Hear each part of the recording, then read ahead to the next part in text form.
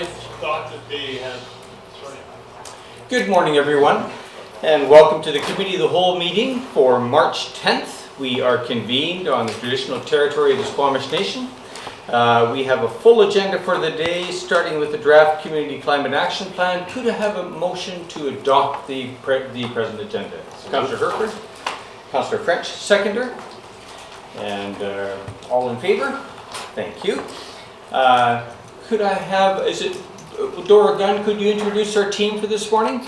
Okay, sure, I can do that. So Ian Pickett's our new Manager of Sustainability and Climate Change is going to be presenting today.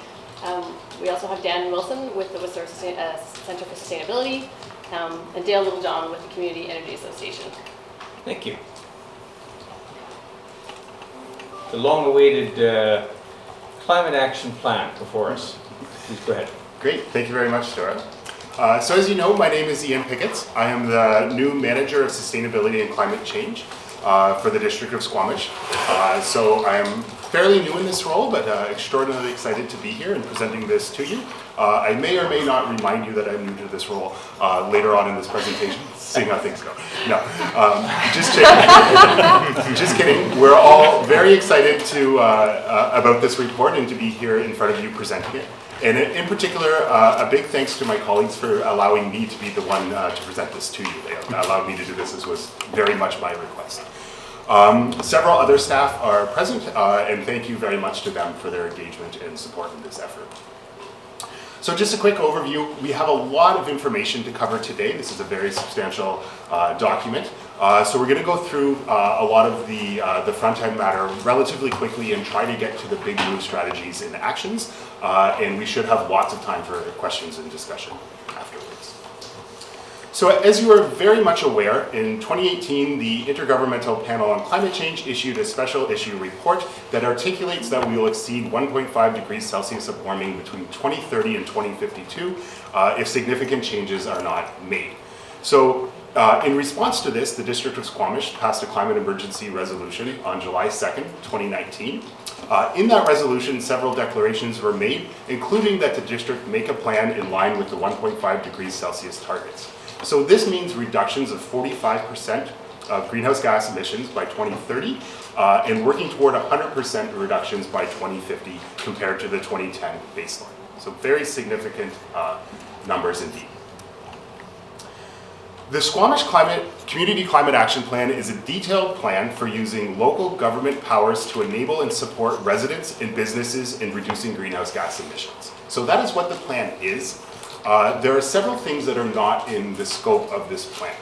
So we needed to focus discretely on climate change mitigation. So this means that climate change adaptation, although always front of mind, is not articulated specifically in the report.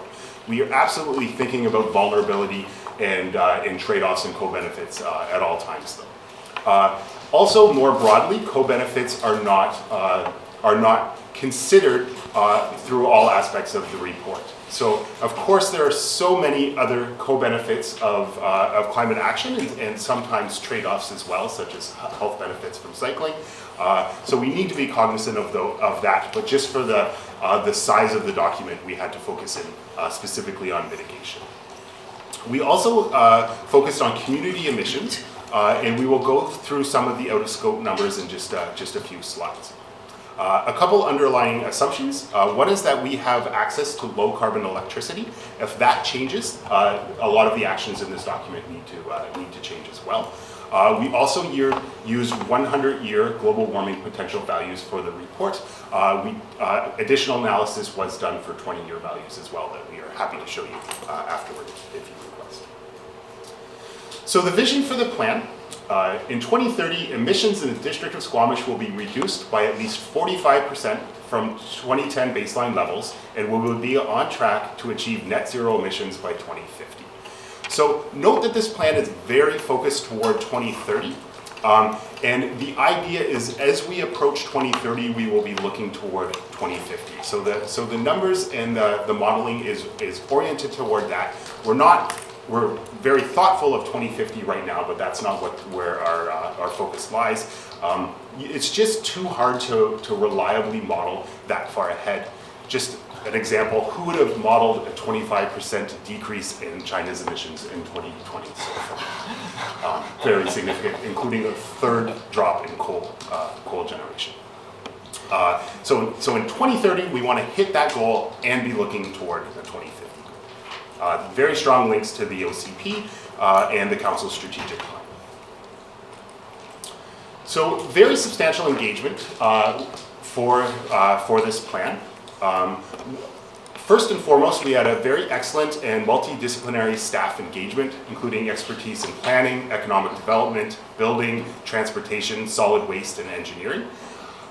We also established a climate leadership team of 7 individuals, a very impressive group of people representing industry, business, NGOs, research, and youth. Squamish is a very unique community where in a town of 20,000 people, there's so much expertise and passion on this subject. So as part of the climate leadership team, 3 spirited workshops were held. This is an image from our full day event. I have never in my life been so thankful not to have to facilitate. Dan, looking at a small group of people with well over 100 years of relevant experience, very politely asking them to stop talking so we can get on to the next topic. So it was a really wonderful event and got a lot of really excellent feedback. We also had an open house and community survey. This is an image from the open house. Thank you to so many of you who attended. Over 80 people were in attendance, and it eventually ended 40 minutes after, when the cleaning staff literally kicked us out of the room. A lot of great enthusiasm and feedback was shared, and also a community survey was disseminated that got 284 responses. So quite an impressive rate of response from the community. One thing that's very important to note, this was brought up immediately in the climate leadership team and echoed in the community feedback, is equity is a very important consideration. As we all know, climate change is a fundamentally inequitable phenomenon with huge mismatches between those of us who are responsible, those of us who are vulnerable, and those of us who have the capacity to act. So we must ensure that all community members can be engaged and encouraged to act on this matter. So here's the top 3 responses from the public engagement feedback on ways to enhance equity. One is incentives and other methods to make the cost of action less. Education and engagement events, in particular a speaker series was highlighted as a favorite. And also a community of climate action and celebrating simple, low-carbon lifestyles. Okay, so now moving on to the baseline emissions. So these are the 2017 emissions inventory, approximately 97,000 tons of community carbon emissions. Transportation collectively is responsible for just over half of these emissions, and then followed by buildings and waste. This is mostly in line with other communities. However, our solid waste percentage is significantly higher than some neighboring towns. This is just another way to look at this data. Very interesting to look at it in terms of consumption in dark green, in emissions in light green, and in costs in blue. As you can see, lots of opportunities to save people money related to transportation and housing. Okay, so here's our business as usual scenario. So this is the way our emissions will continue if we don't do anything. This model does include a lot of information, including population growth. It also incorporates actions that higher levels of government have committed to. So things like changes to BC's building code, emission standards to new vehicles, and the province's zero emission vehicle mandate for 2040. So as you can see, the dark green piece of this gets substantially smaller even if the municipality does not act on this. But as you can see, emissions do not drop and don't come anywhere close to dropping in line with the targets. This does not include actions that Squamish has already proposed and is working on, such as the landfill gas project. Okay, so as mentioned previously, there's several items that are not considered to be in scope in this inventory, but they are described in the report. So here is an overview of emissions from outside the scope of inventory. Currently, there is nothing that falls under the category of large industry in Squamish, but the proposed WLNG facility would fall into this category. So that is the second bar. Wood waste is significant. However, at this point, the modeling is highly uncertain, just given the sources of information that we had. Currently, the error bar is in the order of minus 60% to plus 190%. So it could be half, it could be double. Marine emissions are present. Also, land use change in forestry, which includes impacts from agriculture, forestry, and other practices that affect soil. And additionally, embodied emissions or scope 3 emissions are those that are produced elsewhere, and this is an order of magnitude estimate. So this is, as you can see, the error bar is relatively high. Okay, so now moving into the moves, strategies, and actions of the report. So overall, the structure of the report, it's based around 6 big moves. Each one has several strategies, and each strategy has 1 to 7 actions. So the big moves include a vision, which is a broad, non-quantitative goal. It also incorporates considerations, which is relevant information about where we are at the move, where we are at, so the current emissions and what we are doing to address them so far. And then a projected outcome. So this is a modeled reduction of emissions based on the actions. So please note that the modeling is aggregated by big move. So that's the, sometimes the actions themselves are modeled, but mostly it's by big move.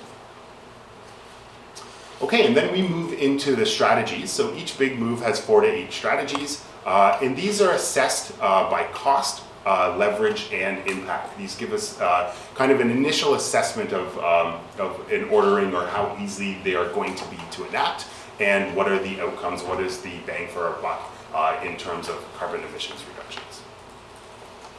And then finally we have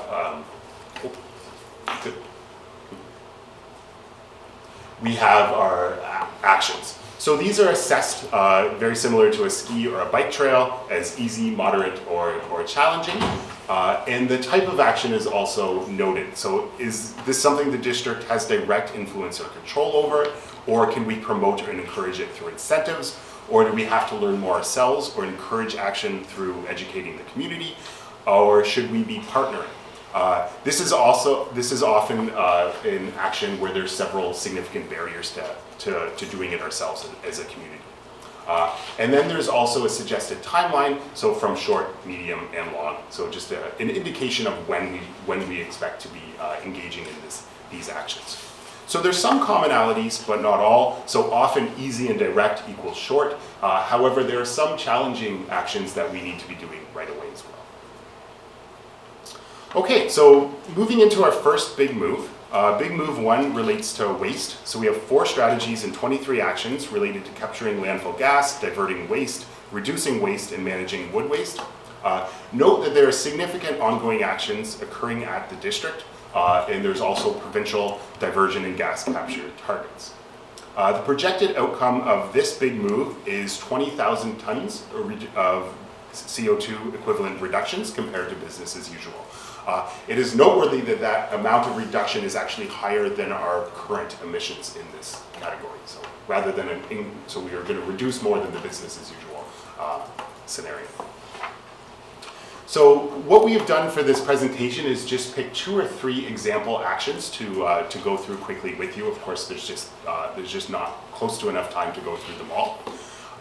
So for our first example relates to implementing the landfill gas flare project. So this is a great example of an action with a strong lever with a big impact that we intend to pull ASAP. Another follow-up action to this will be to utilize that landfill gas. The second is an example of a partnership where we can educate students about waste diversion. And the third is a slightly more onerous task of working to develop a circular economy where waste is eliminated and resources are continually used within Squamish. So this has very large emissions benefits correlated with reduced waste, and tons of co-benefits and tons of indirect emissions actually affected as well. Big Move 2 includes 8 strategies and 27 actions that address urban form, active transportation, local and regional transit, integration between the nodes, and also encouraging local jobs. Again, many significant ongoing local initiatives and also some noteworthy barriers, particularly at the regional level. So this outcome, the projected decrease, will be realized through a 15% decrease in the number of single occupant vehicle trips. So our example actions. So the first is a planning measure aimed at densifying development along core transit networks and in neighborhood nodes. Lots of benefits regarding affordability and also a large amount of support for our transit network would be realized through this action. The second relates to improving regional transit options given the ongoing challenges that we are facing with large-scale implementation currently. So this would likely be an interim measure while we work towards a larger intercommunity transit network, which is another action in the report. The third is a good example of where ordering and framing and implementation is crucial. So when we start to have viable alternatives, we can start to do things like have car-free days from time to time in part of downtown, where people can easily access downtown by other means or park outside and enjoy a lot more space to walk around and socialize. So Big Move 3 is decarbonize transportation. So this move has 5 strategies and 23 actions related to public charging infrastructure, supporting private EV ownership, decarbonizing larger vehicles, electrifying fleets, and using lower carbon fuels. So currently there is, I believe, 8 charging stations locally, and there's been significant growth in car ownership in BC. I believe 20,000 cars on the road in BC right now. Also ongoing conversations with BC Transit to electrify the local transit fleet. So this outcome will be realized through decarbonizing 50% of passenger and 10% of commercial or fleet vehicles. So first, we hope to create a strategy immediately and then get to work developing EV infrastructure. So this is another example of something that we are going to try to move on as soon as possible. The second relates to incentivizing and/or directing municipal contractors to use low-carbon vehicles. And the third relates to helping to equip regional players so that they can be leaders and early adopters in these technologies. Okay, Big Move 4 has 5 strategies and 15 actions related to assessing, benchmarking, and incentivizing retrofits and low-energy conversions in all types of buildings. So there's lots of provincially driven work related to education and incentives currently. This outcome will be realized through 40% of residents completing retrofits and 6% installing zero carbon energy systems. We've got a lot of great internal feedback on this action. So the first is that the province has a program to provide incentives for air source heat pumps, and we could top that up. As we don't have a mechanical department, we don't offer or review permits, so we don't really have a lever in that capacity. The second relates to financing improvements. So one option is tying the cost of the retrofit to the property and not to the owner. So the property changes hands, that loan changes with that contract. The third relates to giving tools and information for people to make good choices. People don't really have time to do research when their furnace breaks, so we can help them by having that information readily available. This is another great example of where we don't necessarily need to reinvent the wheel. We can just find other resources and package them from and for Squamish. So giving people the opportunity to make good decisions. So Big Move 5 has 4 strategies and 10 actions related to zero and near zero emission structure. So currently, as you are aware, there's a schedule of progressive provincial targets through the STEP code. Primarily through implementation of the BC STEP code, this big move is anticipated to result in a reduction of 2,100 tons of CO2 equivalent. So the first example action relates to providing additional density for more efficient building construction. Again, lots of co-benefits associated with that. The second focuses on our own building projects, for example, the recent fire hall planning and design process. So we will wait internally to better assess these. And our final big move has 7 strategies and 7 actions aimed at partnerships, business development, sequestration, and other measures to reduce our carbon footprint. This one was not modeled. A lot of these are thinking more toward the 2050, getting processes and actions in order and higher level strategy.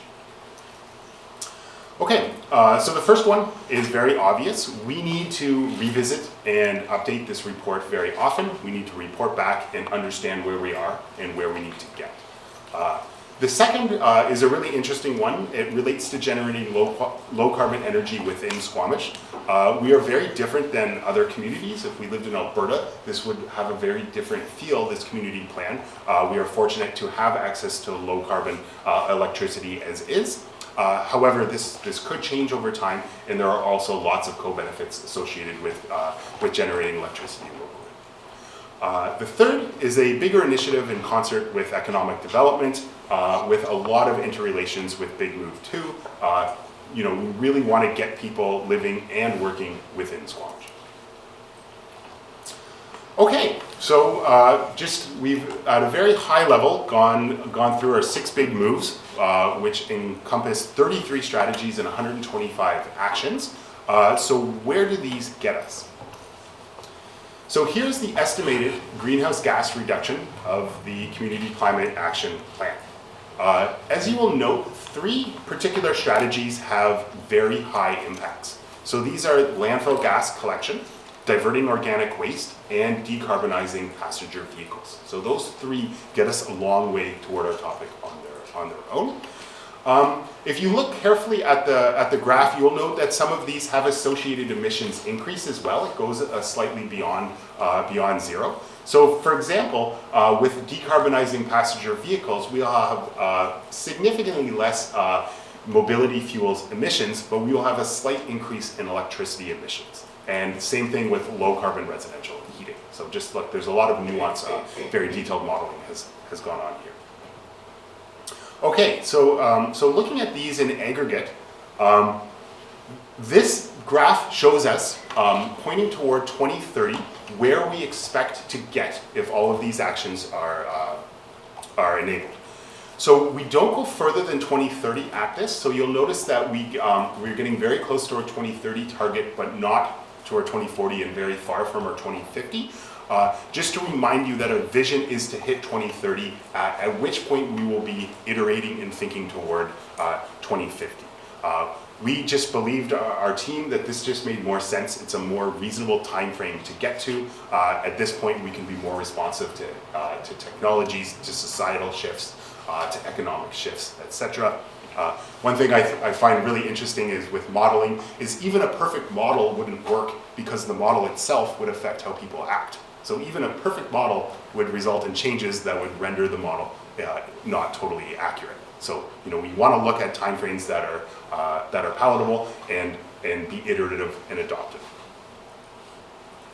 This is just another way to look at the same information. So what our team has done here is showing where the reductions are. So as you can see, the waste actions have a very large, are responsible for a very large chunk of our reductions, and as are the decarbonizing passenger vehicles. And you will notice here that there are some of these big moves are much more stubborn than others. Okay, so these modeled outcomes give us approximately 6,200 tons of remaining emissions. So if no additional authority is given to BC municipalities, and if the provincial and federal governments don't step in and address these areas, then there are a number of different options that the district can take to fill these gaps. One of which is starting to offer more significant financial incentives. So some topics these could relate to are deep energy retrofits or commercial sector transportation. Another option is to pursue carbon dioxide removal techniques to remove and safely store remaining carbon dioxide out of the atmosphere. And the final was looking toward offsetting emissions. The climate leadership team was fairly unanimous in their statement that carbon offsets are not a preferred route forward, and if they were to be pursued, it'd be extremely important that they be pursued at a local scale to keep the benefits within the community. Okay, so this was something that the climate leadership team and through our engagement activities and our authorship team really struggled with a lot, but we need to be very emphatic in this. This is not a plan to fail. This is a plan that acknowledges that we have very ambitious targets that we need to hit, that we have to do more, that we have to learn more, and that we have to adopt, adapt, and iterate. So we're essentially recognizing that we don't have all the levers and measures in place yet to get us there. However, we plan to continue to work and revise this report so that we do get there for 2030.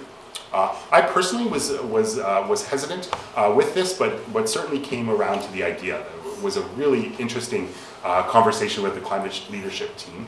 And one thing I really appreciated is the idea that us being at a slight deficit means that if we overshoot one action, it doesn't mean we can slack off on another, because we have a lot of ground to make up. So if we get a little bit of extra on decarbonizing, it doesn't mean we don't have to deal with retrofits, etc. Okay, so some large next steps that we need to take is we need to develop and implement a strategy to engage the community on this plan. If local governments are to succeed, we need leadership and support from other orders of government, as well as commitments from residents and businesses within the municipality. We need to develop a financial and work plan to implement the CCAP. And also we need to be thinking about equity, co-benefits, and resiliency along every step of the way. Although those aren't in every action, we were mindful of those at every step of the way, and we have to be thinking about those toward implementation.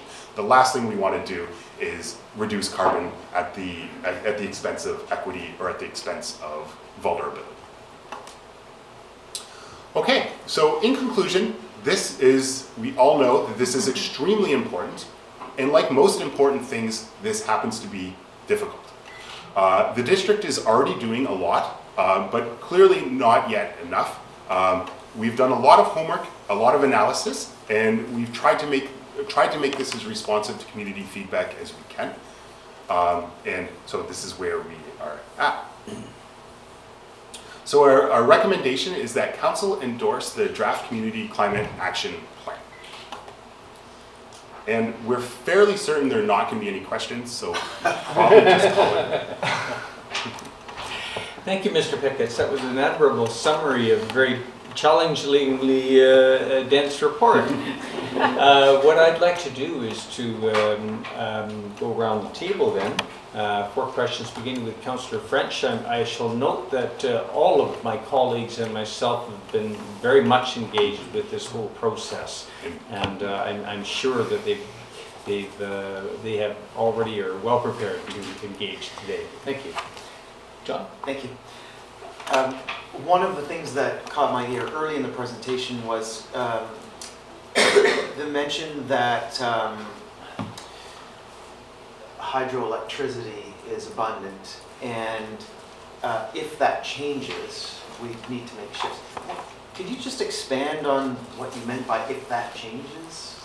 Like, is that a reference to the Daisy Lake Dam going offline, or just a little bit more about that? Sure, through the chair. So one concern that's been brought up a few times through our engagement is, great, we're hanging our hat on this low carbon electricity. If everybody goes and changes everything to electricity, we'll need X number of Site C dams, we'll need this, we'll need that. And so that's not something that we can effect within the community.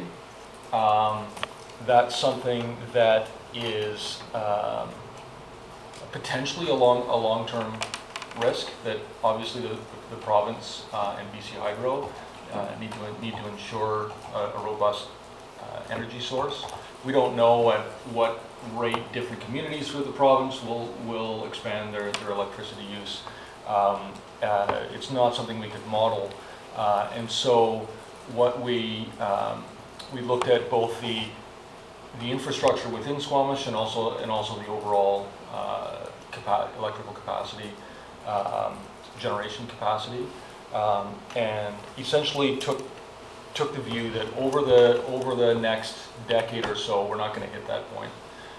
We'll adapt if we need to, and if that starts becoming a challenge and BC's grid doesn't adapt in time and becomes higher carbon, that's when we start looking at energy generation within Squamish. The technology will be different at that point. We'll adapt the plan. This is a living document. And so that's why we've sort of taken that and explicitly made that an assumption, and we'll just adapt as we go. Great, thanks for clarifying that. Can I continue then, Chair?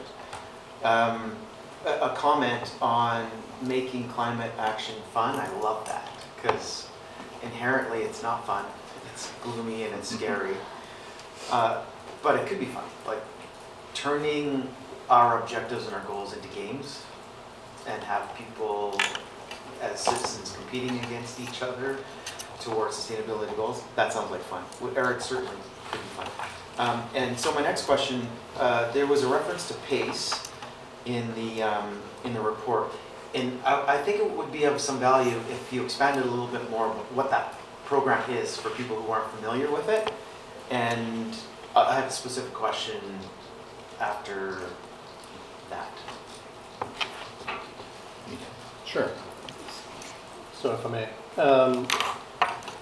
PACE, there's a couple of different ways to get to the same objective, which is aligning the cost of retrofits or new heating equipment with the house rather than the current owner. So attaching it to a mortgage or to the title of the house. There's been experimentation with, or there's been interest in local improvement charges and using that. There's some concerns from municipal affairs about that in that process. PACE, property assessed clean energy loans, that could either be through the public sector or using private sector funds. And there's some movement on that currently as well.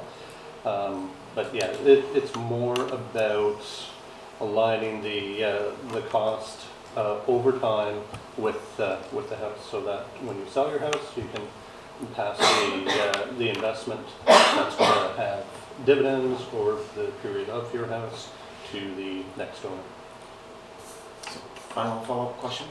I first learned about PACE at UBCM, and I'm totally impressed. I think it's a program that could be successful here, has been successful in other jurisdictions. And recognizing that this is probably a next steps, next action answer, but I want to explore at this point, what could we be doing, the District of Squamish, to move a PACE program forward in BC? There's, if I may, there's two or three material actions that you could take. One being perhaps at this year's UBCM convention, if not at this year's, then next year's. I sit on the UBCM Climate Committee, which is developing UBCM policy on climate action. PACE is one of the things that we're looking at. We've broadened it, so it's not just PACE, but it's the objective of essentially being able to have zero money down retrofits and things like that. So that will be coming forward to UBCM, so being aware of that, and we are also planning, the committee is also planning to do some engagement, likely at the spring regional association meetings. The other option is to look at what two other jurisdictions are doing. They're experimenting with it in different ways. So I think it's Squamish. Yeah, Squamish has a program. Just the mechanics of it, they have to essentially pass a bylaw for each resident that they're doing this for. But it's It's a template thing, so it does go fairly quickly. So there's some mechanics around that, but checking out what Squamish, or what Saanich is doing. The other community that thinks they might have a solution to it is Prince Rupert. And they're going to start working on some stuff up there as well. So looking at those two jurisdictions, if you want to kind of be pushing the edge of the boundaries of what you can do. Thank you. Councillor Stoner. Yeah. Thanks so much for the presentation. My first question is around big move number 3, decarbonizing transportation. I'm just curious if you guys can speak a little bit more about the concepts of public versus private EV infrastructure. And I appreciate the wanting to kind of push the envelope and facilitate that transition, but at what point do we kind of just let the market do it? I can take a crack at that through the chair. I think that ultimately that decision is one that needs to be made as we dig into that in our detailed work plan. That's something that I would anticipate is going to come up very early in our work plan. That's a really important infrastructure. Decarbonizing vehicles is right up there as far as the impact. There are a couple of different ways that you can look at charging. If you think of them as like a gas station with electricity, we're not in the gas station business right now. So just we, the municipality, running a bunch of charging stations around town would kind of be out of our usual scope. So this is probably something we're looking at more of a partnering, but because these are something that can be distributed and should be distributed throughout the community and are fairly compact. We can provide location and land, but may partner with a private entity or a not-for-profit entity or some other entity to actually run the infrastructure and build the infrastructure. So some sort of partnering is likely the path we would take. That's helpful, thank you. And then on big move number 4, under the support community building energy use and emissions benchmarking and assessment, one of the actions is to work with the province to try and seek further disclosure of building energy use. And I'm just curious what levers we currently have to do that through our business licensing in order to get businesses to report on their GHG emissions. And is that something that we can just kind of do? And if not, what is the ask of the province to enable us to do that? Yeah, it's a gray area at best for local governments right now in terms of requiring commercial enterprises to disclose their emissions. There's a couple of jurisdictions experimenting or thinking about experimenting, but it is a gray area. And what we would suggest is Squamish work with other local governments who are already putting the asks forward to the province to clarify that the local governments do have this authority so that you can do this confidently. The one exception to that rule is Metro Vancouver. They've got a slightly unique charter with air quality, and they're looking at pushing their boundaries. Thank you. I'll leave it at that now. Mayor Elliott. Thank you. So in the shift beyond the car, we talk about continuing to invest in our active transportation plan.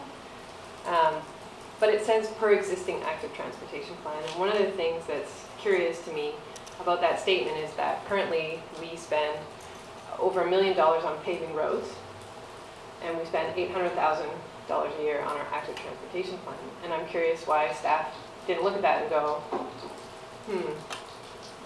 what should we be spending more on? Cars? Or getting people to move out of their cars? Or at least equal that in the budget? That's through the chair. That's an excellent question. I think just to clarify, I think the intent of that is to work with the plan. The pace that we work through that plan is very much set at each cycle, which would be the 2021 budget. definitely bring forward an increase in dollars for active transportation. There'll be our task going forward in the next few months is to not only work out the work plan, but also work out what the budget implications are for that work plan and have a cohesive strategy for our next 5-year plan as we bring forward the budget cycle. But it certainly was not the intent to say don't increase funding. The intent was around the actual the plan in terms of what are the items that we need to be concentrating on, accelerating that plan as a I think that's the word I was thinking I would see here. Yeah. The other one in that section, which says continue to invest in enhanced transit in the community, aim for 15-minute frequency on the core transit network. So when I was at the Globe conference and attended a session on moving people into other modes of transportation, they said reliability and convenience were the two biggest factors. That was followed by cost. And 15 minutes in the rain is not convenient and it's not really reliable, and that's our core network. So I thought that would say 10. So I thought that was an under-ambitious ask, and I think this plan should be signaling to our community, to the province and to councils, this one and future councils, that these are where the investments need to be made in the budget. So by 2030, if we can't do better than 15-minute service, that would just be astounding to me. So I think that was a bit of a miss. In Big Move 3, we talk about support the electrification of fleet vehicles. I'm curious about why we didn't use zero carbon emissions fleet or low carbon emissions fleet and have chosen electrification, given that we are not sure where hydrogen is going for big equipment, or like why are we specifically targeting electrification of fleets versus a transition to biodiesel perhaps in the short term and then hydrogen? Was the climate leadership team sort of focused on electrification? No, I think that is great feedback. I think that in particular in the larger fleet vehicles as opposed to private vehicles, I think that's a great point. I don't know. I believe we have hydrogen at the strategy level, but maybe we did not properly put that in. But you're absolutely correct that that size you start to reach limits with electricity. Can I just one more? Please. I have many more, but I'll just do one. We talk about incentivizing low carbon energy sources or net zero construction. And one of the schemes was a density bonus structure or reduced parking standards, or allowing construction to a lower step code if a low carbon energy source is provided. So that second one confused me, because my understanding was the more efficient you make a building, then the more you can afford the hydro bill that will go with it if you're using hydro, because that's more expensive than natural gas. So actually lowering the efficiency of the building would increase your hydro bill. So that one was counterintuitive to me, because I thought we were actually wanting to strive for step 4, step 5 in order to allow people to see the return on investment, because their hydro bill would be maybe slightly larger than their natural gas. So, yes, you'll have a slightly larger electricity bill, perhaps, but it's going to it generally tends to cost less to build to a lower step, particularly for the larger buildings. So it's a carrot. You could choose other carrots, but it's a carrot to encourage electric heat rather than gas heat, and particular air source heat pumps, or other low carbon energy solutions, not being too specific, but somebody wanted to put in a district energy system with biomass where you've got a lot of density and a lot of load. Might be challenging, but something like that can work as well. So it's one of the incentives for developers to get the right fuel source in there, because the fuel source has a much greater impact on the lifetime emissions than the level of efficiency of the building. Yeah, true. Thank you. Thanks. So I just want to preface my comments that a lot of fantastic stuff in the report. I was very encouraged by much of it. I'm focusing on today the things that I have concerns or questions about, only because there's too much to get into all of it. So I don't mean to seem negative, but just want to focus on some of the challenge pieces. So the 6,200 tons of CO2 equivalent remaining, is that inclusive of our estimates of embedded carbon? Is it inclusive of our estimates of embedded carbon? That's just our, okay. So what I'm trying to, like, I think the 45% number that we've adopted is inclusive of everything. And so, and I understand we're not able to count reliably the embedded piece right now, but I think we have to keep that, you know, as a piece. That's part of that gap. And so I think getting to the car piece, the 15% reduction in single vehicle trips, this is where that didn't seem nearly ambitious enough to me. There's an equity piece in vehicles. And so that, more than some of the other ones, I think is where equity comes around. But also there's a huge embedded carbon piece in the whole vehicle thing. And so I have a concern when we're not shifting people out of not just combustion vehicles, but EVs, we're maintaining a huge embedded carbon footprint. And then when you think about the road maintenance and infrastructure and all that too. And so that's one area where I think if we need to push harder, I'm wondering why we wouldn't do there. And also thinking about our authority as a council in terms of zoning and where we put commercial development so you can walk everywhere within 2 minutes and those sorts of choices. I think we have particularly strong levers to change that. Now, the timelines may not be 2 years, but you know, within a 10-year period, I think we can start addressing a really big gap there. So I just want to, I guess, did you have discussion about that, or is there a particular reason why we're only going for 15% reduction there? Through the chair, I can maybe start off with that and maybe pass to you about electric vehicles. So we did have a lot of discussion about this. The reason it's low is because mode shift is really hard. So getting people to change how they do their lives, especially if they work in the city or something like that, and they don't have regional transit, it's just a really challenging piece. And so we were trying to be realistic about what we thought we could accomplish by 2030. Now, if we were looking out to 2050, ideally that number is going to be higher. We're going to work really hard on that, make sure we hit our 2030 targets, and then continue to increase that number as we're going up to 2050. We can develop our community in a way, on a longer timeline that makes it easier for people to walk and bike around town. So that's why it's low. And then regarding the embodied carbon in the electric vehicles.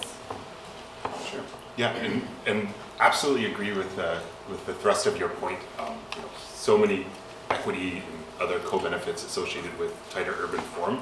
The modeling unfortunately showed that is a very stubborn move. So our impact is not as high, which made us think about both big move 2 and 3 in concert. I've just put up on the PowerPoint a slide of life cycle emissions from EVs. So there is more embodied carbon. There's higher emissions associated with constructing an EV. This estimate is significantly higher than most others I've seen. So this one shows that an EV is almost twice as much embodied emissions. The other estimates I've seen, it's more in the order of 20% more, largely related to the battery.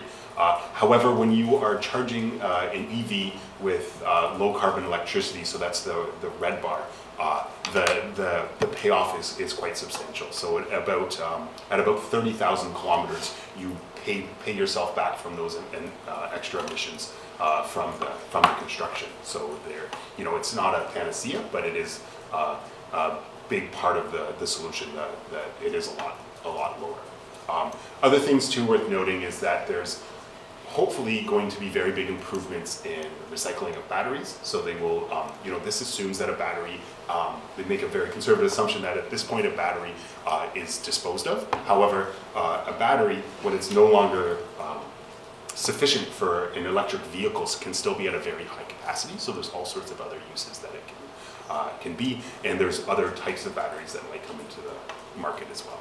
So EVs, although there are negatives and there are externalities, are still part of the solution. So I would just like to encourage us to consider a higher number there still, because I think there's the road piece too with vehicles. But also I think this 15% number, I understand that for the average person, load shift is a challenge. But for me, this number speaks most directly to planning and council. And so, while the public may or may not be directly impacted day to day for a while by this, except when the benefits start coming forward, I see a really strong number there as pushing us and really shaping our decision making, which I would value. Just want to, one other thing for now, actually a correction, I think.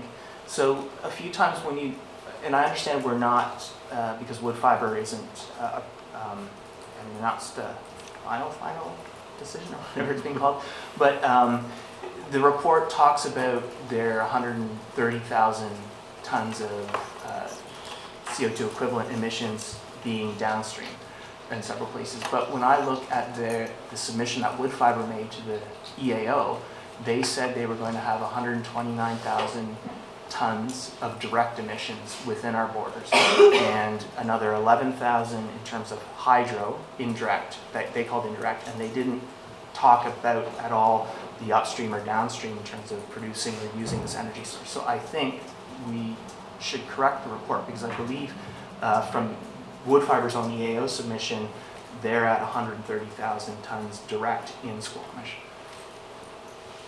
And I think that's important for context as we're planning. I can speak to that briefly. Peter Robinson with the Community Energy Association developed that number for us, and I can absolutely talk to him again about why he chose the number that he chose. Happy to do that. But, and I can forward, it's in wood fiber's assessment a package, so I can forward that for, and they say this is our direct emissions. So yeah, we'll double check on that. Thank you for that feedback. If we need to tweak that number, if the electrical emissions were missed and should have been in there, we can tweak that before we post the report.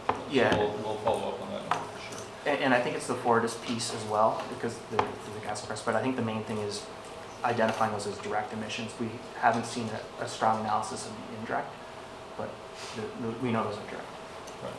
And if I could also, through the chair, just briefly address one thing on the comment about choice of the number and the 15%. I'm not sure this is where you're going, and I agree that this is an area that we have not only as a municipality, fairly decent levers as far as the urban form and how it develops and where we put the emphasis and everything, but immense co-benefits to the community and what this community looks like. The philosophy behind the numbers wasn't, this is where we should put our effort or how much we should push on this, but more given the, it's, as I said, how hard is it for us to change behavior, and how quickly can we? So something like changing our urban form, that takes time as development happens. People's habits as far as getting in their cars are very sticky. And so it's an estimate of likely effect given the experience of our consulting team in many other communities in BC and elsewhere in that time, and not how much effort or how much leverage we should have.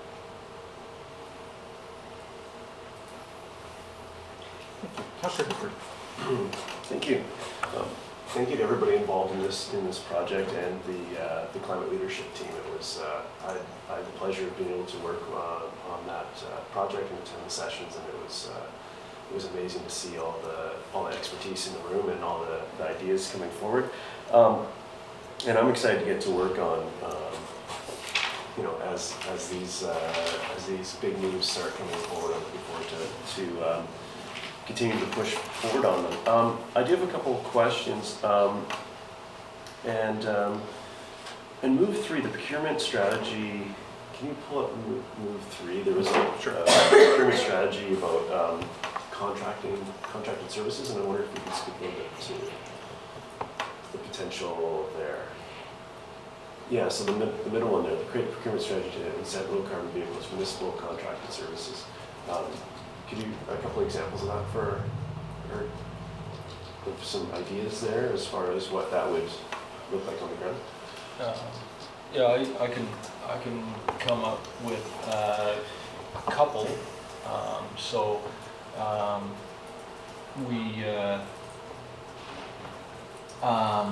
For example, for the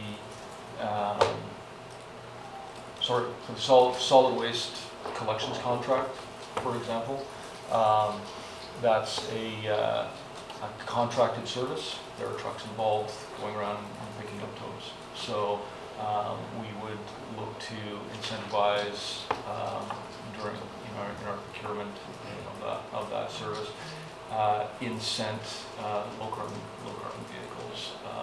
Similar during construction activities, for example, if we had a way to incent the use of low carbon heavy equipment as that becomes more available, and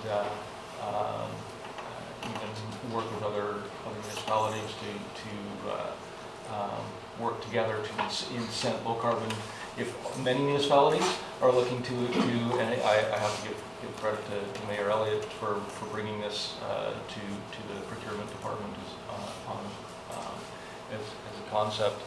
If we can work throughout the region and Metrovan to incent in a similar way low carbon construction vehicles, for example, or then we push that market, we create a market, we create an environment where the contractors have a reason to invest in this new technology, and then it becomes available for, because now it's just in their fleets, it becomes available for the private use as well, and private construction. Thank you. I wanted to make sure that those bigger capital projects were captured under this move, so that answers that question. I'd like to reinforce the concept of the wait time not being as aspirational as I think we should be. That 15-minute wait time on the transit service, I agree with the mayor completely on that. And I do my best to take the bus here regularly, and a little bit shorter would really help my. In the short term, even if we could do that next week, but I know it's a tremendously expensive thing to accomplish, but it's a very solid one. Mr. Chair, I can speak to that just really briefly. So we are entering into a Transit Future Action Plan right now. Mr. Transit will be coming in April to speak to council about that. So through that process, we can have more discussions about what our goals are for 2030. Thank you. And similar to Councillor, I'm really excited about all of these moves, and I really appreciate that that it's a plan that really is for our community. This isn't a cookie cutter approach in any way. It really takes into account where we're at as a community, even in the way that it speaks in our green, blue, black, which did require some, as I spoke to some members of our community, apparently some people aren't familiar with this rating system, which makes it uniquely for us, but also maybe calling out that description a little bit more, although it spoke to me right away, and I hadn't considered that people didn't speak in that language all the way.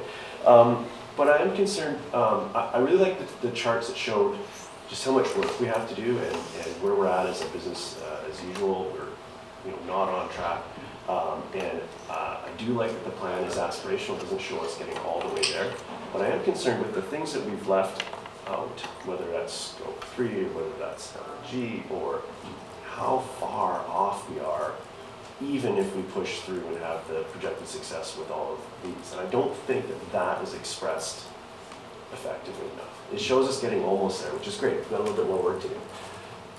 This, as uncomfortable as some of these moves are, don't get us almost there. When you look at the unknowns of the wood waste and the scope 3 indirect. So I'm hesitant of that. We're not looking to have an artificial low score. We want to make sure we capture everything. I know that a lot of that, getting to that exact inventory is hard, and there's diminishing returns. It already shows we've got lots of work to do, but somewhere in here I'd like to see it expressed that we have a lot more work to do we're almost going to get there if we do this plan, and if we get a couple good bounces, then we're on target. That's not the case. So I don't know how best to express that, whether that's an extra chart or graph or some clearer, more concise explanation than I've just provided now, but that just sort of keeping that knowledge there and urgency, because it is urgent, and I think that piece is missing. So I don't know how to capture that. I'll leave it at that. But thank you so much. Yeah, just add to that. I think it's a great point. I think one of the things that was interesting when we did the engagement online and also in the open house is when we had the table that was looking at affordability and accessibility and equity around that.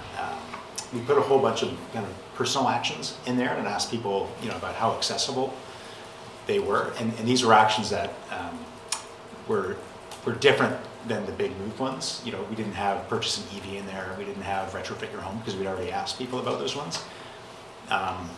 And clearly, in some ways, some of those big move actions around retrofitting your home or pursuing an electric vehicle, those are some things for individuals that there can be some pretty big blocks to that. That's why the financing thing is so important for it. What was interesting when we asked them about a lot of these other personal actions, things like eating more plant-based diets, traveling a bit less, walking more, some of these things that actually have, that are more accessible and reachable for the individual to do, and decisions, for them to make that decision and actually make that change.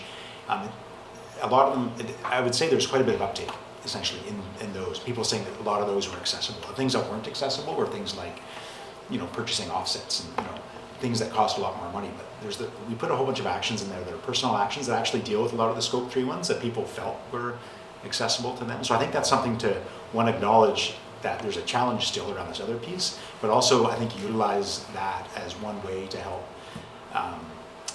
more people get engaged in the whole plan and the whole process. Again, it may be hard to get an EV or, for a lot of people, but for them to shift a diet or to walk one more day a week or ride the bike one more day a week, some of those things, and getting those commitments through the engagement that comes after this, is probably something that people can access and will make this more relevant to them on a day-to-day basis and deal with some of those Scope 3 emissions.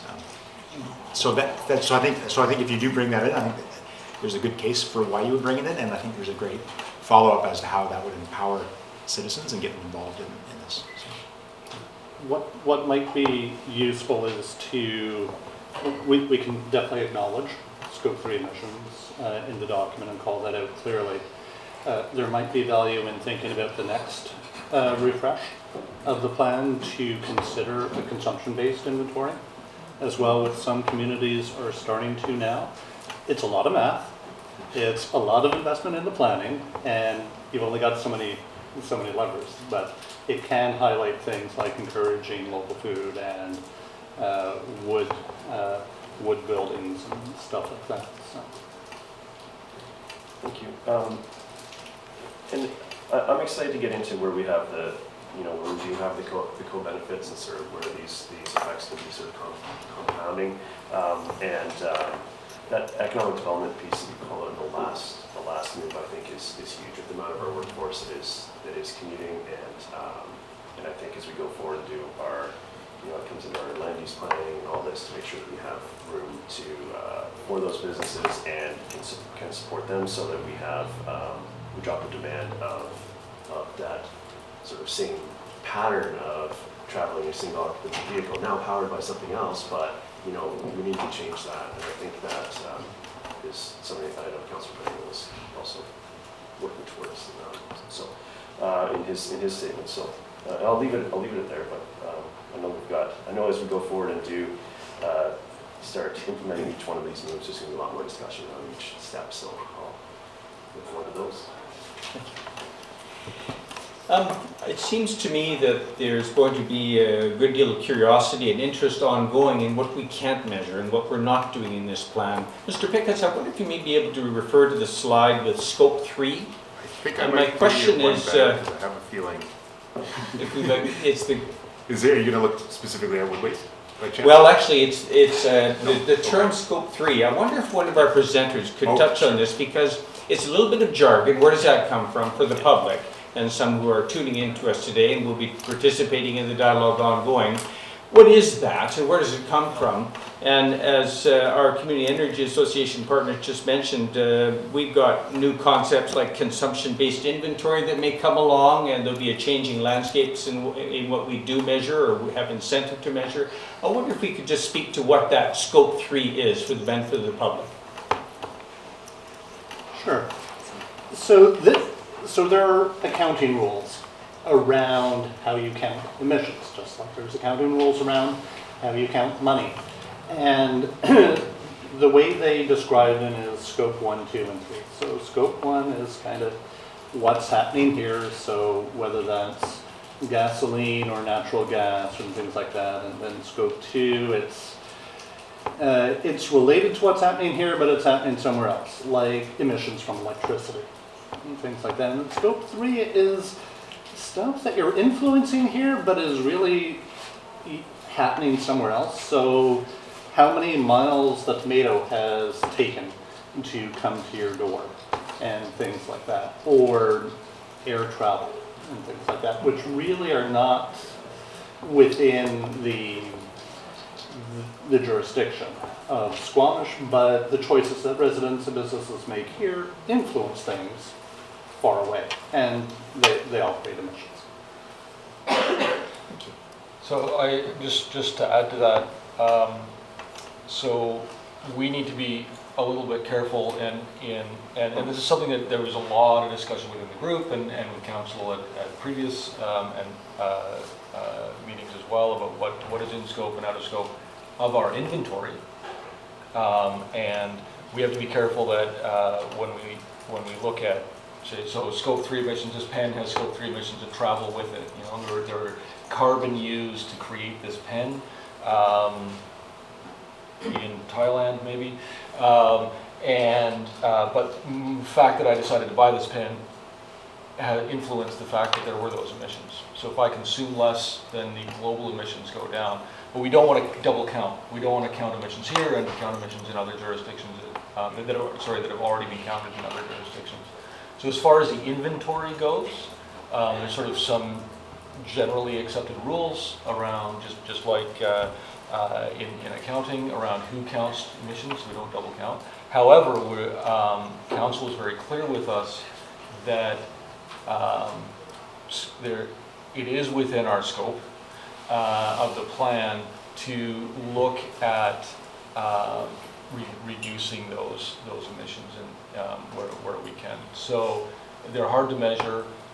We can look at in future iterations of the plan getting into them. But as an example, in the circular economy, working with businesses and certainly in our zero waste and other actions in the plan, they are directly working on reducing consumption and very much in our public outreach things. I think the plant-based diet came up a few times, or even just making smaller changes in which animals you're eating can have a massive difference in people's Scope 3 impact. And so that's certainly part of our campaign, part of our speaker series that we're looking at coming in, and something that very much from an equity standpoint, anybody can make some very significant impact in Scope 3. And so it's very much part of our outreach as well, which is something that the community should feel very empowered in doing, but that we as a municipality have fewer levers. Thank you. I was in this room about 13 years ago when the Council of the Day began on a set of initiatives really leading to where we are today. And during those years, say 2006, 7 to 2010, a number of initiatives focused on two themes. One, a couple of you have spoken to, and that is low carbon electricity. Mr. Pickens has referred to our access to low carbon electricity, and at that time, BC was importing quite a bit of electricity from Alberta from coal-fired plants. So that changed the discussion quite a bit, and as Mr. Wickham has pointed out, it may change again, who knows. Now at that time, there was a good deal of influence, partly related to that topic, of interest in district energy systems. And I find that relative to today, or relative to then, there's much less emphasis today on district energy systems. I wonder whether one of our presenters, perhaps from the Community Energy Association, could comment generally on that. Certainly. I think part of what we've seen is a little bit more understanding of exactly what it takes to do a district energy system. Because we've been working on this for a similar amount of time, for 13 years. And we've seen a shift in the level of enthusiasm as people and communities more clearly understand the costs of district energy systems. They can make a lot of sense where you have a whole lot of heat load in a very confined space. So Richmond is doing some really neat stuff with district heating. Part of the challenge with it is the cost of pipe in the ground, which varies a little bit by community, but think of something on the order of $1,000 a meter. So even if your load isn't that far away, you still have to have a whole lot of load to pay for the capital cost of that pipe investment. So I think it's more a recognition of, of where exactly it works and where it's more challenging. There's been a number of communities that have had challenging experiences. A related question,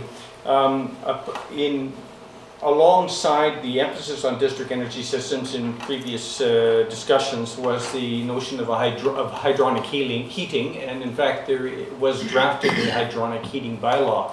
And the thinking was that we needed heating systems for space heating that are flexible. Are we confident in the proposals and recommendations being made here that we have built in sufficient flexibility for in the event of changing scenarios for example, access to low carbon electricity, because we are very much focused on electricity, including for space heating in the present initiative?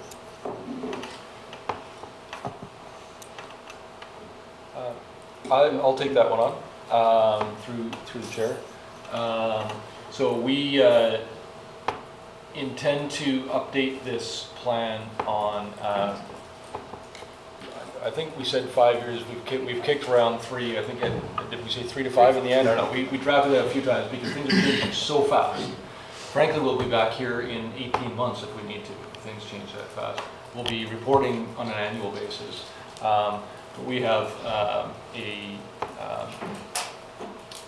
a team who is very engaged in sort of the state of the art, I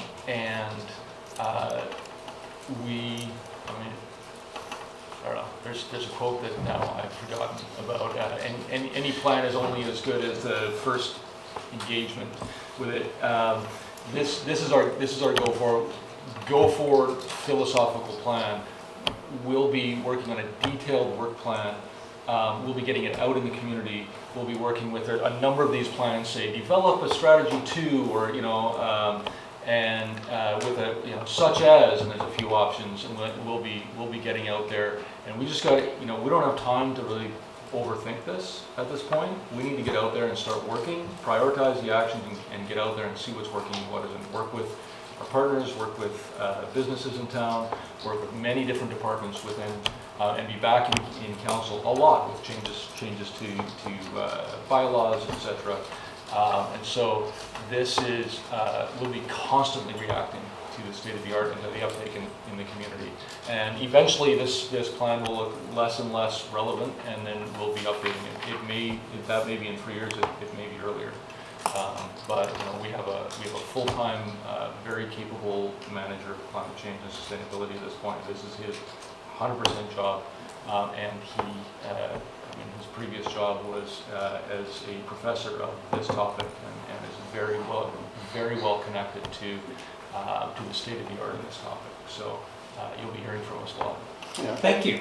I might add that in terms of lock-in and that, the risk right now is pretty low because of 2 reasons. One, if you think of an adoption curve, so the number of buildings going with electric air source heat pumps and things like that, it's going to start off fairly small and then ramp up. So you've got a space of a few years where it's going to be a fairly small net increase in the electrification. The other thing that we're seeing, BC Hydro is clear that we are in surplus in BC until the mid-2030s. And part of that's industrial, gearing down of some industrial activity. BC Hydro the province has just released the BC Hydro Phase 2 review, which is open for comment, and I would encourage all communities to comment upon that. And BC Hydro is starting up over the next month or two their integrated resource plan. So that's their forward-looking strategy, looking at where they're going to get electricity over the next 20, 30, 40 years. And that would be good to be involved with as well, just to be aware. So we've got some space right now. We can start moving on these things. And then we've got a lot of opportunity to adjust as we go forward. Thank you. Just to add to that quickly, lots of really interesting co-benefits too with demand side management and efficiencies, etc. But there's so much room we have to improve how we use electricity. So those things can work in concert very well as well.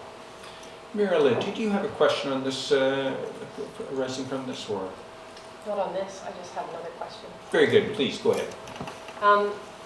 So in here, there's some zoning changes proposed, such as neighborhood commercial, and they're rated as medium, which is a 2 to 7 year outlook for action, and yet we're rewriting the zoning bylaw currently. I was curious about why those would be put further out rather than changing them now. That's a good question. I think we should draw on some of our audience expertise on that. Do you want to answer that, Matt? I think it should be shorter.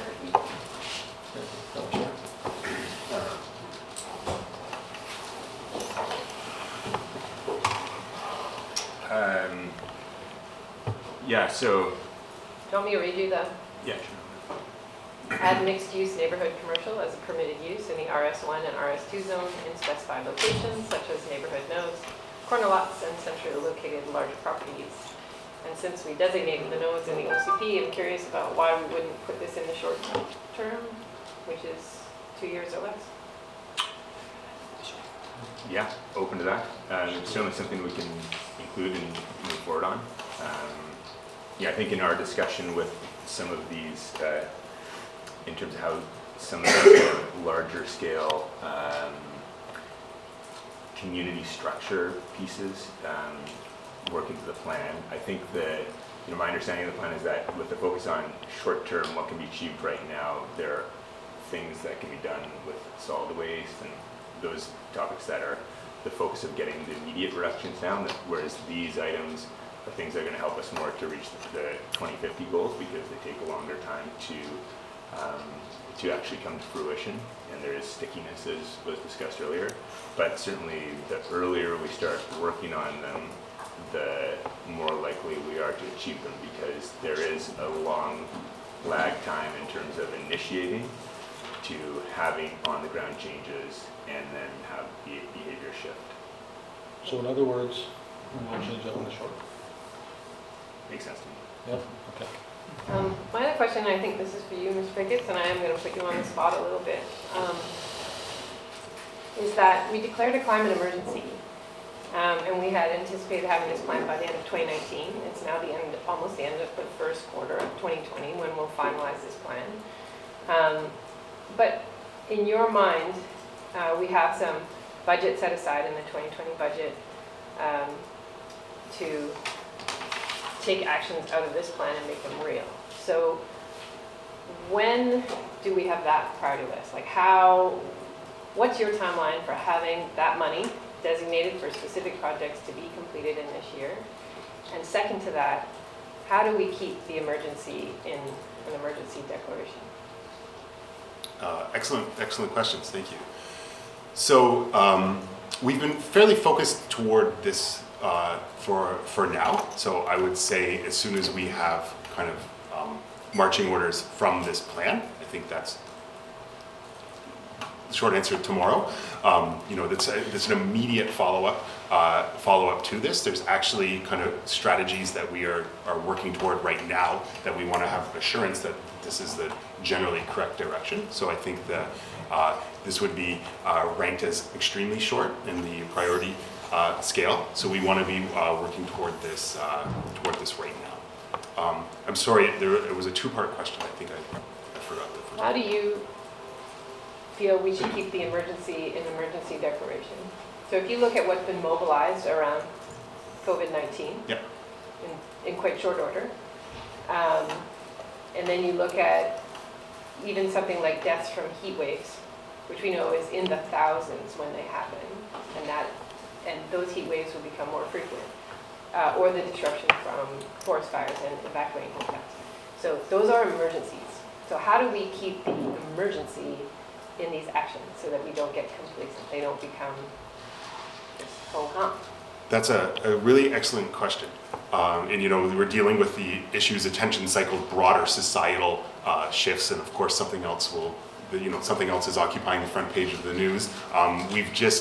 We're just coming out of a really crucial stitch in time where this was considered societally has had our attention for the last couple of years, and you know, there was a solid decade where this was, you know, the 9th or 11th issue on voters' minds. So I think in some ways we have to accept where the public is at this. We need to certainly move as quickly and as aggressively as we can while we have the public's attention. I think it'll be a big part of my job is to just keep showing up and keep reminding people about this. I'm not happy. This is not good, but unfortunately I believe that we're at a state where this is going to remain front of mind for a lot of people.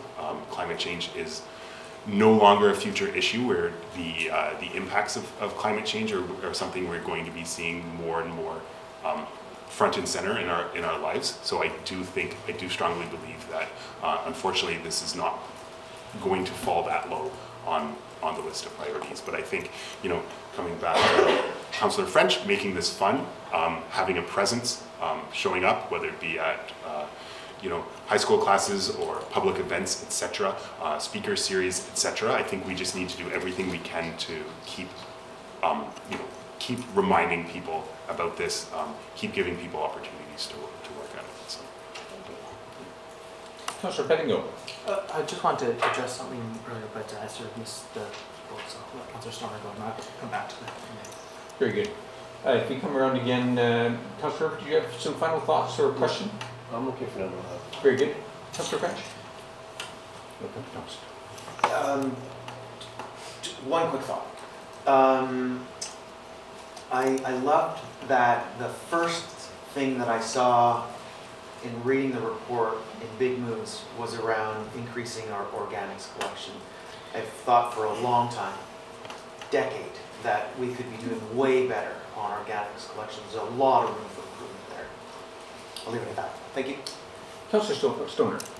All right, two further thoughts. One is on the vision statement for Big Move number 2. I think a suggestion that we can make that stronger, and I think maybe that will help address some of the urgency and aspirational change that we're trying to get to in that move. And so to me, currently it kind of reads a little bit complacent, and what I would like to see is more focused on what we actually intend to vision in 2050. And so for me, that's active transportation and transit are the go-to choice in Squamish for transportation, and neighborhoods and networks are designed for zero carbon transportation systems. So being a little bit more explicit about what that vision actually looks like for somebody living in this community in 2050, I think will help to set that. And then speaking a little bit to what the mayor was just talking about in terms of kind of maintaining this emergency sentiment on this work, and also trying to humanize it a little bit. The executive summary, I think, for all intents and purposes, is the executive summary of a very technical report, and it's missing the human element to me. And so as I read on page 17, which is the high-level insights from our community on why climate action benefits are important. And I appreciate that this report doesn't go into the co-benefits, but the first one is improved biodiversity and habitat creation. The fourth one is improve air and water quality. The fifth one is improve human health and well-being. So 3 out of 5 of those are not directly spoken to in our actions. And so as I read the executive summary, I'm like, oh yeah, there's all these policy things that have been driven by council, and so this is the science that we did. It's lacking that element of like why this is important for me as a resident of Squamish and a visitor here to start taking action. And so I would like to see a little bit more of that language in the executive summary.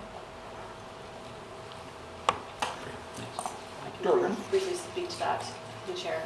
So one of our next steps is to do some graphic design on the document, as well as have another go at the executive summary.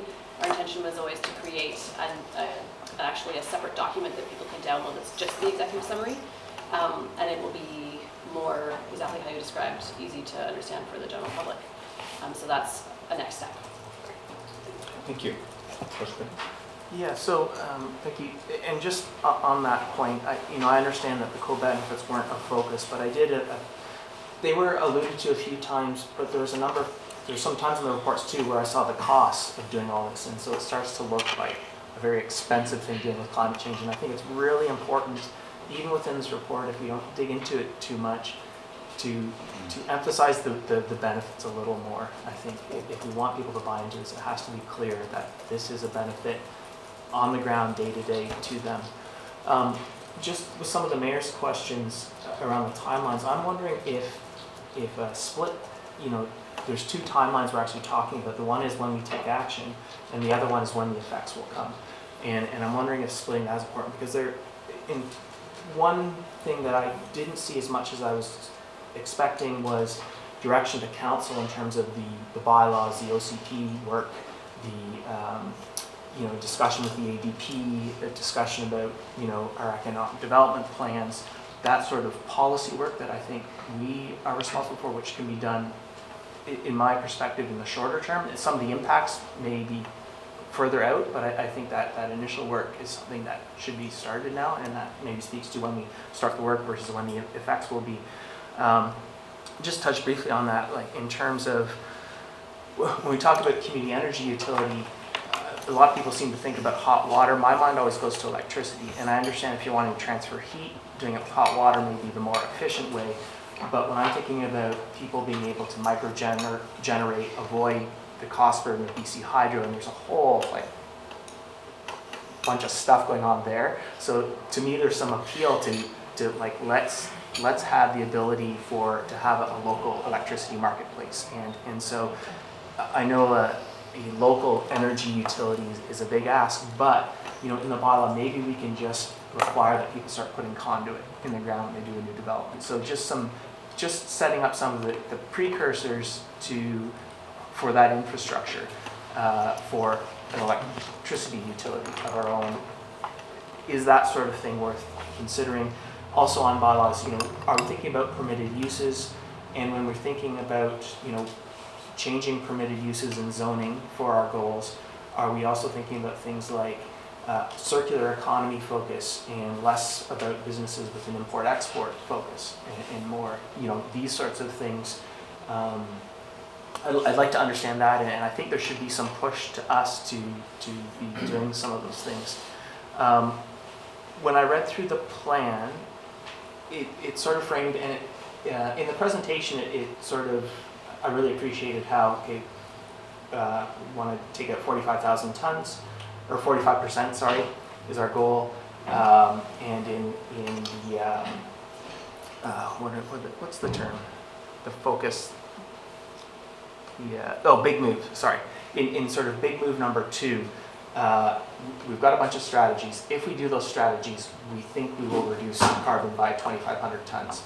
And I would propose that we have our overall tonnage, so 45% reduction, and the goal that we approve for now is 2,500 ton reduction.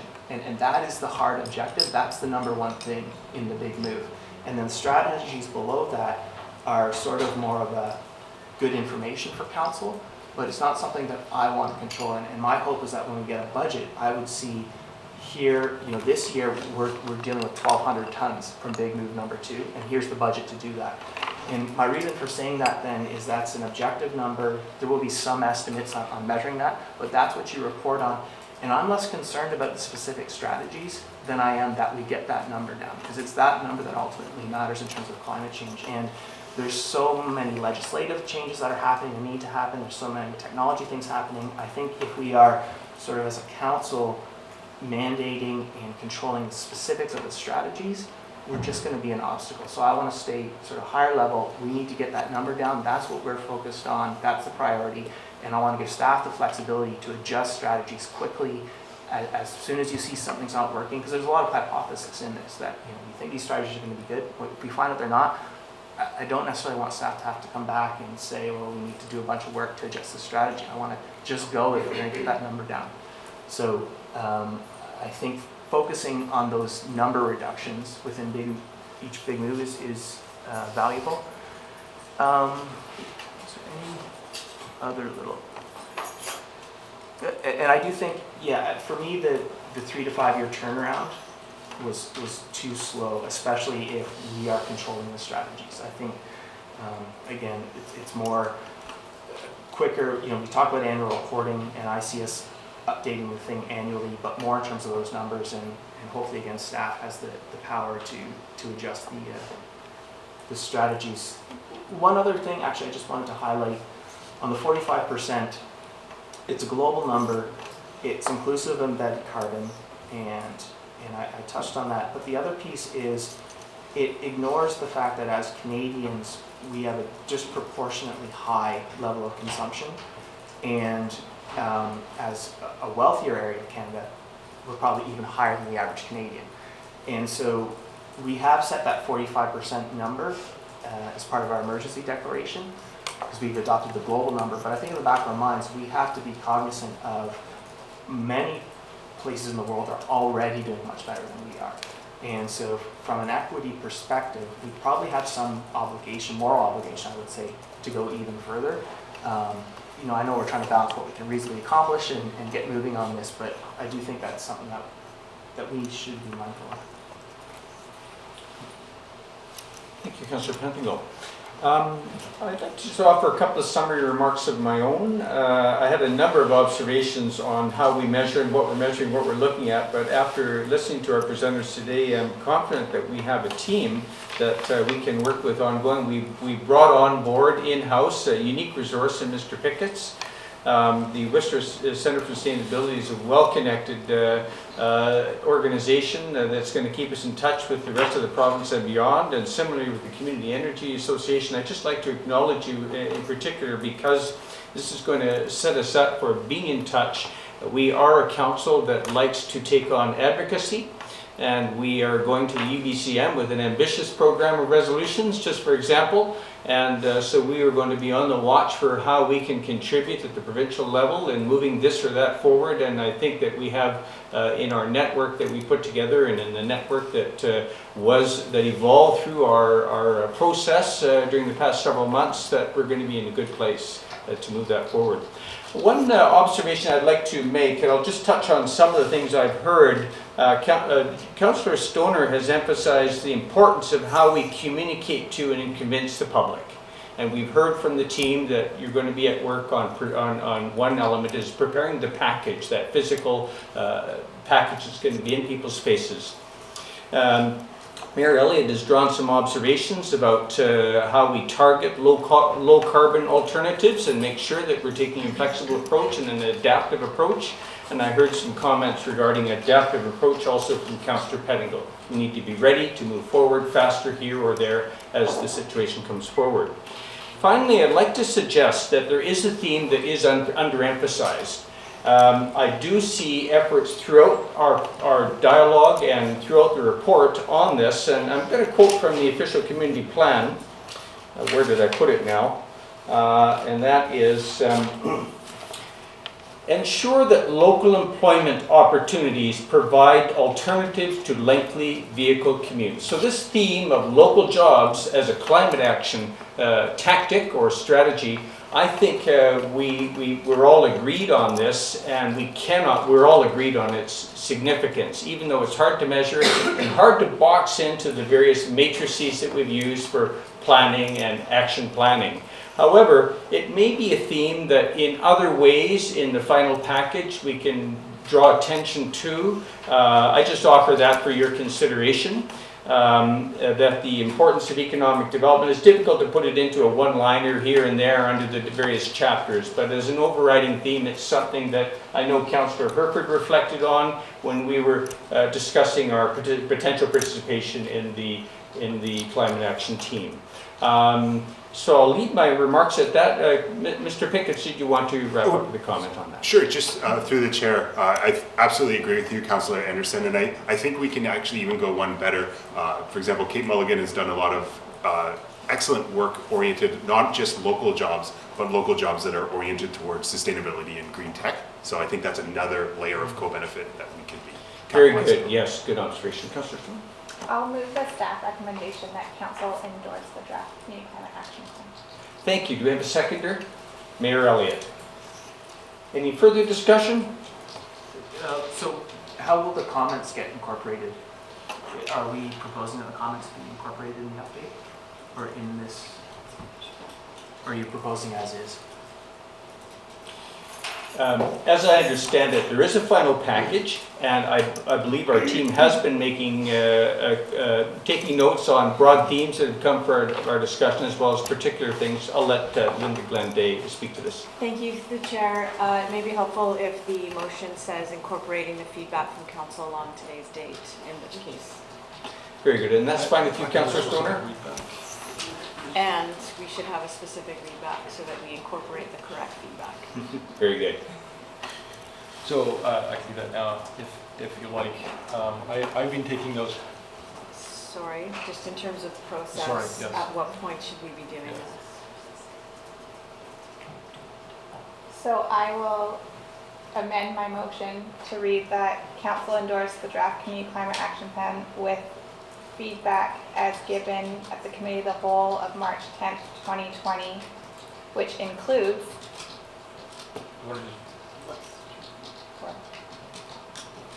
You will second that motion, Mayor I have Elliott, a or? question. So we're using the word endorse in the motion, but I understand that a final copy is coming back to council after today. So I believe that we received for information with the following feedback to staff, which you'll read back. And then actually, when we get the final report, we would endorse that. That becomes our community climate action plan. Is that the way you want to proceed? I understand that this is coming back in a final copy in a couple of weeks. Through the chair, it doesn't need to. I think that's up to council. If you'd like to see it again, or if you'd like to. It has to go to a regular business meeting. Well, my understanding is the motion would be endorsed at regular anyway. Through the chair, what I'm hearing is that the feedback, council would prefer to see the feedback incorporated and a final draft incorporating that feedback in front of council at a regular meeting. Is that what staff is hearing? Yeah. Very good. Then we have a motion on the floor. That is to endorse with the feedback from our meeting today. And that's satisfactory as is. And the seconder, pardon me? Sorry, I wanted to clarify that we were, to Mayor Elliott's point, I think it was received for info and it will endorse the final. That's what did you intend from yours, Councillor Stewart? I was endorsing the draft with the feedback Fine. as we're giving today. And we have a seconder. I'll call the question. Were we going to hear what the feedback was read out at this time? I just want to make sure I'm all right. Very good. Linda Kalinde? If I might, just to expedite this motion, if council's okay with it, given it's coming back, rather than read out the feedback, staff will incorporate, council will have one further opportunity to read the final draft. This is what I would prefer given our timing here this morning and our schedule. So if that's fine as is, did you? I want to support that. There's two key comments I wanted to make. So just one, sorry, I just had a lot of notes. I've started to do a little bit, but I'm hoping this plan will give council and staff the ability when rezonings and so on come before us. I want to be able to ask, can 85% of the workforce walk to work in less than 10 minutes with this new development? Can residents get 85% of their daily service and grocery needs within a 2-minute walk? And can they do the next 10% with less than a 15-minute transit ride? And is the last 5% going to be on a single vehicle? So these are some of the ways I want to assess new developments when they come forward. And so I'm looking for something somehow that encourages or incorporates that kind of thinking. And I think that speaks to that 15% number. How I think we can shift that number is asking these sorts of questions as council and requiring that from developments coming forward. The other piece, we know we can't do this alone. There's talk a little bit about partnership, but that was one piece where I was looking for a little bit more. We have NGOs who have access to additional granting, who are wanting to bring that to the table. And so how are we facilitating them, working with them? We do it with SORCA and the Arts Council. We give them some money and they multiply that money and have a much bigger impact. And I think there's a lot of opportunity and that will increase in our community. So understanding how that fits into our plan would be helpful, I think. And in supporting this motion, I simply want to acknowledge the great work that's being done at the council level, at the staff level. This report has been put together fairly quickly. Mr. Pickett's coming on board with us only just recently, and we have this. It's impressive work. So ahead of it endorsing this, thank you for your good work. Can I just make, through the chair, one point of clarification? I would love to take all of that credit, but much more of the credit belongs to the people next to me on either side. So duly noted, Mr. Pickett and his team. Understood, Mr. Pickett. Thank you. I'll call the question then. All in favor of the motion? Thank you. Thank you very much. Now, council, would you wish to take a short break at this time, or shall we wait until after the end of the next report concerning the parkade study? We'll take a 3 to 5 minute break at this time. So before us, up next on our Committee of the Whole agenda is the 2019 Downtown Parkade Study. We have Mr. Morrow, and if you could introduce your co-presenter. Thank you. Thank you. Good morning. My name is Dave Marrow, Director of Major Projects at the District, and I have with me today Roy Simons from ISL Engineering. And we're going to shift gears slightly here and talk about the Downtown Parkade Study. And just before Roy gets into his presentation, I just wanted to preface this work. This Downtown Parkade Study was an action out of the 2016 parking strategy. And as part of the strategy, it was identified that we want to delay the construction of a parkade until absolutely necessary. And in addition, we want to ensure that we weigh encouraging private vehicle use against the district's active transportation and transit objectives. So I just wanted to put that out there up front. And now I'll pass it over to Roy to have a little presentation about the study and findings. Thanks, Dave. Good morning, everybody. So I'll jump right into the agenda there. So we're going to run through the purpose of the parkade, existing parking utilization downtown, a little bit about downtown growth, and then I'm going to look at what kind of parkade size might be required and when it's required, how much space is available just now, when is more space required, some initial cost estimates that we've prepared, and a series of kind of funding challenges or strategies depending on how you look at that. So in terms of the purpose of the parkade, the black circles there show the sites that have paid cash in lieu for parking, and that was up to date about a year ago when we first started this study.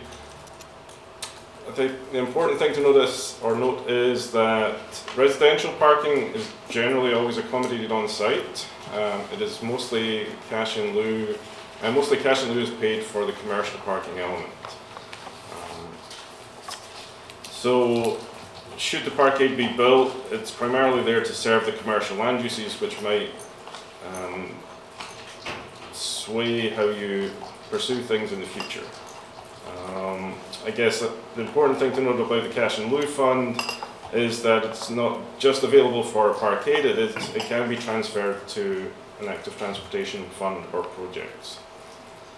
So back in 2017, ISL did a parking utilization study, on the basis of the parking strategy and general feeling that there was parking issues downtown. So the study was broken into kind of 3 areas: the downtown peninsula as a whole, then there's kind of the residential area circled in purple there, and then the downtown core in green. So the focus here is on the downtown core. The parkade would be primarily to serve those kind of commercial uses in that downtown core. Overall, the study found that even on the Labor Day long weekend, there was about 25% parking available in the downtown core. Now, that's not to say that some streets were fully utilised, Cleveland for example, but within a block or two you could probably find parking. Important to note that the survey was 2 years ago, and obviously there's been more development since then, so things may have changed a bit, and we'll get into that a little later. But overall, there is parking available. Some blocks there might not be, and you'll have to kind of circulate around looking for parking. So in terms of downtown growth, the OCP sees our population increasing from about 19,500 last year to 37,500, so we're almost going to double in population. The downtown peninsula as a whole is expected to grow by almost 6,000 residential units and almost 4,000 employees. And I think it's important to note that these numbers were taken from the previous downtown transportation study. The district has been looking at updating those numbers, but that was the best information we had at the time. So the downtown accounts for about 50% of all new development in Squamish, up to the OCP horizon year. However, it's mostly outside of the downtown core. In that core, the green area in the previous image, we have about 633 residential units and about 1,300 employees. Now, for calculating parking requirements, we generally don't base it on number of employees, we base it on square meters of floor space. So using a factor of 150 meters per employee, which is a typical space per office employee, if you like, we came up with this number of 18,600 meters squared of new commercial floor space. So to calculate the potential parkade size, we've got the estimated floor space of commercial development, which is primarily who is paying cash in lieu. We have a parking requirement downtown for 2 spaces per 100 square meters of floor space, which gives us a total parking requirement for future commercial development of 372 parking spaces. Now again, based on those previous applications, about 15% of the parking is accommodated on site, 85% paid cash in lieu. So using that same ratio going forward, we estimate we would require about 316 spaces in a parkade if we were going to accommodate all the projected parking downtown. So if we break that out on a per annum basis to the OCP year, so there's 23 years from when the survey was calculated downtown, we estimate we need about 13.7 spaces per annum. So that'd be, if the development occurs on an average basis every year, it would require 13.7 spaces would be paid cash in lieu, if that makes sense, up to the 316 spaces. So at the moment, in terms of how much space is available on the ground today, so there's 279 parking spaces downtown right now. Ideally, parking would be never more than 85% full, because that generally ensures that there's a space free on every block and you don't have traffic circulating looking for spaces. So there was 209 spaces utilised in that survey out of 279 spaces total available. So we've got a surplus of 70 spaces, which is about 25%. But if we were to leave that 85% available, or sorry, 85% utilised, 15% available, we would only have a surplus of 28 spaces. Is that kind of making sense? I know it's a lot of numbers that I'm throwing at you here. And it's an even more confusing graph, but I'll try and kind of talk you through it. So the first column there, 2017, was the date we did the parking survey. So there's 70 spaces free on that day. And again, if we're working to that 85% maximum utilization, there's really only 28 spaces free. Now, again, if development occurs on an average basis every year, that parking requirement drops by about 14 spaces every year, because more commercial development gets built, they can't provide the parking on site, they pay the cash in lieu, therefore there's more demand for parking that hasn't yet been provided. So that surplus drops every year, and once it goes past zero, obviously, then it's not a surplus anymore, it's a requirement for parking. So we're now in 2020. On that basis, we would now be down at that 85% utilization. Again, some blocks may be fully utilized, but generally in the cross streets or kind of outlying blocks of downtown, there's probably a few spaces. So if we project that forward again all the way to the horizon, the OCP horizon year, we end up with about a shortfall of 250 spaces. Again, so that's a 70 surplus, 316 space requirement projected on an average basis every year. We end up requiring 250 spaces by the horizon year. So there's the option to provide that at some point in the future, obviously. You could wait till the end, in which case you're going to have a huge parking issue. You could build it now, but you don't currently have the fees from the cash in lieu, and we'll get to the numbers there later on as well.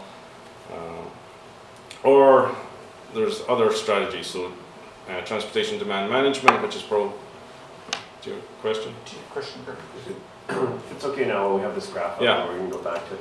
I'm curious, your numbers are based on purely on the ongoing development. Did you factor in I'm just wondering how you account for mode shift over time as transit increases, and over the study period, later we're going to see a bunch of, in our day, we have a tourism piece coming forward that showed a huge increase in our tourism business over the initial part of the study period. Mm-hmm. So neither of those seem to feel like a linear line as presented here. So I understand we took development and broke it out, but those other factors, how does that factor into what we're looking at? So yeah, that's information that I didn't have as input to the study. It was really just looking at the development requirement, because essentially they do have a requirement to provide a certain number of parking spaces, whereas tourism functions less so. Okay. And I was just about to get into the orange lines, which you can almost make out there. So transportation demand management could be parking time restrictions, pay parking, active transportation improvements, transit improvements. So if we look at the now line, so 2020, so right now we're at about that. We've used up our surplus, we're at about the optimum level, we don't want to use up any more parking. So if you were to implement them immediately, you reduce your parking demand, in theory, assuming the strategies are effective.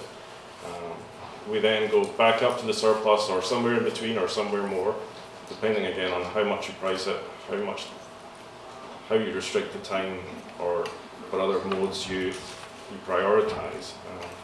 So straight away you would get an instant benefit, but again over time there's still development occurring that will create vehicle trips.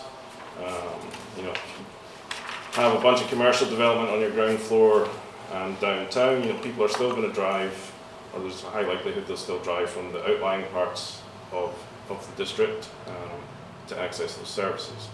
So there's still going to be a requirement going forward, but I guess how aggressive you are with the transportation demand management measures means if you were very aggressive, you might not have to build that parkade. If you were slightly less aggressive, you might be able to get away with building a smaller parkade. And again, that assumes you do want to build a parkade and that you don't just accept the consequences or even the transportation demand management effects of not building that parkade. So a parking problem isn't necessarily a bad thing, especially kind of speaking to your climate objectives, if it restricts travel. But again, there's a balance with business impacts and things like that. So all that said, so we did do some cost estimates for 3 different sizes of parkade. Again, we predicted you would require about 316 spaces, but we looked at some different sizes of parkades. So from 200 spaces to 300 spaces to 400 spaces, the cost varies from about 10 million to 25 million. And that's for concrete parkade, and there was some assumption there that there might be something above that parkade, whether it's offices or some other functionality, so that it's not just one big parkade taking up valuable space. So there are other designs you could implement, there are other construction materials you could implement to potentially alleviate that cost. So yeah, the existing cash-in-lieu fee at the moment is 15,000 per space.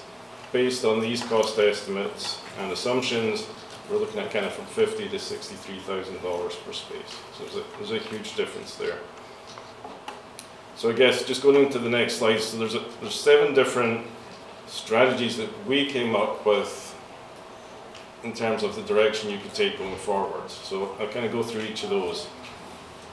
So strategy 1 would be to increase the fee per space to reflect the construction cost up to $65,000 per space. So all of these have some negative impacts and positive impacts. So this one, it would increase housing costs potentially. Those costs would be passed on to the buyer or the rental rates. It may stifle development applications, which has a knock-on effect on your tax revenue if there's less development. If there's less development, again, there's potentially reduced vibrancy downtown because you have like empty lots sitting there. It still may not generate enough income. As you can see, obviously, you reach, assuming you were to reach the total fund required to build a parkade, it might not be till the very end, by which time you've had a parking problem for 15, 20 years. The parkade may need to be repurposed in the future. Nobody really knows how it's going to play out with autonomous vehicles, ride-hailing, all this kind of thing, so there may be less need for parking, and you may end up building this thing to accommodate the short-term needs. Long-term, it might not be required. It's a bit of an unknown risk going forward. Obviously, speaking to your climate strategy, building a parkade does enable increased vehicle use. As I said, it's a transportation demand management measure not to provide it. And again, if the funding was repurposed for active transportation, at least having this much fee per space would give you a larger fund for active transportation improvements. Again, the caveat there, just in blue there, is the cost is subject to the parkade size, whatever you do above it, the construction methods. And then there's also issues to do with, where it's sited, the land costs, or the potential revenue that would come from that land. Did you not provide it and did something else with that? There's also opportunities for pay parking in a parkade where you would go that direction. Fund the cost to some degree and potentially future revenue. So that's the first strategy. Charge developers the entire cost of each space. Second strategy is to increase the cash-in-lieu to more closely reflect construction cost, but obviously lower than the 65,000. So just to note in blue there, so some other municipalities, Whistler charged 20k per parking space, Vancouver almost 25, and Kelowna 33. So this would be a kind of halfway house between developers paying more, and if you were to pursue parkade construction, the district subsidising to some degree. So there's the issue of, if the district is subsidising, is that improper use of funds, again given the climate strategy? Are there better uses for those funds? There's the same issues with all these options that include the construction of a parkade, that you may have to repurpose it in the future, or you may be left with something sitting empty, and enabling increased vehicle use. I guess the residents are effectively paying for that subsidy through their residential and business taxes, so it's still kind of a cost on the taxpayer ultimately. And it may impact development and reduce future tax revenue and downtown vibrancy. So again, if the cost of say 30,000 a space puts off some developers, it could have those impacts as well. Again, it would slightly increase the fund based on, compared to the current cash-in-lieu fee, so that's a larger fund potentially for active transportation as well. So that's increasing the cash-in-lieu to more closely reflect construction costs, but not the full cost. So the next few options all maintain the status quo with the cash-in-lieu fee of 15,000 per space, and there's a few, I guess, variations to that. So the first one is to manage the parking challenges. So the fund would be insufficient to fund the parkade. That lack of parking, assuming we don't fund it through other district funds, that lack of parking may impact business. But again, that's a positive in terms of transportation demand management. Hopefully there's new residents downtown that kind of balance the loss from people driving in. You now have more people walking in.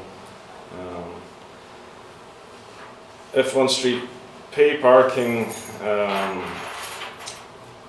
was implemented because we now have those parking challenges, then that again may further impact businesses as well, because less people are driving in.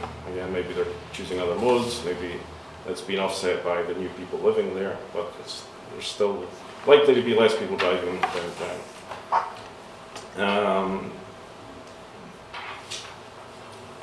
There's still a subsidy there that needs to be paid for in some way, which might be residents or businesses. And again, the fund that we have at the end, if you leave the rate the same, will only be sufficient for minor active transportation improvements, compared to the first two scenarios where we had the larger fee. Again, assuming development rates stay the same. Strategy 4, so we've got the same cash-in-lieu, the existing cash-in-lieu, and we subsidise the remainder of the parkade. So we're going to have quite a sufficient or quite a large shortfall, so there's going to be a much larger subsidy required. So again, that's more, there's a larger requirement there for the district to use other funds, which is paid for by taxpayers. The same issues there with the parkade potentially needing to be repurposed in the future, enabling increased vehicle use. But on the positive side, again, we are providing a parkade, so it's supporting the predicted future need.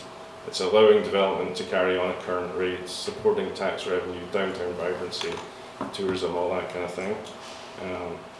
And again, one of the big things, I guess, is that it won't impact the cost of housing, which is a growing challenge. So carrying on with the existing cash-in-lieu fee, so forget about the parkade, use all the funds to fund active transportation. So again, the lack of parking may impact businesses, but that's kind of offset, or potentially offset, if it's successful and people start walking and biking downtown. Again, the funds, because they're quite low, would be only sufficient for minor active transportation improvements. I forget, did you have the value of the fund just now? It's approximately $450,000. Yeah, so that doesn't get you a whole lot of active transportation. But again, the bonus of this strategy is that it does not enable increasing vehicle use, doesn't impact the cost of housing, and there's the kind of community health benefits as well from promoting active transportation. The final one would be to keep the cash-in-lieu the same, but effectively restrict development so that you didn't have a parking problem, or you maintain, again, the status quo in terms of a parking problem. Of course, that obviously will stifle development. You potentially have those empty lots sitting there because we can't accommodate the parking that they require. The tax revenue for the district would then be reduced as a result of that. It does, of course, support reduction in vehicle use as there's fewer people there. And it does not directly impact the cost of housing. But that's subject to, again, the supply-demand relationship. If you're not providing housing, the existing housing becomes more in demand and potentially increases in price. And then finally, so we still have the $15,000 per space and cash-in-lieu fee, but the parkade would be funded through pay parking, and that could be pay parking on street and pay parking in the new parkade. We haven't done the analysis to fully understand how much income that would generate. We did look at some variations in potential income. So it could help fund the parkade. At some point when the parkade was completely funded or paid off, it would create revenue for the district, again assuming people actually park there and we're not all being shuttled in autonomous ride-hailing vehicles. So you've still got the risk of the parkade needing to be repurposed, enabling increasing vehicle use, but it does allow, again, development to carry on at the current rate, doesn't impact the cost of housing, and supports the future need and creates revenue for the district. So that's all I have for you today. Feel free to ask any questions. Thank you. I'll just highlight here the staff recommendation. Just following the table of the 7 options that you presented, staff would recommend a blend of options 2 and 7, whereby the current cash-in-lieu rate is significantly increased, as per option 2, and a paid parking program is developed concurrently to both more effective managed parking in the downtown area and increase the potential for funding of a future parking structure. And as you pointed out, that fund can be applied as we so wish as we come along in the future. I'll open up for questions. Starting with Mayor Elliott.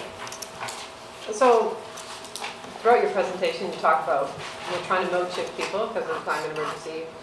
We also can't predict the future of transportation necessarily at this point. And so I'm wondering, through your work or your staff's investigation, is how do you future-proof a parkade? Because that's one of the things communities are talking about, like what would we do once we build it and then we don't need it? What can we turn it into? Yeah, so I have scoured the internet, if you like, looking for things people do with parkades, and they are being repurposed for all sorts of things, community space. I saw one with a brewery. Can we just skip the parking? Exactly, yeah. I saw indoor soccer fields. There are things you can do. Obviously, it's probably better to think about that in advance and try and design that in. I'm not a parkade designer, so I can't speak to the full details of that, but there are things you could do. Yeah. And through the chair, there are, we looked at for the purpose, or ISL looked at for the purpose of this report and for cost estimating a typical standard concrete construction. There are other construction techniques available, as Councillor Anderson has been advocating for us. Wood construction is a possibility, so concrete foundation with wood above, in which case the wood structure could potentially be repurposed as well. So there's that type of construction techniques that could help repurpose in the future. Thank you. Councillor Herford. Thank you. Your comments just now about the repurposing and that there are examples currently out there strike me as there are places in the world where they're repurposing repurposing parking structures as we're sitting here considering spending millions on building one. Correct. Sends up a bit of a flag for me, but anyways, the income generation through pay parking isn't something that I had thought of the pay parking as a way to, particularly on street, as a way to further our downtown parking strategy and creating movement and making sure those spots are available. We don't have people in them occupying the spot all day and so on. And I hadn't really thought of it as a source of income directly, because there's a cost associated with putting the infrastructure in and the people to monitor it. So are you aware of other jurisdictions where that's actually like a sizable source of revenue to be used for whatever, just revenue? I don't have that information, and I'm not sure what the cost of implementation is. And again, there's going to be a balance there to what people will sustain and actually use. It's no good paying for all that infrastructure and having it sitting empty because you've set the rates too high. But there's definitely ways you can do that, and you can vary the pricing by time of day, subject to the system allowing that. So at peak periods there's higher rates. And yeah, that stuff I've contemplated as far as just the movement, and when we need to create the movement, it can be a higher rate, and when it's okay and the demand matches your model. That piece as a source of revenue, I'm not convinced that's that we're okay. That was the piece I just wanted to see about, and I'm curious about the. Sorry. I just want to clear is, we're not saying we should build a parkade. That's not the intent of this. We're not pushing council there. What we're saying is that if we get to the point that we need one, these are the issues we need to consider.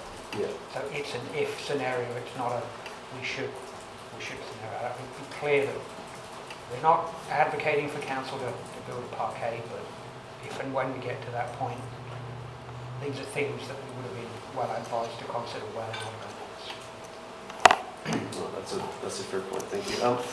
I was curious on as we look at changing the in-lieu cost amount, we've used there's been some discussion about having parking variances as sort of a bonus if they achieve these other things. And I'm just curious, as we wait, and maybe this is something that planning wants to weigh in, as we change the dollar value associated with that, does it change where other pieces of our equations that we use to motivate development in a certain way?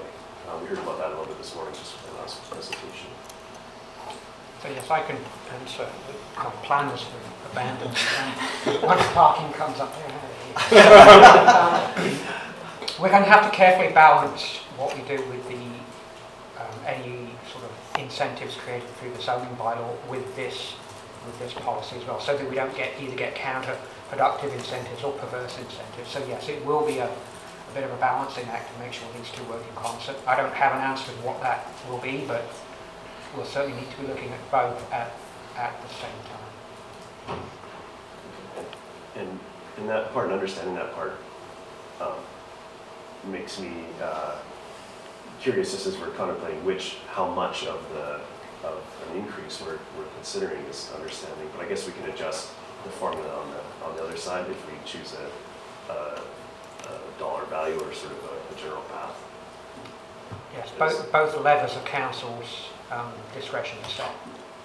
You can pull each one. Sides, but if today, without understanding the other side, we go to the maximum, the more in line with the true potential cost, then we still have the other piece to work with as far as the fairness rate. Yes.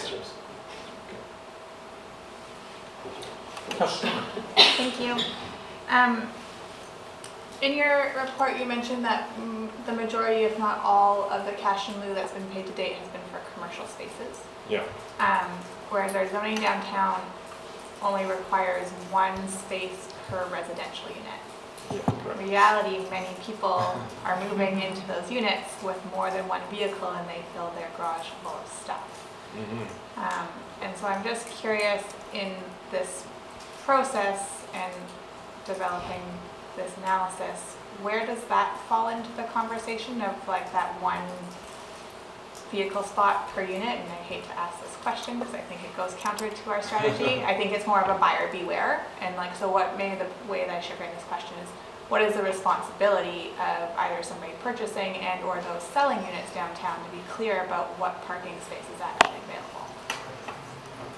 And I think that is pretty clear when people are buying. You know, I live in a condo, and when I was shopping around, that's one of the things I look at. And some people that will prevent people buying. Some people will think, oh, there's parking on the street, I can just leave the car there, the second car. So that's definitely going to, exacerbate or accelerate, I guess, the rate at which that surplus reduces and the need for more parking increases. Now again, combating that with on-street parking restrictions. So if there isn't such stringent restrictions or enforcement just now, people think they can get away with leaving their car there all day or on one of the adjacent streets, then it's not a big issue. But if there is paid parking, if there is time restrictions in at least the entire downtown core, then people might think twice about moving there with 2 cars. Again, plus all the active transportation transit improvements makes that option easier. And a follow-up on that in terms of what our current enforcement strategy is, knowing that I think both with regards to folks that are working downtown who perhaps leave their cars in all day at a 2-hour spot, and or those who are living downtown are leaving their cars in periods or like extending beyond what is currently allowable. What is our current enforcement strategy for downtown parking?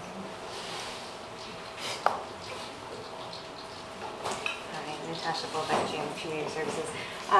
The enforcement strategy is that we prioritize health and safety complaints first for bylaw enforcement, and usually parking is not a health and safety issue. We do follow up on parking complaints when people make them, but we do that reactively, not proactively, generally speaking. In the summertime and in holiday weekends and things like that, when it's particularly busy, we are able to do a little bit of proactive parking enforcement, but we are limited by resources and do need to prioritize, as I said, health and safety issues for our policy. Councilor Kennedy? Yeah, and I appreciate, thank you, the staff comment that it's not a recommendation to build a parkade, it's just what we would need to be prepared if we decide to go down that road. But we've just approved a draft plan which I think says will be 15% fewer single occupancy vehicle trips by 2030 relative to 2010, not a per capita reduction. And so you can presume there'll be some significant actually reduction in single vehicles regardless of growth. So I think we've just a few minutes ago said effectively the parking situation or parking availability is going to get better, not worse. But so somewhat in that context, like presumably there's some people, I know some people in the community were saying, hey, we have a parking problem. And so as a municipality, we decided to investigate that.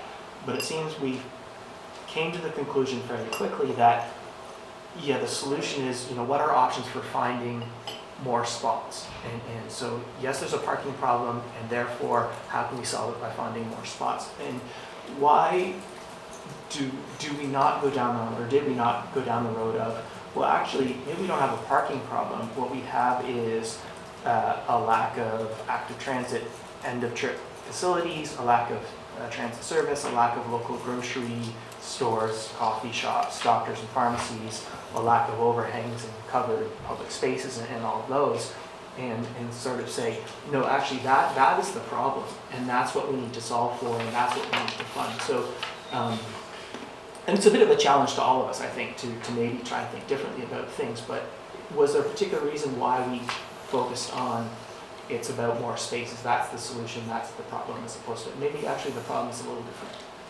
I can speak to that through the chair. As I sort of prefaced at the beginning, this work we've been doing, the parking utilization study that we did in 2017, thank you, and this study as well, this comes out of our parking strategy. So we just want to plan, based on that document that recommends that a parkade may be required in the future, we want to plan that if that is something that we want to do, we will have sufficient funds to do that. As you mentioned, and as Roy's alluded to, there's a whole different conversation that could be had about transportation demand management. You know, we may not necessarily need this parkade. We're planning for it just in case, but in reality, based on the climate emergency and all the other initiatives that staff's working on, we really need to focus on that active transportation and transit piece. That's really where we're going to make the biggest difference and make the community better. So absolutely that is being looked at. This is just one component of the bigger picture to make sure that the district's prepared. That's right. Yeah, cool. So, I mean, and the recommendation is A, that we reduce our financial risk, and B, engage in start to plan a paid parking program, which is transportation demand management. So that's what we put in front of you. We're aligned with that thinking. Frankly, I think if we never built a parkade, that would be a success. But these are the steps that we need to follow to get to that point.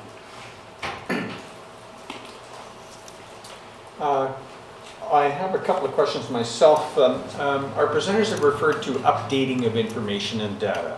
And the ISL study from a couple of years ago, I am curious regarding a follow-up to that. What is the impact of the construction workforce downtown, and has that changed since the last ISL work done? However, I'd instead like to ask about another updating that's been referred to, and that is of the 2009 Downtown Transportation Study.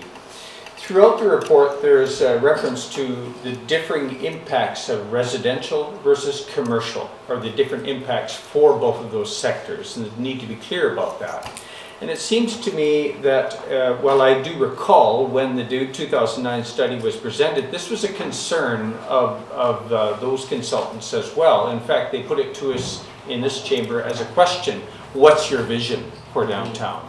And it strikes me that maybe we do need an updated vision, because it seems, as you pointed out, our presenter, that this is important, this balance and where we land with respect to impacts residential, commercial. So my question is, perhaps for Mr. Merrill, perhaps for Mr. Buxton, what are the plans for updating the 2009 Downtown Transportation Study? Would it be rolled into, for example, an updating of the multimodal transportation plan? Through the chair, yes is the simple answer. I believe it's the downtown entrance study considering some of that too, but I think most of the work, yes, will land in the multimodal, the update to the multimodal transportation plan, which I believe bridges 20 and 21. 2020, 2021. Correct. Can I speak to that? Please. So we are working with Laura Prinsip on the updated downtown transportation study and entrance study. So that's a work in progress, and that's where some of the numbers are being updated. But yeah, we don't have the final numbers yet. It's coming, yeah. In the recommendation, when it's referred to other effective use measures downtown, can we not, in addition to looking at paid parking, maybe selectively in the downtown geography, but also other measures such as creating new spots? I mean, even here on 2nd Avenue, we have some paint jobs that we can adjust, an evolving picture with the construction happening. We have a patio that's installed each summer on Cleveland Avenue, which draws out some conversation. Perhaps there are other basket of measures that we could look at alongside paid parking. I wonder if you may be able to speak to this. I'd be happy to, yes. So back to the downtown parking utilization study, there was actually a suite of recommendations, short-term, medium, and long-term, and parking configuration modifications was identified as a short to medium term. And they specifically identified, as you mentioned, 2nd Avenue, where one side is angle parking and the other side is parallel. That would be an easy win if we wanted to generate more spaces, would be to make both sides angle if there is sufficient space. So absolutely, that is identified. I don't know that, I have to speak with staff as to whether those are being considered for implementation currently, but like I said, it's identified as a short to medium term option. Thank you. Mayor Element? I guess in the short term, I think that we should raise the fee. I think until we develop the carrots on the climate action side, we probably shouldn't go to the 63,000, but I would certainly put it in the range of 25,000, at least to match Vancouver.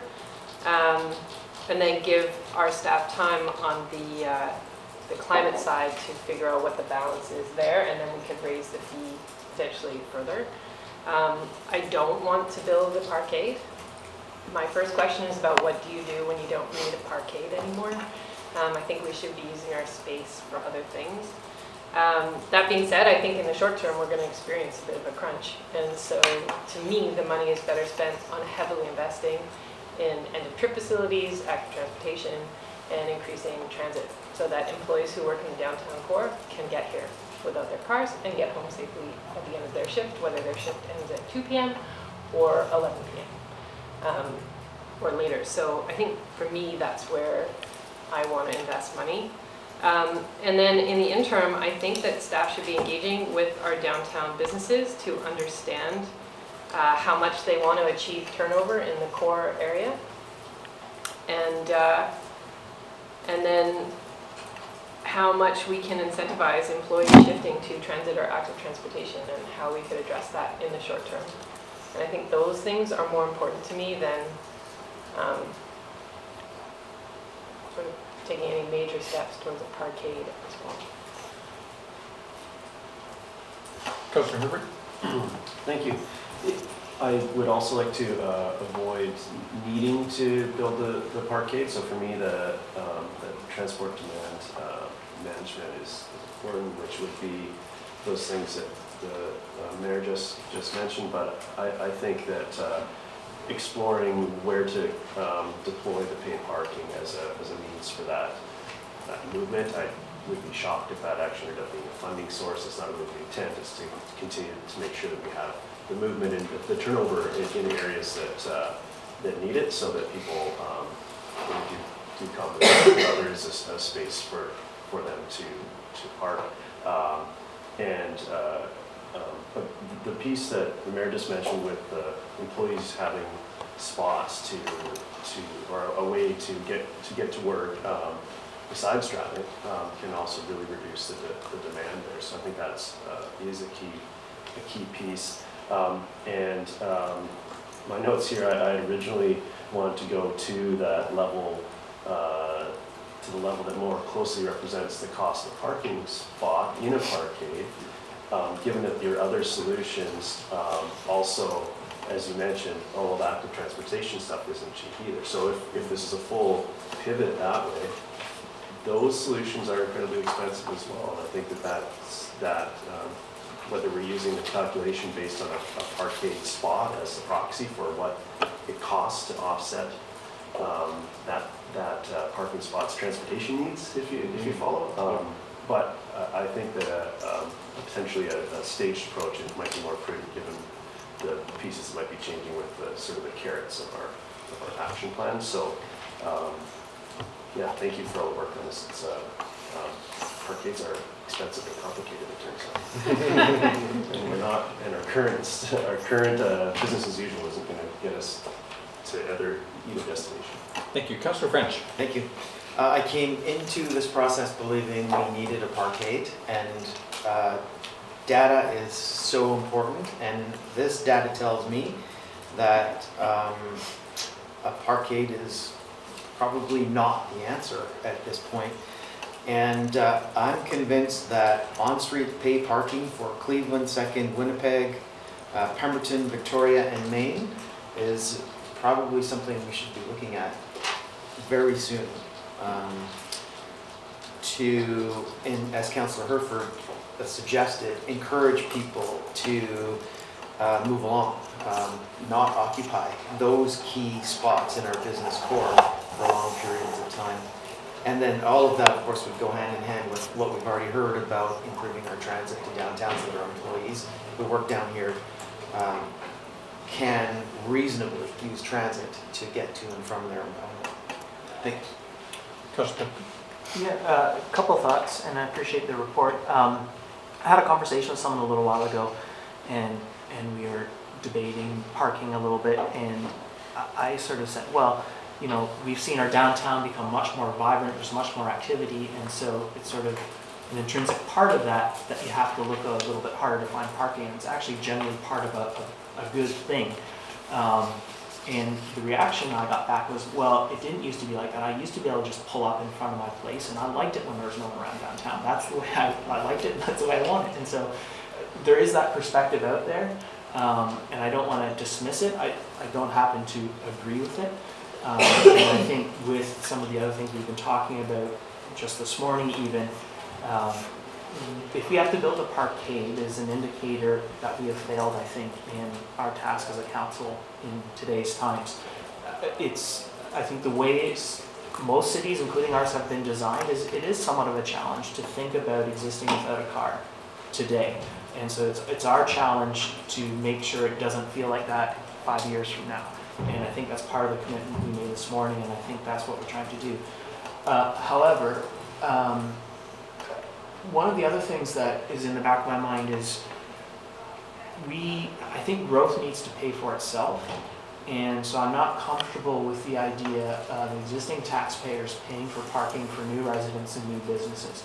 And I also think, and so for that reason, I think we should be looking at the whole deal in this estimate being assigned to cash-in-lieu or whatever we do, the whole 63 or 65.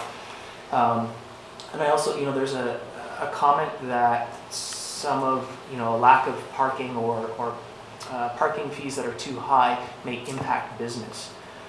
But I think it's important to pick that apart because it's not all business. It will impact business that have fossil or vehicle-dependent operations and vehicle-dependent businesses specifically.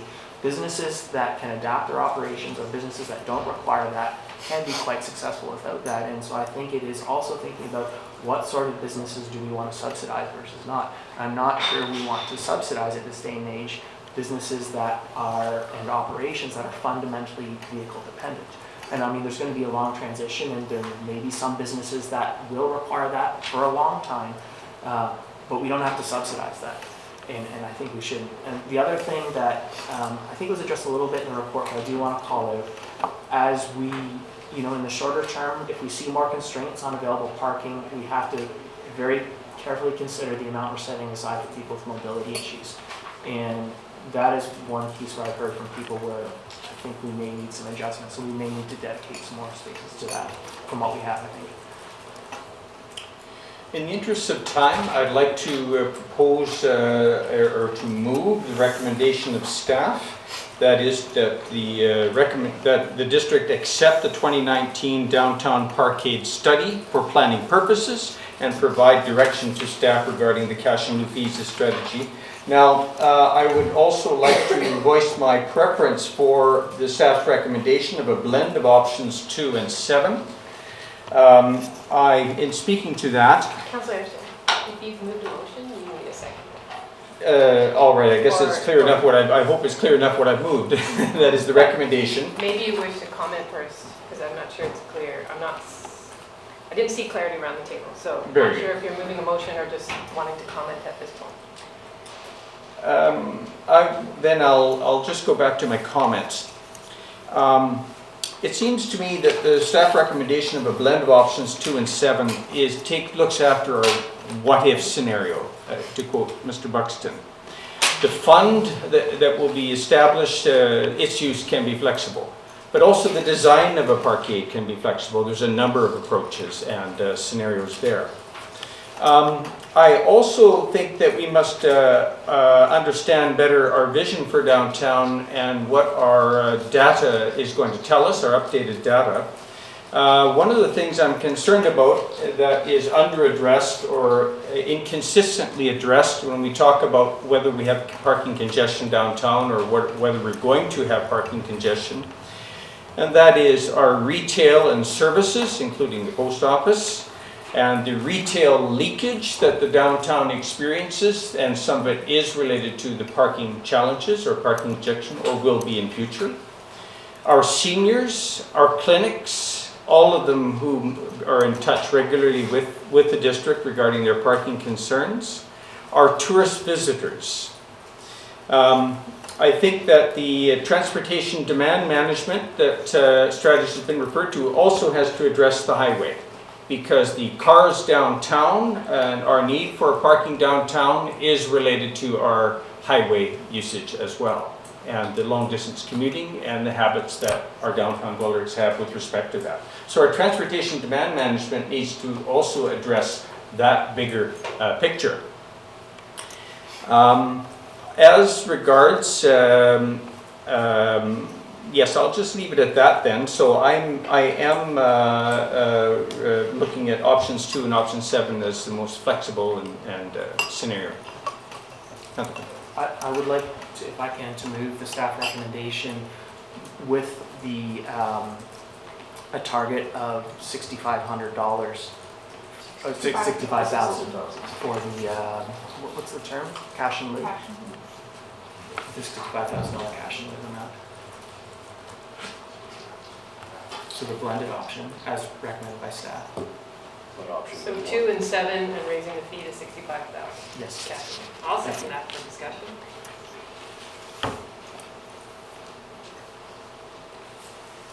I'm sorry, the 65,000, could you tie it into one of the recommendations? Or? It was a 1 and 7, I think, would technically be. Oh, sorry, 1 and 7. Blend 1 and 7. Rather than 2 and 7 as staff recommended.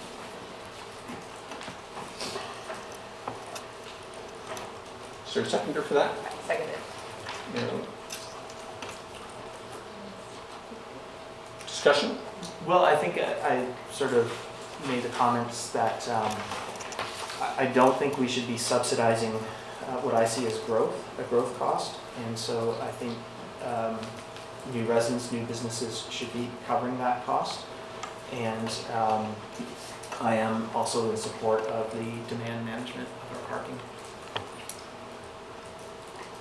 Earlier? So I did second this, and I'm a little bit nervous about going in this direction. But I think it's the right conversation to have about this. Parkades should be controversial in this day and age. And I agree with you, we should not be subsidizing growth. That being said, I don't think we have the right incentives on the other side. So I'm a little bit worried that that fee will delay some of the projects that we actually want to see come forward in the short term around rental. I'm not quite sure what's on the books and that sort of thing, but I am a little bit nervous about that. So I like the spirit of this. I'm not sure I can go all the way to 65,000, but I take your point, and I think it probably should be higher than the 25,000 that I put on the table as an idea earlier. So I'm going to sit with that. Councillor Herbert? Oh, sorry, Councillor French. Thank you. Thank you. I'm more than a bit nervous about $65,000. That frightens me greatly. I'm going to support this, being clear that $65,000 in my mind is too much, and I think that is the motion. However, will we ultimately land at $65,000? I don't see how that's possible. The motion. Anyway, thank you. Thank you. I think that if we, with this, my inclination was coming in after reading the report was a blend of, was essentially this, as I think about the carrots that we have, and there's a lot of work to do on the back end before we roll this out, and maybe those carrots can be tiered if we want to see, it gives strength to our incentives if we want to use this as an incentive, which we have in the past, and we've been, even with the $15,000 number, we've been able to get people, or be able to achieve some goals. So giving us more room there to work is great. Also to allow, the fee should represent the cost, and whether in the end we end up down the road needing to, which is, we'll see how much we can affect that curve with the pay structure to make sure that our businesses can still be accessed and services can still be accessed. Then it's the responsible thing to do now at up to $65,000 per space, as it's listed here. We all know that in construction costs, if if in the future we need to build a parkade, the construction cost is not going down. So we need to represent at least what it is today as we go forward. We can change incentives and bigger carrots on the backside, but it has to represent what it costs today. Because by the time we go to do it, if at all, in 10 or 15 years, whatever that is, it's going to be a bigger number than this again. So it's a financially responsible thing to do. Councillor Yeah, and a couple of thoughts. You know, I did think about the affordability piece. We give variances now for parking, and so my assumption is if a particular development, particular affordability, rental benefit came forward, we might grant some variances and deal with it that way. I think we can charge less. We have tools to charge less, sort of, you know, if it really makes sense, but it's hard to suddenly charge more if it makes sense. And so I'd rather sort of set that baseline. This is the cost of it, and if you know, other information comes to the table, then we can adjust with some variances if we need to. And the other thing too, again, I think when we think about affordability, part of our thought has to be the road infrastructure and all the other stuff that comes along with it. And so if we are building affordable housing for people with 2 or 3 vehicles or even 1 vehicle, that has an impact on affordability too to everyone. And so I think this, while this may seem like a big number, it's still an important tool towards affordability in my mind. Thank you. I will comment briefly on the concept of subsidy or for downtown. For those of us who have been around a while, about 18 years ago we introduced the term downtown first in local planning. And the District of Squamish championed downtown first for a number of years, and it came really to fruition in the last OCP. We no longer talk about downtown first, but if we think back, that involved all kinds of varied subsidies for downtown. We changed our idea about what we should be doing just outside of downtown, waterfront landing and oceanfront peninsula, all to the benefit of downtown first. These were massive subsidies. So we need to put when we talk about paying for itself and so on, that into context a little bit. However, I will support the resolution in that the fund that will be created is flexible in how we may be able to use it in future. Are we ready to call the question? No. Oh, sorry, Councillor Stoner. Thank you. So I will not be voting in support of this. I appreciate the spirit of where it's coming from. I do think it's where we need to get to, but I do not feel comfortable sending staff direction right now to increase that rate to $65,000 starting tomorrow. I just don't think that we have the incentives on the other side of the table, and it means that we might just end up with where we have previously given parking variances, 3 parking spots to allow for 3 market rental housing units. Those come after the cash-in-lieu have typically been tapped out, and that's the first thing that the developer has the option to do, and then they move on to the variances. And so instead we might just result in having more parking spaces that are being provided for by the developer as opposed to additional funding in these alternative transportation form funds. And so I think it actually very much risks disincentivizing what it is that we're trying to do in terms of mode shift. And so I'm happy to move in that direction in a longer term, but I do not feel comfortable moving in that direction immediately. And so I would support something that is maybe above the 25 and the 25 to 30,000 as an initial shift, while we give some time to focus on the incentives that we develop on the other side of the table. Aurelia? Thank you. I appreciate all my council's colleagues' comments, so it's helped me sort of formalize where I want to go on this particular resolution, so I won't be supporting it.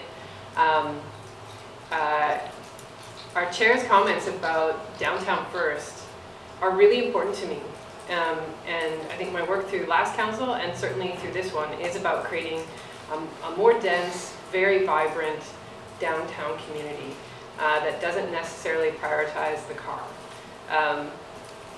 As people mentioned earlier in their comments, we're seeing cities move away from having parking in their downtown core, even having cars in their downtown core. And they're pedestrianizing everything, and they're seeing the benefit of that, both to businesses and to the communities. So But in the short term, I think going to this level, when we have projects in the works, really risks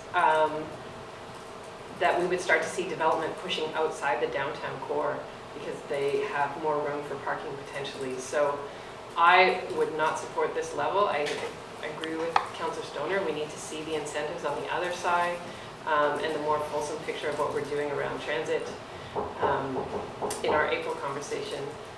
And then that's the point where I would feel comfortable considering a much higher fee. So I won't support this resolution. Councillor Herbert? Thank you. My understanding of the process of where we're at in process, and this is a process piece that is that our discussion today doesn't lead to this being implemented tomorrow, if nothing else, because it's community of the whole, we're going to adopt it some other time. But understanding those as we roll out any new dramatic change to pricing or policy, I envision there being staff go away and doing work and how we can roll this out. Because I would like to get to here. And now whether the motion that's in front of us actually represents being able to step that and understand where the carrots are part of zoning, that doesn't feel like. Okay, so I agree. We want to make sure that we get the right, that we don't have the wrong knock-on effects, but I do think we need to get to this 65 number. So I'm prepared. I'd be prepared to support something that went less immediately, and in some time frame, a year or two, got to the bigger number when we understood we could roll out more of a suite of supporting policies as far as the carrots. So I don't know how we. If that's going to be, I don't know how to capture that in a motion if this was to fail. So maybe we'll take a swing at that when we get there. But So we call the question on the present motion. I'm really torn on this. The $65,000 figure in my mind is too high, as I said earlier. And I did say earlier that I'd be supporting the motion after hearing this discussion. That figure of $65,000 is, I think, the most important part of this motion, and for me it's too high. I'm not going to be supporting the motion. So is there a number that, that I can make a friendly amendment? You got to play this out. You got it, okay. Let's call a vote on the present motion. All those in favor? One. Opposed? You have to list the names, Captain. Pardon me? You have to list the names out loud. List names. The Councillor Pettingill was in favor, and Mayor Elliott, and Councillor Stoner, Herford, and French, and Anderson opposed. can I take a swing at this?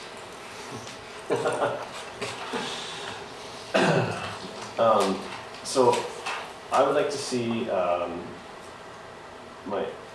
I'd like to move that we use a blended approach of 1 and 7 with an initial move to match Vancouver's level, which is 24.7, or let's call it 25 for easy math going forward, and direct staff to come forward with a plan to properly phase and incentivize the move to 65,000 in the near future. Is there a seconder?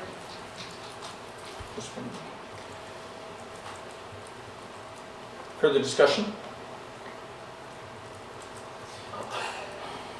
I'm a little concerned about throwing in the number 65,000 again, but I think the spirit of your resolution is clear enough. I remain concerned that we don't have a vision for the downtown. And I'm concerned that the multimodal transportation plan may not be the venue to find that vision, that is the balance of these different functions, not only residing downtown, but visiting downtown and so on. However, I think that our concerns regarding implementation here have been addressed hopefully in this resolution. Councillor or Mayor Elliott? When you're done. Yeah. No, I'm fine. I think that the present resolution goes toward our concerns regarding implementing what we're going to do here. I appreciate this motion. I think the fee is more reasonable and it gives everyone a time to digest what next steps would be. So one of the things that I would support grouped parking for is mode shift for commuters. And we've got our tourism study coming later in the day. Where are we going to put all these tourists coming up? And I'd like tourism to see a lot of mode shift as well. But still, even if we look at the Central Estuary project and how we're going to get kiteboarders and transition them out to their launching points and where they're all going to park and where mountain bikers are going to park so that they're not clogging up our street ends. We have all those things to consider as well. And so I think we should be collecting a fee, not necessarily towards a downtown parkade, but certainly towards how do we further our goal of getting people to mode shift into carpools, transit, or shuttle services for recreation activities. And so I do think that eventually that cost should go up, but let's give us time to complete some of these other studies and look at the incentives we can provide on the climate action side and continue our investments in transit and active transportation. So I'll support the motion. Councillor. So if I could, maybe I should speak to it. I felt the motion itself maybe summed up the my thoughts on it, but a few more things to add there. I envision the next step coming to make where we start considering that we're going to go to a higher rate. I'm using that per spot math of 65 to just as a proxy representative that any solutions to this and any improvements are expensive, and this feels like where we need to get to. If through staff work with these policies that this move to 65 actually is counterproductive to any of those things, I expect that to come forward with staff recommendations of those policies. So I'm comfortable going to the 25 to start, and I aspire to get to the 65 because that feels right with the information we have in front of us today. But as we go forward and look at those incentives, if that's counterproductive, then we're all going to sit here again and have that discussion. But I don't want to just leave it at the 25 or at the 15 or some lower number and say that's where we're going to be for now. I want to make sure that we continue to work towards a higher rate and understanding what the knock-on effects of that could be, but it feels like that's where we should be headed. Ready to call the question? Oh, Councillor Pettigrew? I will be supporting this. It's not moving quite as fast as I would like to move, but I like the inclusion of the idea that we'll have a plan to get to the full cost recovery if we need to go down that road. The one thing I just wanted to touch on the downtown first that was brought up a few times.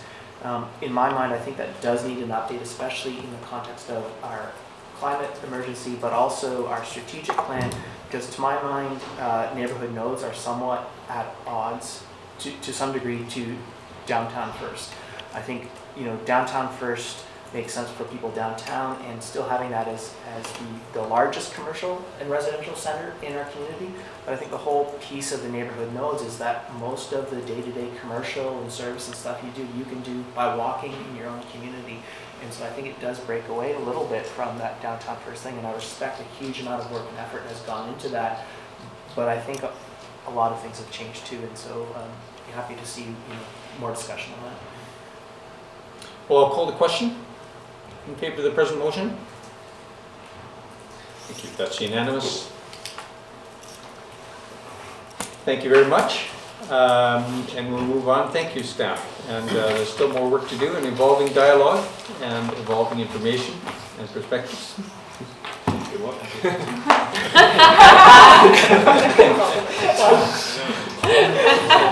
That sounded ominous. It's not an easy problem to solve.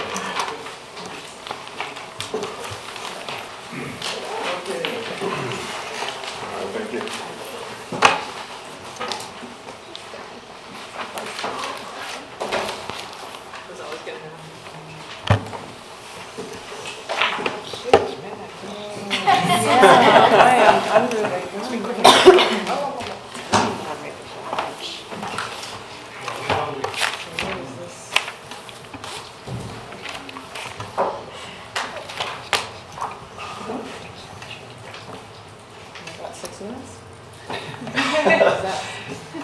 7. Can do this real quick, 7. right?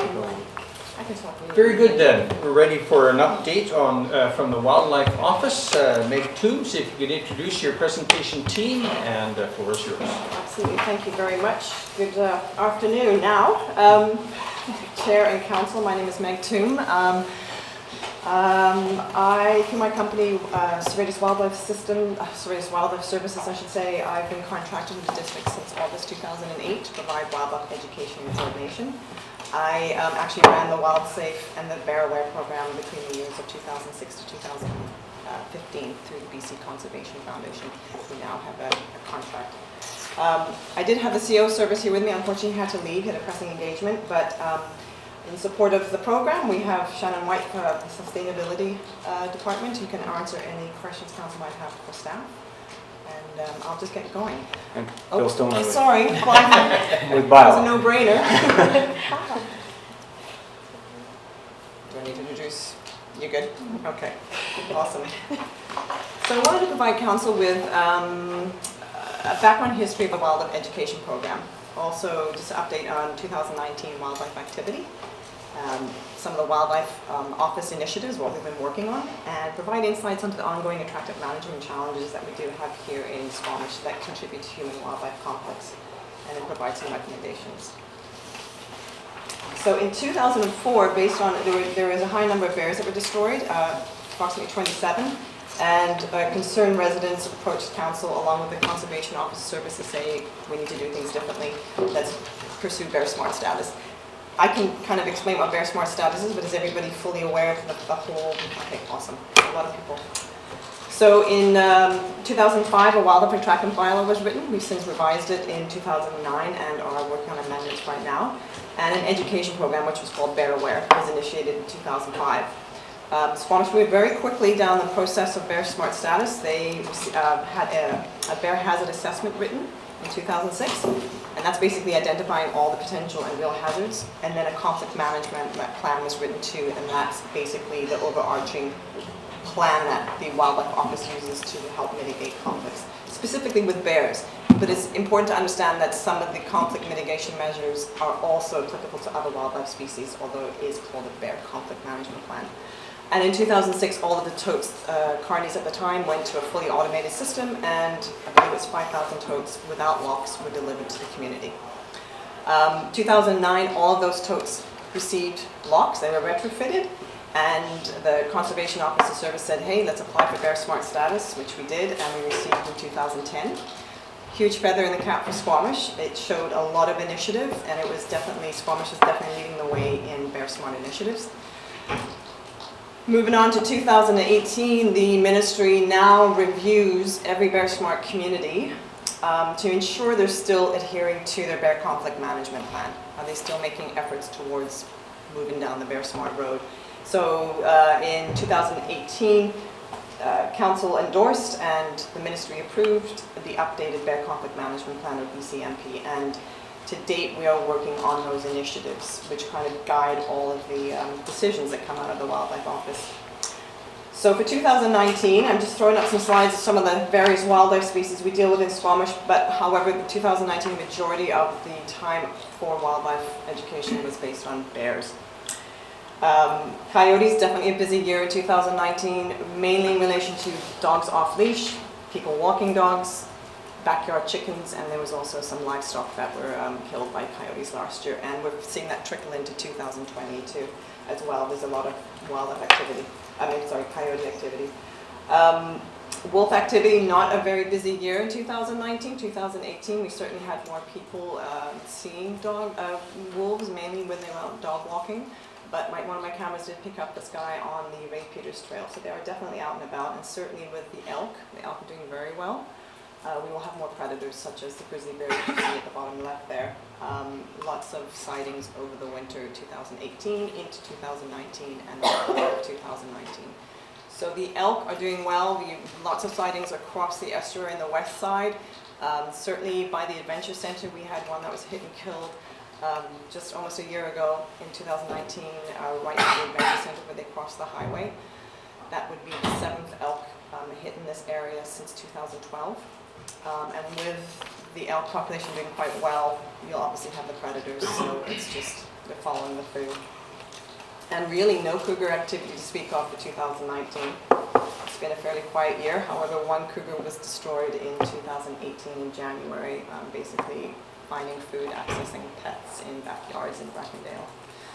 So some of the initiatives coming out of the Wildlife Office, it's obviously we take a very multifaceted approach because there's just so many various species we have to deal with and so many issues.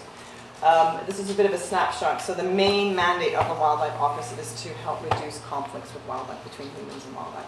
So we do that through door-to-door education, presentations, community booths, working with the engineering department on wildlife waste enclosure technical guidelines. Part of being Bear Smart is you're constantly reviewing and updating policies and procedures, so staying on top of all of that. Food communications support, we developed a wildlife hotspot signage and leash initiative. So for instance, last year on the Mashiter, there was a female, a sow, with 3 cubs. A lot of mountain bikers were seeing them, so we posted signs just to kind of delineate the area where they were, provided leashes as a gentle reminder to people that, hey, this is a vulnerable family. Could you keep your dog leashed while you're passing through this area? And it was received very, very successfully by the public. People really like that kind of engagement. So also working with media and also with a wildlife working group. So one of the initiatives in 2019 is working very cooperatively with the bylaw department in going out and doing proactive residential education enforcement. So typically I will go out in a neighborhood based on the calls that are coming to the CO service, if there's a hotspot area, kind of do a canvass of the neighborhood, educate as much as possible, and then I will follow up a week or 2 later with a bylaw officer. And again, it's education, and hopefully voluntary compliance is gained. However, if not, there's always the warnings or tickets. So out of 161 houses that were visited last year between myself and bylaw, 32 warnings were issued and 30 bonds or tickets were issued as well. This really helps kind of showcase the partnership between the Wildlife Office and bylaw. In the community sees us out there educating and trying to be as proactive as possible. There were also audits in the fall with the Conservation Officer Service and the RCMP and bylaw, and there will be another one this spring. So it's getting all of these partners together to reduce conflicts. We are struggling a little bit with the compliance. It could be a bit better, but we're working towards that. So this is just an overall snapshot of black bear calls. Doesn't matter what the call is for, it's just strictly calls made to the CO service hotline number between 2006 and 2019. And there, I do want to update council that in my report, there is an error in that Squamish is not listed 4th, it is 6th out of all top communities in BC for calls. Destructions, so there were 10 destructions this year, 8 the year before, and 8 before that. And again, there are many reasons as to why you're getting phone calls, people calling in sightings. It could be a highly educated community, they know the call, the rap line. It could be just a very, very bad natural food year, and there's a lot of bear activity. So there are many factors that kind of affect why these calls are being made. Certainly for Squamish, if you break down all the calls that are made into why the calls are being made, the majority unfortunately are for garbage or organics. Sightings still quite high, people just seeing a bear wandering through, and of course you can get multiple calls on one bear. It doesn't mean there's 5 bears, it could be there's 5 different people seeing one bear. So you kind of have to take the data a little bit with, not a grain of salt, but there's a little error. Fruit is still number 2 attractant to garbage and organics. And this year, well, I said this year, 2019, we also saw outdoor recreation, so camping. There was an issue. We had one bear that was destroyed at Alice Lake Provincial Park, and we also had a bear that was accessing climbers' backpacks and lunches right through the smoke bluffs and through the chief parking lot, which was a bit new. In all the years I've done this, we've never had a bear doing that. So they all kind of had their mode operandi, and this guy was definitely keen on backpacks. So next slide kind of highlights, oops, go back one, bear-related tote damage for 2019. So it's incrementally over the past few years, we're starting to see an increase in bears gaining access to the totes that we have. In August of 2019, GFL started tracking, they've been tracking damage, but they haven't been necessarily tracking bear-related damage. So we've now, as of August, we're able to kind of get a feel for what exactly the numbers are like. So as I mentioned in my report, we're on the third iteration of lock. We started with 2 brass carabiners, the spring falls out, and a lot of people aren't aware that to call GFL to get a repair. So we now have the stainless steel locks which are holding. However, bears being intelligent and highly motivated animals, despite the totes being locked, they're still able to gain access. So you can see at the bottom there, that is one tote. That one residence actually went through 3 totes. And at that point, you have to knock on the door and chat to them about what are you putting in your tote, how can we try to reduce odors. So it's a bit of a revolving door right now on trying to stay on top of the tote damage. And I'm flying through this. I could talk for hours on this, so I realize I'm just throwing a lot of information. So the type of damage is changing as well. I mean, originally it was the locks were breaking and they were bending the lids, and sometimes they were stripping that bar off the side. But we're noticing now biting of the handles, creating a hole, and then just pulling the whole lid off. Hinges seems to be the latest within the last 6 to 8 months. A lot of bears are now biting the hinges, which are actually just removing the whole lid completely.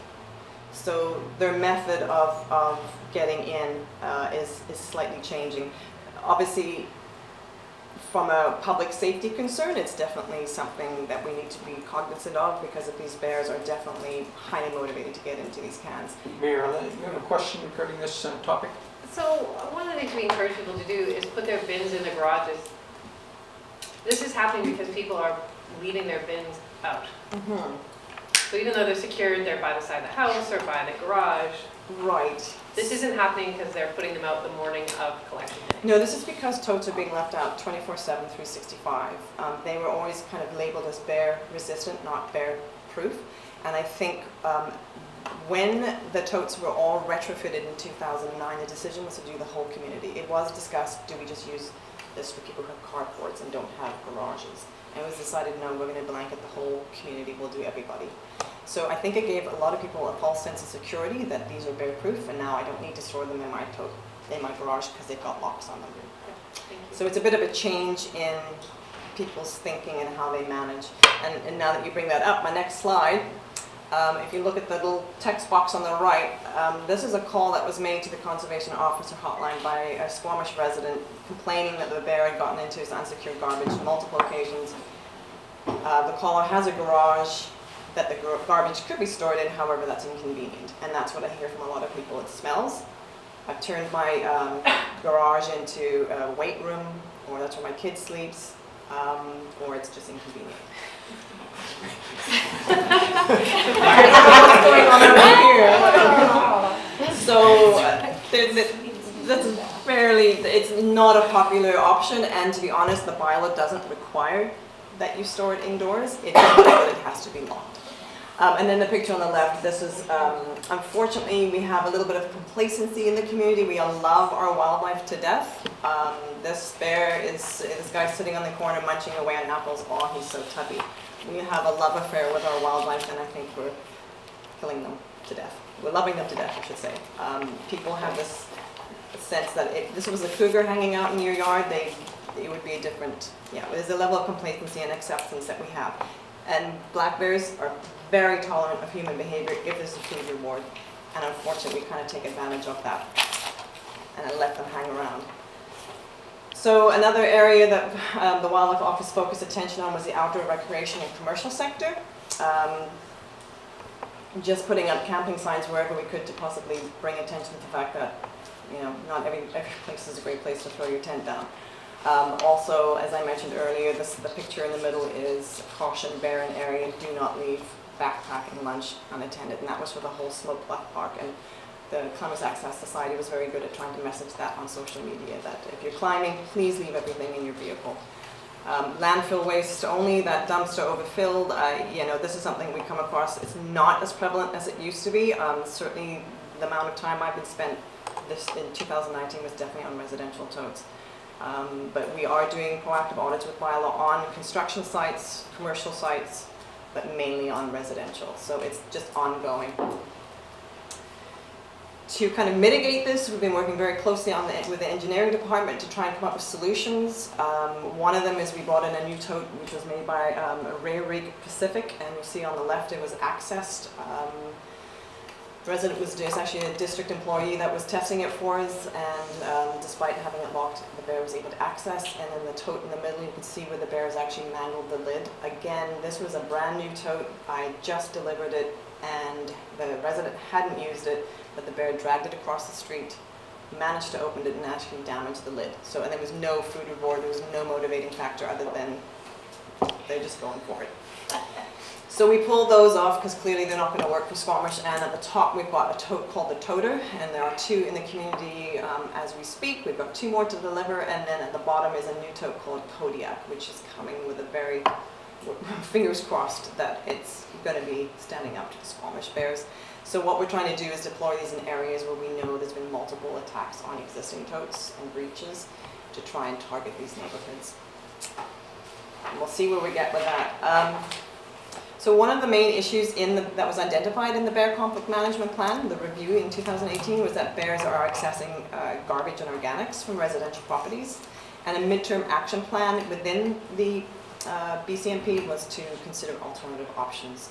So as in my report kind of identifies, there are multiple kind of ideas to bandy around possibly. One of them is a centralized communal residential container similar to the system that's been implemented by Canmore.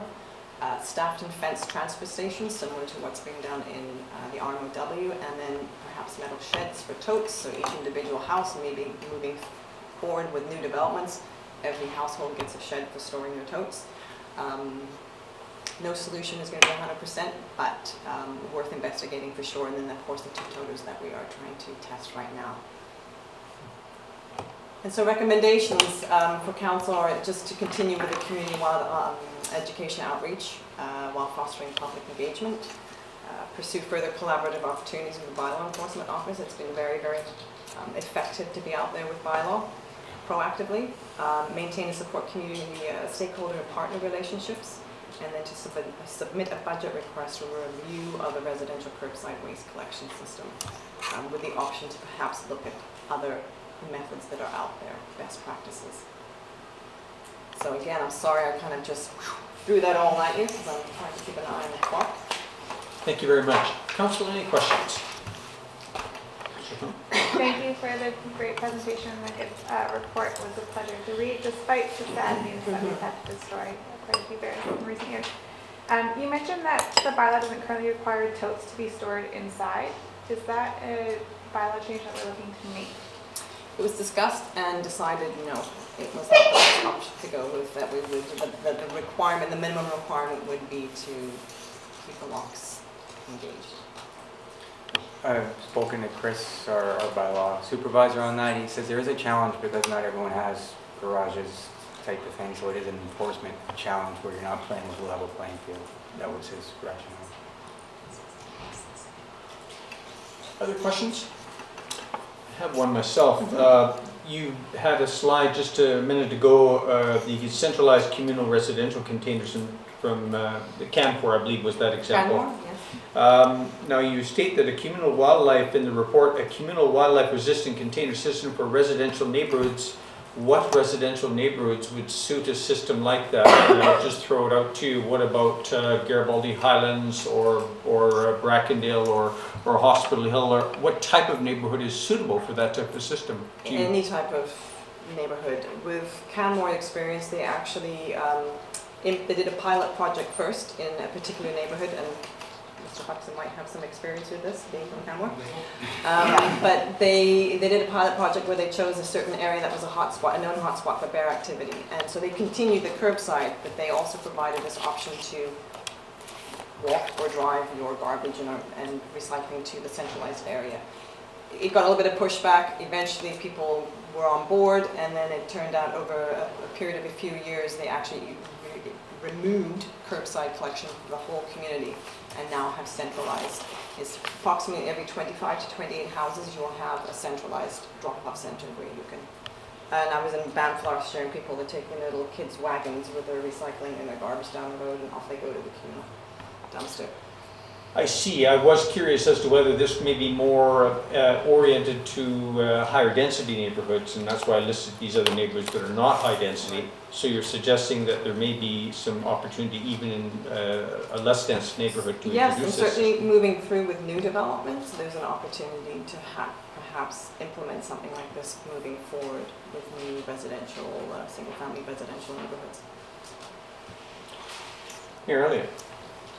So given that, is that something that we would have to include in a subdivision control bylaw or a zoning bylaw if we wanted to try it in a new area?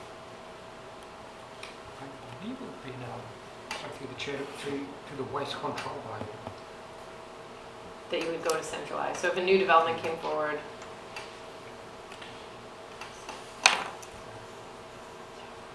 Shannon White?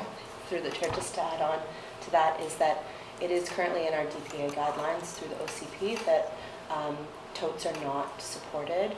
Individual totes are not supported for townhome duplex complexes. So that's kind of the initial step we've taken forward, even though it's not for single-family home residential areas. So the planning department that's involved already, and that's already in existence. I'd love to see a pilot of that here. Councillor Pettingill. And, you know, if we go to this sort of thing, maybe it makes my suggestion moot, but you know, understanding it may be a challenge for some people to have more secure storage. Should that be a requirement for all new development and not just commercial, institutional at this point going forward? A spot, it could be small, but for secured storage. And should we be looking at possibly subsidize or incentivize something more? Because, you know, it says in the report, these are, you know, I thought these were bear proof, they're supposed to be, but they're not. So, you know, the locks are sort of, from that perspective, pointless, because you unlock them when you put them out. They don't secure it when they're, you know, in any other case. So it does seem like we need some sort of plan to move to, or are we really thinking that these new bins are going to solve the problem and they will be proof? Initially, through the chair, initially, you know, we saw a decrease in bears access and garbage when we delivered those first new totes. I think it's a progressive evolution of bears' ability to break in, so they could work for the next 5-10 years for the foreseeable future, but then we're back to the drawing board again when they start to figure it out.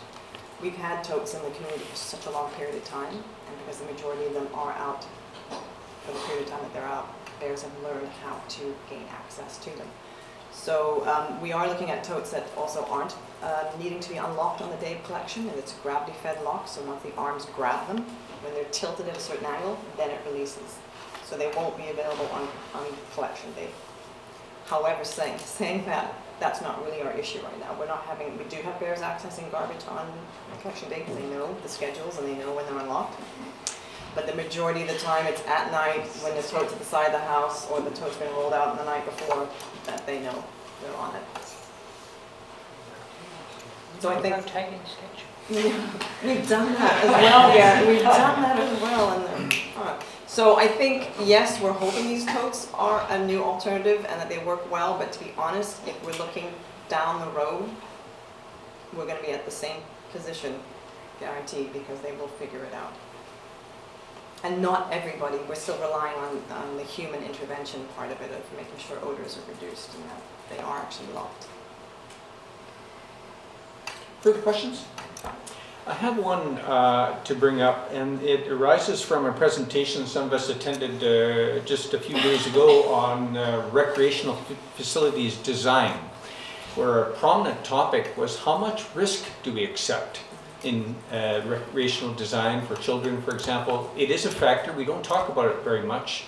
I don't see it highlighted here, but in your field of wildlife management, how should we be turning our discussion to the issue of risk at some point? There's a lot of impacts and costs to these programs. From a professional standpoint, absolutely. Public safety is obviously the conservation officer's top priority, our provincial partners. But certainly, in my report did identify in 2017 and 2018, we had the 4 people swiped by bears, and it was during a year similar to what we had in 2019, where there was a lot of available attractants. Yeah, I think definitely having totes that we know aren't A, not certified anymore, and B, that are being accessed by bears. And from my point of view, it's also the level of damage that's occurring. I mean, these bears are really motivated, and we had one the other day that had scratch marks all down the back of the tote, and the lid was chewed. It wanted in. And my concern is somebody stepping out of their yard in the evening for whatever reason, and there's a bear highly motivated trying to get into your tote. They can become quite defensive of the food sources. So there is a concern, legitimate concern for public safety, yes. I guess I'm thinking that risk, or thinking about risk, help us to put things into context here and the initiatives we're contemplating. I'd like to, Councillor Herford. I'm going to staff recommendation. Very good. Seconder for this, Councillor French. I'd just like to say that this is a multifaceted topic, and it's very impressive to hear and read about the partnerships that your office is engaged in. Wildlife Office with bylaw, but also solid waste management, protective services, and we've also heard of the role of engineering, and we've referred to the role of planning as well. And that's quite an achievement to balance all of those interests in delivering what we need to be doing in wildlife management. Thank you very much. I'll call the question. All in favor? Thank you. Thank you.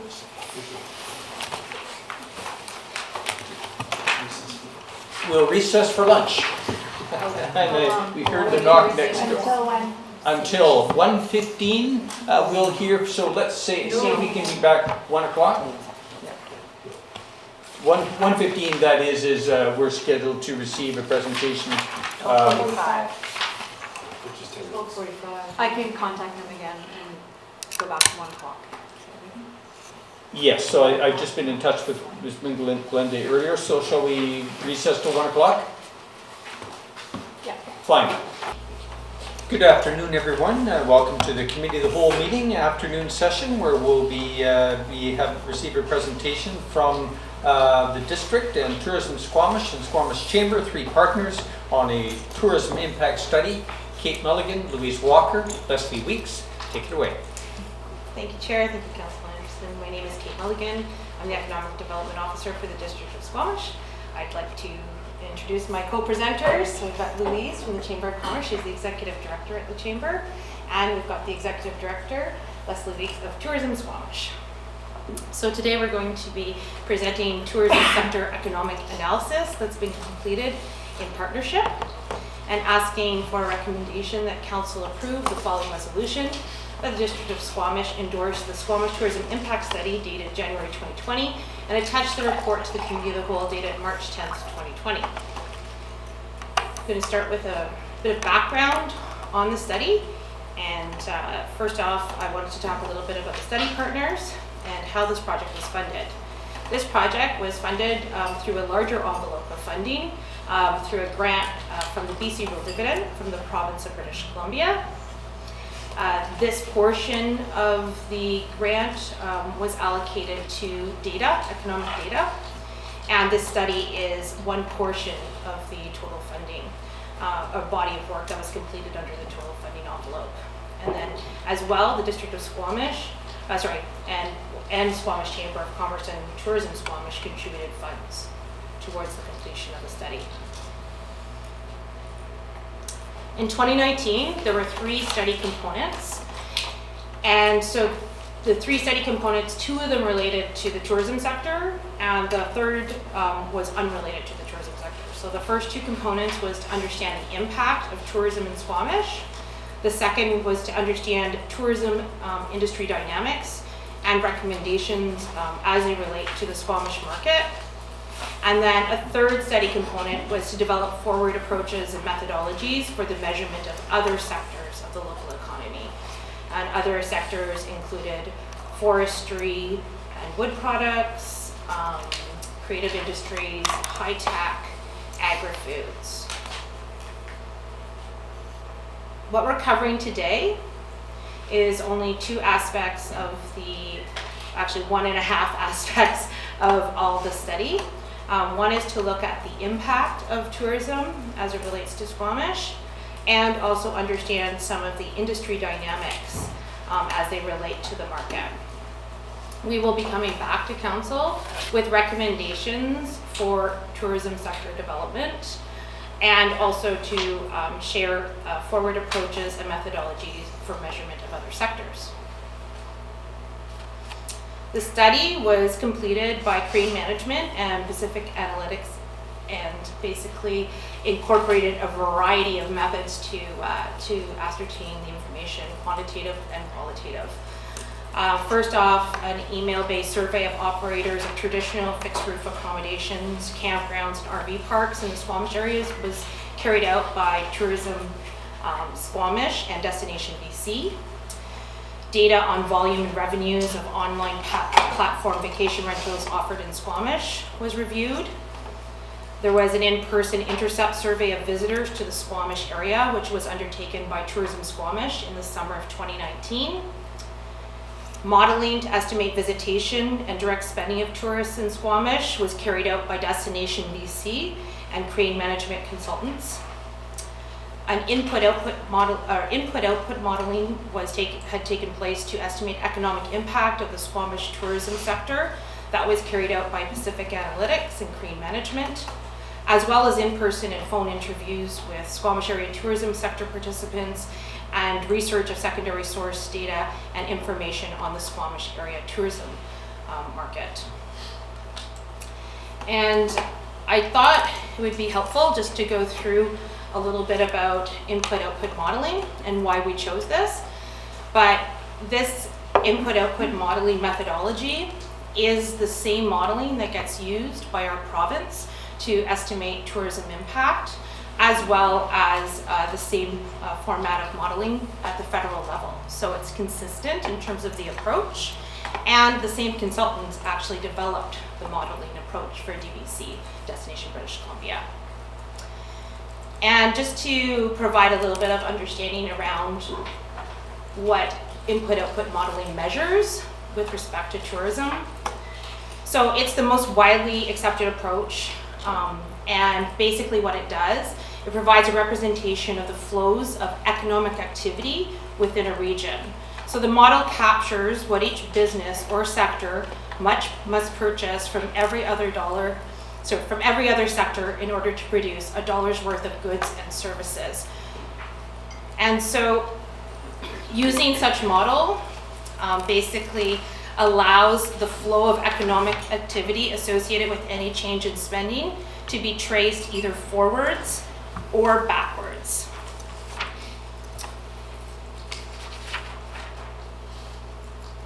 So forwards, an example would be spending generating income, which includes further spending. Backwards would be visitor purchases of meals, which leads restaurants to purchase additional inputs such as groceries or utilities. And by tracing these linkages between sectors, input-output models can estimate secondary effects of visitor spending. So I'm going to go through the three different impacts that the study looked at. First off, direct impact. So the direct impact measures what is sometimes called the first round of spending. And in basic terms, that means direct transactions between those outside a host economy and the host economy. And for example, an example would be the visitor and the owner of a local restaurant. So that would be direct. So the secondary effects are both indirect and induced impacts. So indirect effects are the changes in sales, income or jobs in sectors within the region that supply the goods and services to the tourism sector. The increased sales, for instance, of a linen supply firm resulting from more hotel sales is an indirect effect of visitor spending. And induced effects are the increased sales within a region from household spending of income earned in the tourism or supporting sectors. So an example would be perhaps a marketing specialist for a tourism company that spends their income that they earn on housing, utilities, and groceries. So that would represent induced effects. And we look at those within the context of Squamish and we also look at those for the rest of British Columbia. The study area incorporated, well, it was anchored by the district, but it extended between Britannia and Brackendale and included Paradise Valley and Squamish Valley. So it did extend the district's boundaries, but it is representative of Tourism Squamish's marketing and membership. So now I'm going to shift out of the methodology and approach, and I'm going to hand it over to Leslie, and she's going to run through some of the findings from the study. All right, thanks, Kate. So we're thrilled to report that over 600,000 visitors came to Squamish in 2018. So that is a 290% increase in visitor volumes over the last 10 years, from 2008 to 2018. Now it's difficult to compare, find a direct comparison of apples to apples, but however, international overnight visitors to BC increased 31% over the same period. So that just further highlights this large increase that we saw outpacing the province. Several factors the growth can be attributed to, including an improved economy, tourism infrastructure afforded to the 2010 Olympics, construction of the Sea to Sky Gondola in 2014, strategic destination marketing efforts by Tourism Squamish, and let's not forget the Squamish brand.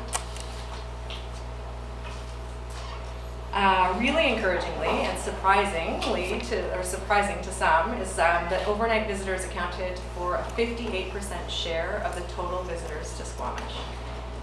1 in 2 visitors to Squamish during the summer are overnight visitors. In terms of economic output, this is really significant, as overnight visitors spend on average almost double per day on non-accommodation spending. The average per day spend for overnight visitors is $64 versus $35 for a day tripper.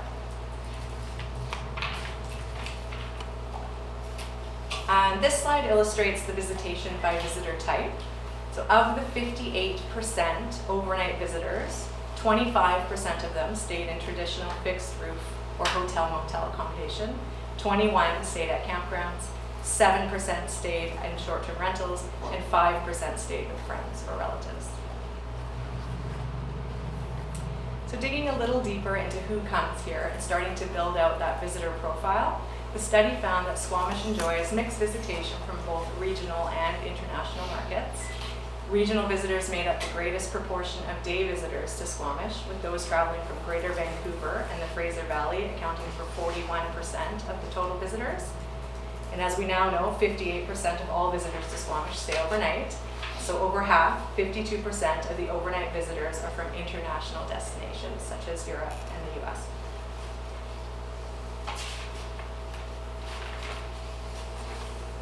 Squamish's nature-based assets and experiences define the reason visitors travel to Squamish and remain the top trip purpose. Outdoor adventure travelers, whether looking for passive or active experiences, characterize Squamish visitors.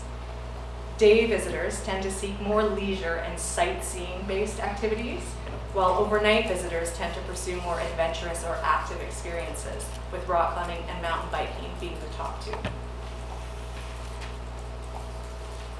Continued visitor demand to Squamish has seen high summer occupancy levels for both hotel and motel accommodation and short-term rentals. The visitation growth in Squamish is despite any new hotel or motel construction in recent years, and vacation rentals have really helped to fill the gap between the fixed roof accommodation supply and the visitation demand. Traditional hotel and motel occupancy reached 77% in the summer season of 2018, and short-term rental occupancy reached 64% in that same period. Turn it over to Louise. Thanks, Leslie. So I'm going to give the next few slides just a very high overview of the economic impact numbers. You do have the full report. And I see on your table you also have the summary report that Tourism Squamish helped produce, which is really a great overview of the key findings. So the first thing to note is direct spending. So this is hotels, activities, food and beverage, so right straight into the tourism sector. And we calculated that there was $95.2 million spent in Squamish in 2018, which is a whopping 277% increase since 2008. as Leslie mentioned, we've only seen a moderate increase in our traditional fixed roof hotel inventory. So that increases more spending, higher rates, higher occupancy, and of course we've seen more inventory as a result of short-term rentals, which weren't really around in 2008. Digging a little deeper into it, so we can see the overall expenditure was 95.2 million. So of that, 75.4 comes from commercial accommodation visitors, with 43 million from fixed roof, 18 million from vacation rentals, and 14 million from campgrounds. As I'm sure you all know, our overnight visitors do tend to spend more when they're here because they come for a longer length of stay. They've got more time to experience our community, to do activities, to go out for dinner and enjoy all that Squamish has to offer. And so this chart just demonstrates it a little bit more. So you can see, so the black is the hotel and motel visitor. They contribute 45% of visitor spending. Short-term rentals is 19, and visiting friends and relatives is 15. On a per day spend on non-accommodation, so we scoop out the spend for your hotels and for your short-term rentals, the spending remains highest amongst those hotel visitors, who spend $75 per day, very closely followed by short-term rentals at 71, and then visiting friends and relatives at a number that I can't read from here, 69. So these are the kind of 4 key areas that you always look for in local economic impact. We have employment numbers, so jobs, that's really important obviously, wages, so employment income, gross domestic product, which is the value of the goods and services that are created in our community. It's a bit of a snapshot of what the economic impact is, and is calculated using income and profit and expenditure. So we have just directly in Squamish 788 jobs in the tourism sector, which calculates to about 557 full-time equivalent jobs. Overall to BC it goes up to 1,091. In terms of employment income, 35.5 million in wages in Squamish, going up to 53 million in BC, and then the GDP is 58.1 million, going up to 79 million for the whole of BC. So really quite impressive figures there. So this chart, earlier on Kate referenced the impact or the difference between direct, indirect and induced.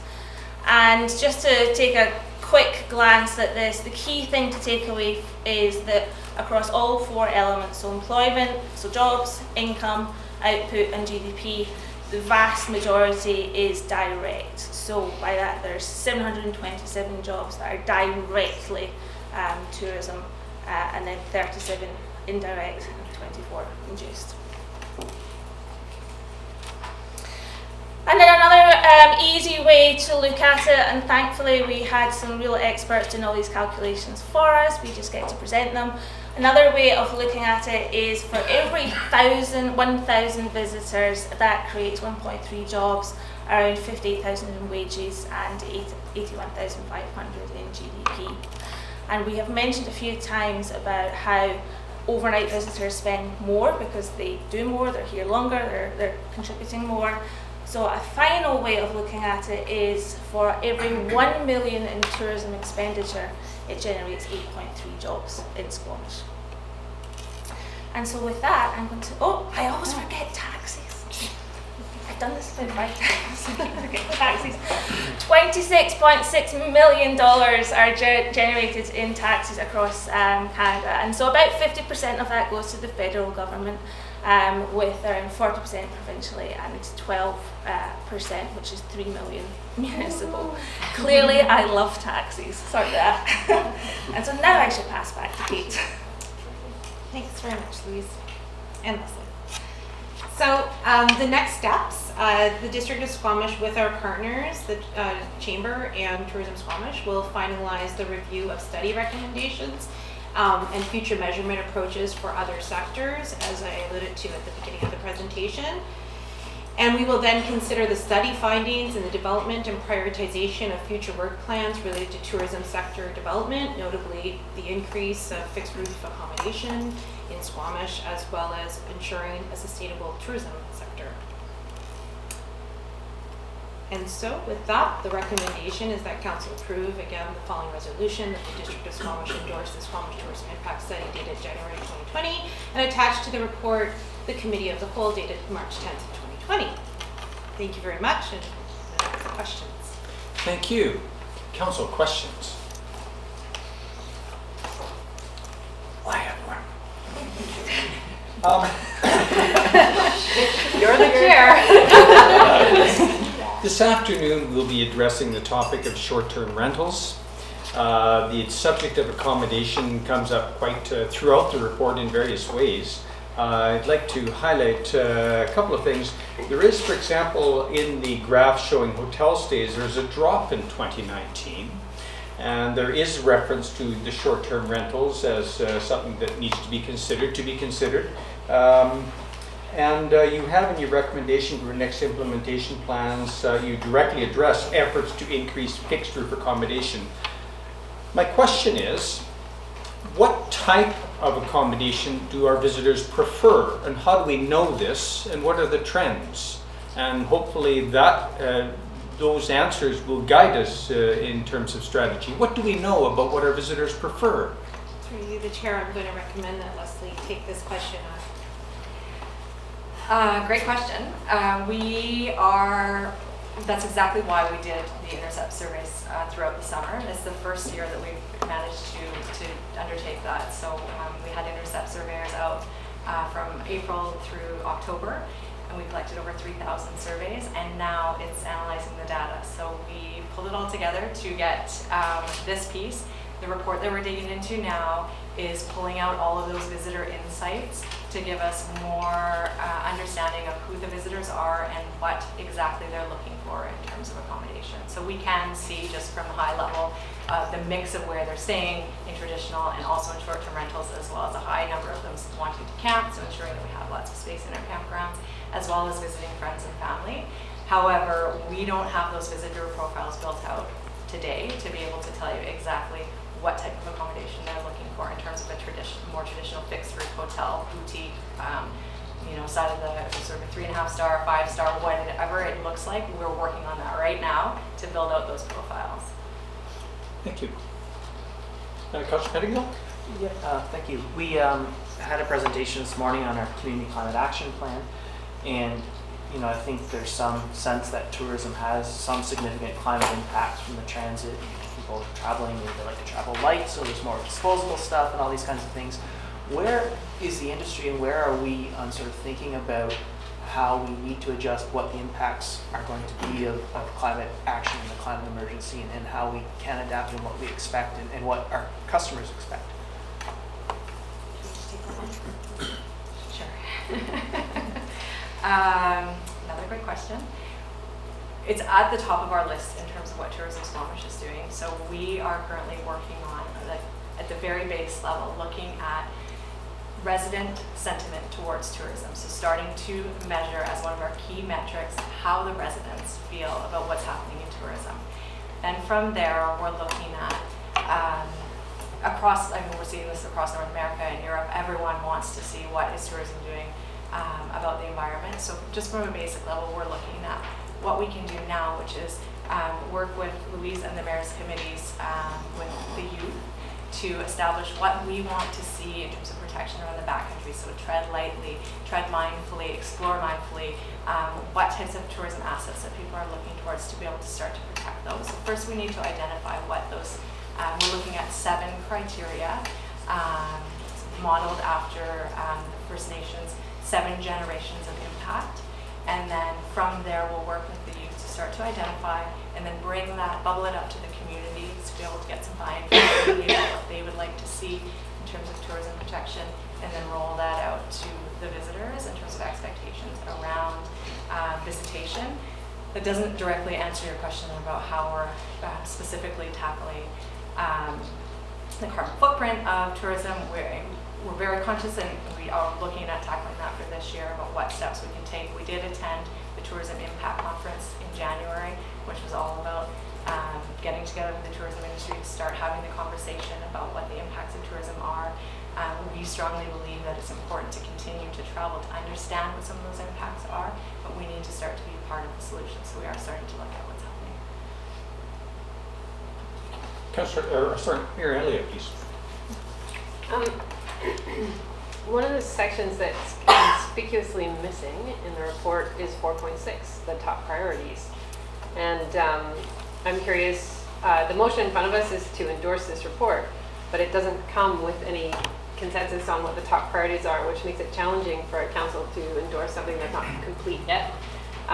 So I'm just curious about where that's at, and if there's any direction that you foresee there, and when we'll have that information. If I may, through you, the chair, the work that Leslie was alluding to earlier about understanding the visitor profile will help answer that top priority section. Right now, when the initial review took place of the report, it was the feeling that there was portions of the story missing in terms of identifying what those top priorities were. And to expedite the impact results, we decided to move forward with that portion as a separate piece of work, which we'll be bringing back to council for consideration. Is there a time frame for that? As soon as possible. Do you have a time frame? No. As soon as we can. Within a year? Oh, yeah. Well, in a political context, as soon as possible. Yeah, like, we're thinking within the month. Okay, because like the patience we develop for new policy from the provincial government, like years. So what I'm wondering is like, what is the time frame? A month through 6 months? What is it? I would say within a couple of months. Yeah.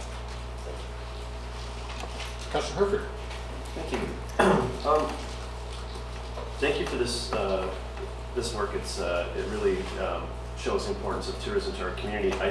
I think with this the visitation and spend numbers increasing so dramatically over that period of time, that some of our 2018 just to 2019 numbers I can only extrapolate another, was that 10 points or something, it's a noticeable growth year over year. So I'm looking for some understanding of the current limitations to tourism business growth. Like, what are your businesses telling you are stopping from that even being having more of an impact in the business community?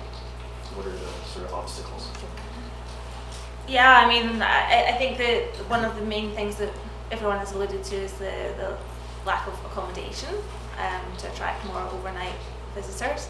But then there's just other, they're very similar to other businesses, zoning, making sure that they can be financially viable. There's, do you have anything to add? Well, we just had a meeting with a few businesses the other day regarding business park and looking at expansion there, and their opportunities being limited, as well as, of course, commercial tax and the employment health tax. There's a lot of taxes that businesses that are having to face that are increasing dramatically. If I may, we are also hearing the same thing in economic development. We have the local business community approaching us to talk about the sheer amount of overhead costs, and it's not all related to taxation. It's a variety of different overhead costs that are impacting them. But what I've heard time and time again is definitely overnight accommodation. Fixed roof accommodation is really critical in terms of supporting growth, sustainable growth, and ensuring that also that the product or the brand remains where it needs to be in terms of value associated with it. I just add two more things. Transportation. So just being able to get here along the highways on busy weekends and that sort of thing. So actually having the capacity to be able to accept the people that are trying to get here but struggling to get here. And also once they're within the community, being able to get around the community easily. So if you don't come here with the vehicle, it is challenging to get to all of the attractions, which is really starting to hinder some of those outlying attractions in their growth. So So, something that's missing from that summary is something that I've heard over the last number of years, which is staff attraction and retention, and how that relates to things like staff accommodation, which is tied in with our, potentially tied in with STR and all that. But this is the first time that I've heard our business community and our tourism community come forward and tell us that there's not a problem and not listed in the top 5 issues surrounding their limited business growth, being the accommodation, attraction, and retention of staff. So I find that interesting. If anyone could help us shed some light on that. Yeah, I can absolutely speak to that. Sorry, I think when you asked the question, I kind of focused more on specifics related to tourism that we're talking about today, but absolutely the top 5 issues that our businesses or our members are facing is housing affordability, access to labour, regional transit, and then it starts to go down into business, finances and taxes. Councillor Stone? Thanks for that clarity.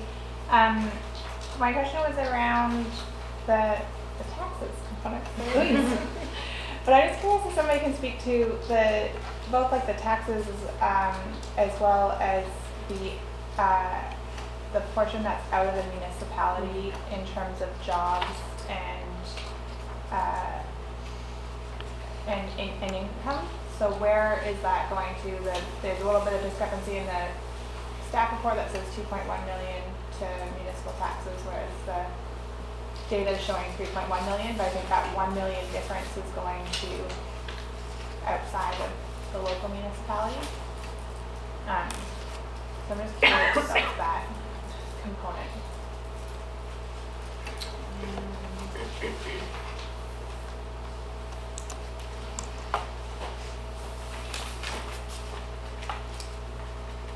So slide 6, I think. Yeah. Is that Right. it might just be a type. We're just going through it. In the actual like detailed component, it's 2.1 Oh, no, sorry. million to Squamish and then 1 million to The rest of BC. And so that differentiation between like What the rest of BC is. So that would be other municipalities receiving taxes. So essentially, as I said, there's 3. There's obviously direct, indirect, and induced. But there's direct, indirect, and induced impacts for the region specifically. And then for businesses that are benefiting outside of the region, those businesses are paying taxes, municipal taxes, but not to District of Squamish. Does that make sense? Because they're maybe supplying, there's maybe the linen supplier. The linen supplier is located in Vancouver.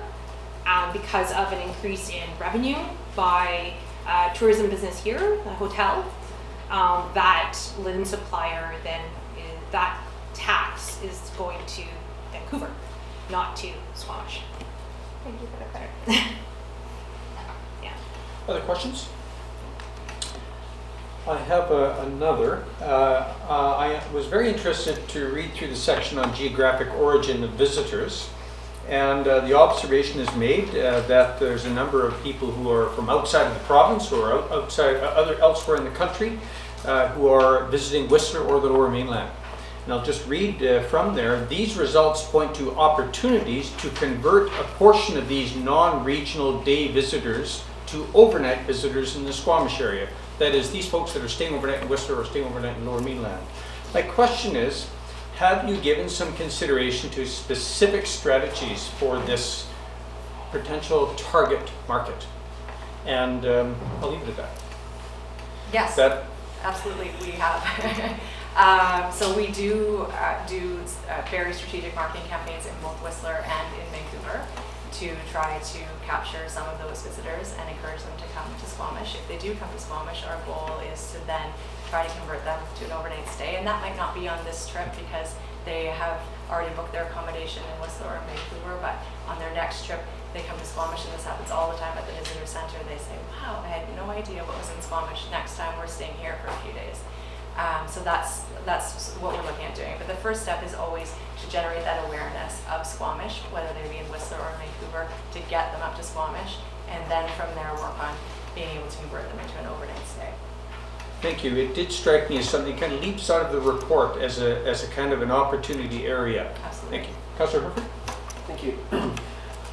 I wondered, and something I didn't see in here that I'm really familiar with is sort of a destination shopping or purchasing aspect of this. So I know that there's, given where we are in our expertise in the outdoor, I know that in my business, which is the bicycle business, a large number of the sales from my store come from people from the Lower Mainland that come up to make that purchase, and whether they stay overnight, to make a weekend of it, or whatever. And I'm sure, and I imagine that the expertise is the same in our climate community and come for that resource, and particularly in the motorsports area where we've got a successful snowmobile dealership. And how does that piece, does that tie, I see it tying into ECDEV, is that, I mean, it ties in with all three of your areas, but I didn't really see it jump out in here, which made me think, you know. Yeah, through you, the chair. So it is captured in the spending. So it is a component. So the way that the tourism measurement takes place is tourism is not a sector that is sort of distinct. It's made up of a whole bunch of industries. And so the way that it works is the tourism satellite account basically takes a share of each of those businesses and applies that to tourism. And so we follow the same methodology as the federal government, provincial government in terms of measuring the impact. So the purchases that, a portion of the purchases related, for instance, to your store would be attributed to tourism spending and would be captured in that tourism spending component. So that's definitely there and embedded within it, and we can actually extrapolate, because I think when the questions were asked, if I'm correct, around spending, they were asked in categories of spending as well. So we do have, how much somebody spent, a party spent on restaurant, how much a party spent on transportation, how much a party spent on other activities, and so on. So there are different ways of looking at that within the context of this report. And if the question is more along the lines of what do we do with that information, then that's when I would probably hand that over to Leslie. Is that right? Yeah, absolutely. So the questions that they were asked on visitor spend was divided into categories, and one of those categories was retail. I would say the challenge with the measurement that we collected is that if they did not go from purchasing a bike to riding their bike and we didn't catch them at the trail, so maybe then that's not captured. So it's short of going to each of the retailers and actually collecting their data on sales. We're hopeful that we captured a good portion of those people because they purchased it and then they're out recreating, and we were able to intercept them during our surveys, but I wouldn't be able to tell you exactly. I'd say that aspect would be underreported in this by quite a bit, especially if you throw a snowmobile in there, or a high-end mountain bike, or those bigger pieces. So I thank you for this, and I think if anything that these numbers are slightly low rather than exaggerated. So thank you. Other questions? Marilyn? So in terms of MRDT, we now charge it on short-term rentals, and some of that can be used to be put towards affordable housing to help sort of balance off. Do you feel we're at a place where we can, in this report it says 20% of the total MRDT for the 9 months in 2019 came from short-term rentals. So are we now at a time where we should be having a conversation about that being put towards affordable housing rather than destination promotion? I think that is something that we need to talk to the municipality about. From a tourism perspective, we would like to have the ability to invest those funds back into marketing or destination development, but certainly depending on where things go with the short-term rentals, there might be an increase or a decrease in the amount of money collected through short-term rentals. We should certainly have a conversation. Councillor Pettigo. Are we under comments?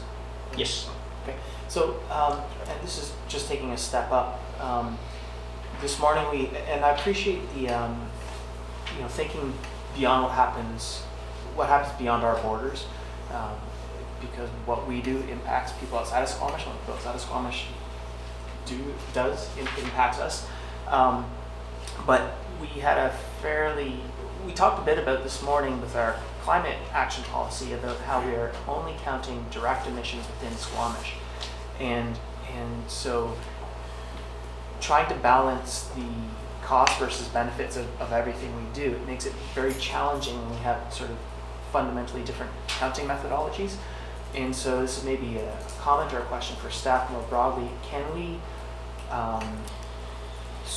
standardize a little more, or at least have available comparable counting methodologies? So if we're going to be looking at direct, indirect, and induced benefits for tourism, can we do the direct, indirect, and induced carbon costs as well? And so then these things become a lot more comparable for our evaluation. That's just sort of open. I wonder if I could comment on or ask regarding your intentions when you come to more fully describe your top priorities, the further work you have to do. I wonder whether you'll be aligning it with other strategic plan documents. I've got a couple of pages here from a document, Leslie Houston is familiar with, the Destination BC strategy plan for the corridor, and you've got your own Tourism Squamish strategic plan. How will you, well, to me it would be helpful for council that we see an alignment between these strategy documents, because after all, some of the things that are highlighted here relate to infrastructure, provincial government responsibilities, some of that tax money we'd like to bring back here and spend on our infrastructure needs. We have our marine strategy, which is addressed in needed marine facilities here, washrooms on the highway, product development. So can we expect to see an alignment between these reports as you come to formulate those top priorities? Absolutely. That's how the study was commissioned, to look at the framework for what Destination BC had done and align that work to that same framework, and our other studies as well. So that will be a key document, the Destination BC regional report then? Yes, so Tourism Squamish looks at that to help formulate our strategic plan, and then now we'll look at what's come out of this. Of course, we complete our strategic plan for the year. We need to make some tweaks to that, but everything should work together so that we can then present that. Other questions? Councillor Stoner? Yeah, just one further one. Your report speaks a little bit to anticipated hotel opportunities in the future, in particular the oceanfront. There are other properties that I understand that are zoned for hotel, and so I'm just curious if you guys can speak to that in terms of if there is an accommodation issue, why the manager hasn't stepped up to build that hotel system.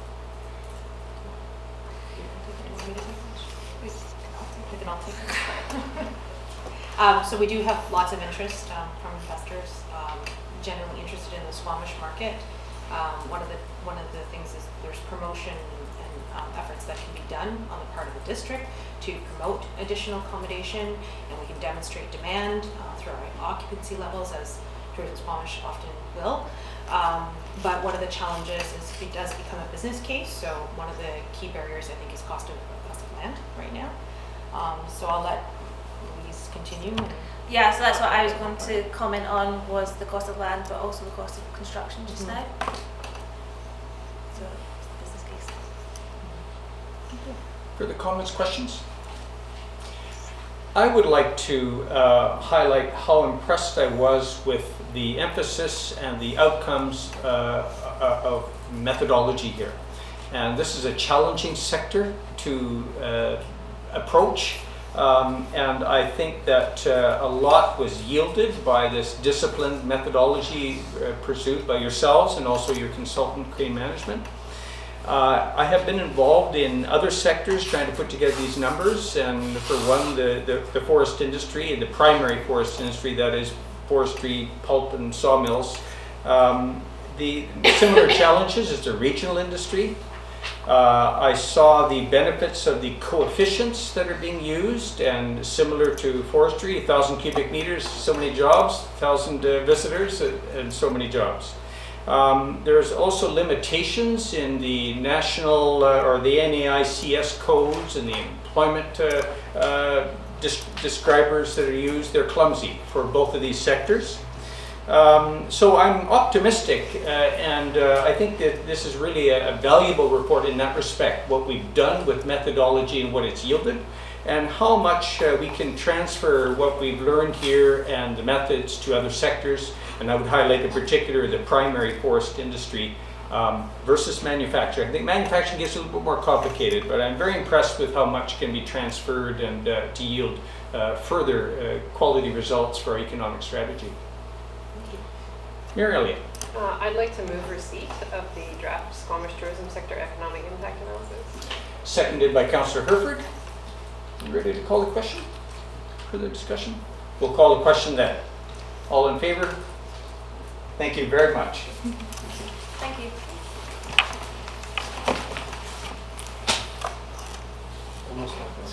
Yes, we are. So next up, the biggie.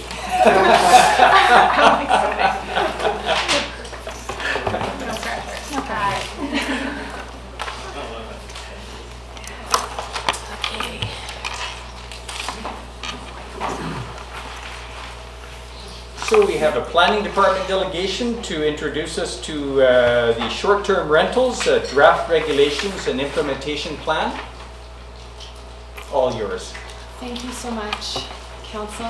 Hello, community. My name is Sarah McJanet, Community Planner, with me, Asia Phelps. And today's community presentation and discussion is focused on presenting the suite of bylaws that have been drafted to enact the short-term rental regulatory options C framework that was selected in June 2019. We will recap very quickly the engagement and the ongoing inputs that we've received and present information and continued analysis that has been undertaken, including but not limited to an update on our short-term rental market context, rental housing market, as well as the new tourism sector economic data that has preceded this presentation. So our purpose is to solicit input on the draft bylaws and the implementation plans, including licensing, monitoring, and enforcement, before we take the next step to initiate any formal bylaw approvals, subject, of course, to council endorsement to proceed. So just to reorient you, this is our 4-stage short-term rental project work plan that began in October 2018, a little while ago now. So phase 1 was devoted to research and early engagement. So we were busy collecting and synthesizing data to support informed decision, identifying stakeholder perspectives on preferences on short-term rentals. In phase 2, we moved into developing alternative options for short-term rental regulation and enforcement, and we consulted on those different options. In phase 3, we presented mid-June 3 alternative regulatory options, and council gave direction on the preferred approach to move forward. So bylaw drafting has continued through the summer and the full fall season. We are bringing forward amendments to no fewer than 5 municipal bylaws that are required. So zoning, business license, fees and charges, municipal ticket information, and bylaw notice enforcement. So there's a lot of internal cross-departmental coordination and work to review these bylaws, along with companion resourcing and implementation components, so to establish this new system. So this brings us to the end of phase 3. We're looking ahead to phase 4, which is the formal bylaw approval process. We have 20 minutes of presentation as outlined here. We really want to maximize the time for the discussion. So we'd like to save detailed questions to the end if possible. If there's a burning question for clarity required as we go, by all means, please let us know. I will quickly reiterate project directives and goals with a really brief engagement recap to be clear about the inputs, the variety of inputs that we have received through our early and ongoing engagement. Asia is going to step through the options discussed during phase 2, review option C, which was selected as the preferred regulatory approach last June, and talk to the criteria and the rationale for this recommendation. I did also offer additional analysis, and then step through the bylaws, the implementation plans, then we'll host council discussion and workshop the bylaws and talk to next steps. So with growth in the short-term rental market in Squamish and concern for their impact on the local rental market, the district's regulatory review for short-term rentals is responding to a number of things. Firstly, the Affordable Housing Task Force recommendations that came forward in 2016 to develop policy and resource adequate enforcement for short-term rentals. The Squamish Integrated Housing Solutions Group came forward with a call to action in 2017 to support housing first, increasing our core housing supply as well as protecting our rental stock. More recently, there was a detailed housing needs assessment that was completed in 2018 by Nicola, and we've been hard at work developing the affordable housing program strategy and the action plan, which also speaks to policy to manage short-term rental use in residential units. Council's strategic plan, of course, points to affordable housing affordability with ambitious goals to increase rental housing and diversity. So recognizing the interconnectedness of housing, affordability, livability, and economic development aspirations on the whole, we did develop early on 6 project overarching goals shown there on the screen. And we recognize there's a lot of tensions and trade-offs between these goals that we continue to wrestle with. And through the ongoing engagement of the goals, their prioritization and reconciliation has really been center stage for developing the options, looking at the implications and their consequences. So bear with me, there's some tempo that we're trying to maintain here to fully present. So in terms of activities and key stakeholders that we've engaged throughout, for the project kickoff, we created a short-term rental backgrounder. We launched a community-wide survey. We did a video. We presented at every stage the public input and perspectives and the research that we've been conducting. In phase 2, we created the package of alternative options, and then we presented these options to focus groups and made everything available online on a project page that we've kept updated throughout. So we hosted 5 two-hour focus group sessions over a 6-week period with key stakeholder groups to deep dive on the options. They were with short-term hosts and operators, with tourism partners and accommodation sector. We met with stratas, property managers in the real estate sector, affordable housing advocates, so the Squamish Integrated Housing Solutions Group, as well as spent some time with the Economic Development Steering Group, the Connect Place Planning Group as well. So throughout we've seen really high participation. Highest participation has been from short-term rental hosts. We hosted a community open house last May, and then following council review and endorsement of a preferred approach, we have continued engagement with the Chamber, Tourism Squamish, the Downtown Business, BIA, and the Housing Solutions Group, and then also all of this internal cross-departmental consultation. And we've kept online comment opportunity open, so we've been receiving comments throughout, and we have appended more recent comments received to this report, and then the incoming new comments are coming in on the blue-backed version. All of these will come forward eventually through any kind of public hearing process. So in terms of what we've heard through our public engagement summaries that we've published, we canvassed on perceptions of short-term rentals, benefits, challenges, policy priorities, as well as regulatory tool preferences. We saw distinct themes arise throughout. So the largest theme has been around affordability, housing options, and access. So we have heard continued concern for critical affordability, low vacancy rates, high cost of housing, cost of living, childcare. There is still a present public concern that short-term rentals are impacting the long-term rental supply. Some do not agree with this point. However, we have heard through the commentary around impacts for low-income residents, as well as general struggles, rent evictions, tenancy rights, things like that. There is a really strong desire by owners to have flexibility in their housing, and so we want to highlight that. The ability to house family and friends, to supplement housing and mortgage, so that supplemental income is very strongly desired. We also heard about challenges with long-term rental, and experiences that are coming into play for people's decisions around whether to rent long-term versus the short-term option. Neighborhood livability themes arose. Parking was the highest frequency, aggravation in neighborhoods, general nuisance, things like that. Government regulation was also highlighted. High concern around over-regulation, infringement on property rights, and sentiment that homeowners are being sort of penalized or asked to solve community housing issues. And then also the local economic considerations. So we heard strong support for tourism, local employment, and visitation that increases tourism spending. So I think a lot of the comments heard in the short-term rental foreshadowed the tourism economic study that really highlighted the lack of diversity in our current tourist accommodation stock. In general, 69% of survey respondents in early phases said that we should regulate short-term rentals in some manner. 22% said firm no, stay out of it, and 80% weren't sure. We did probe around the extent to which Squamish should regulate, so we explored this regulatory gradient.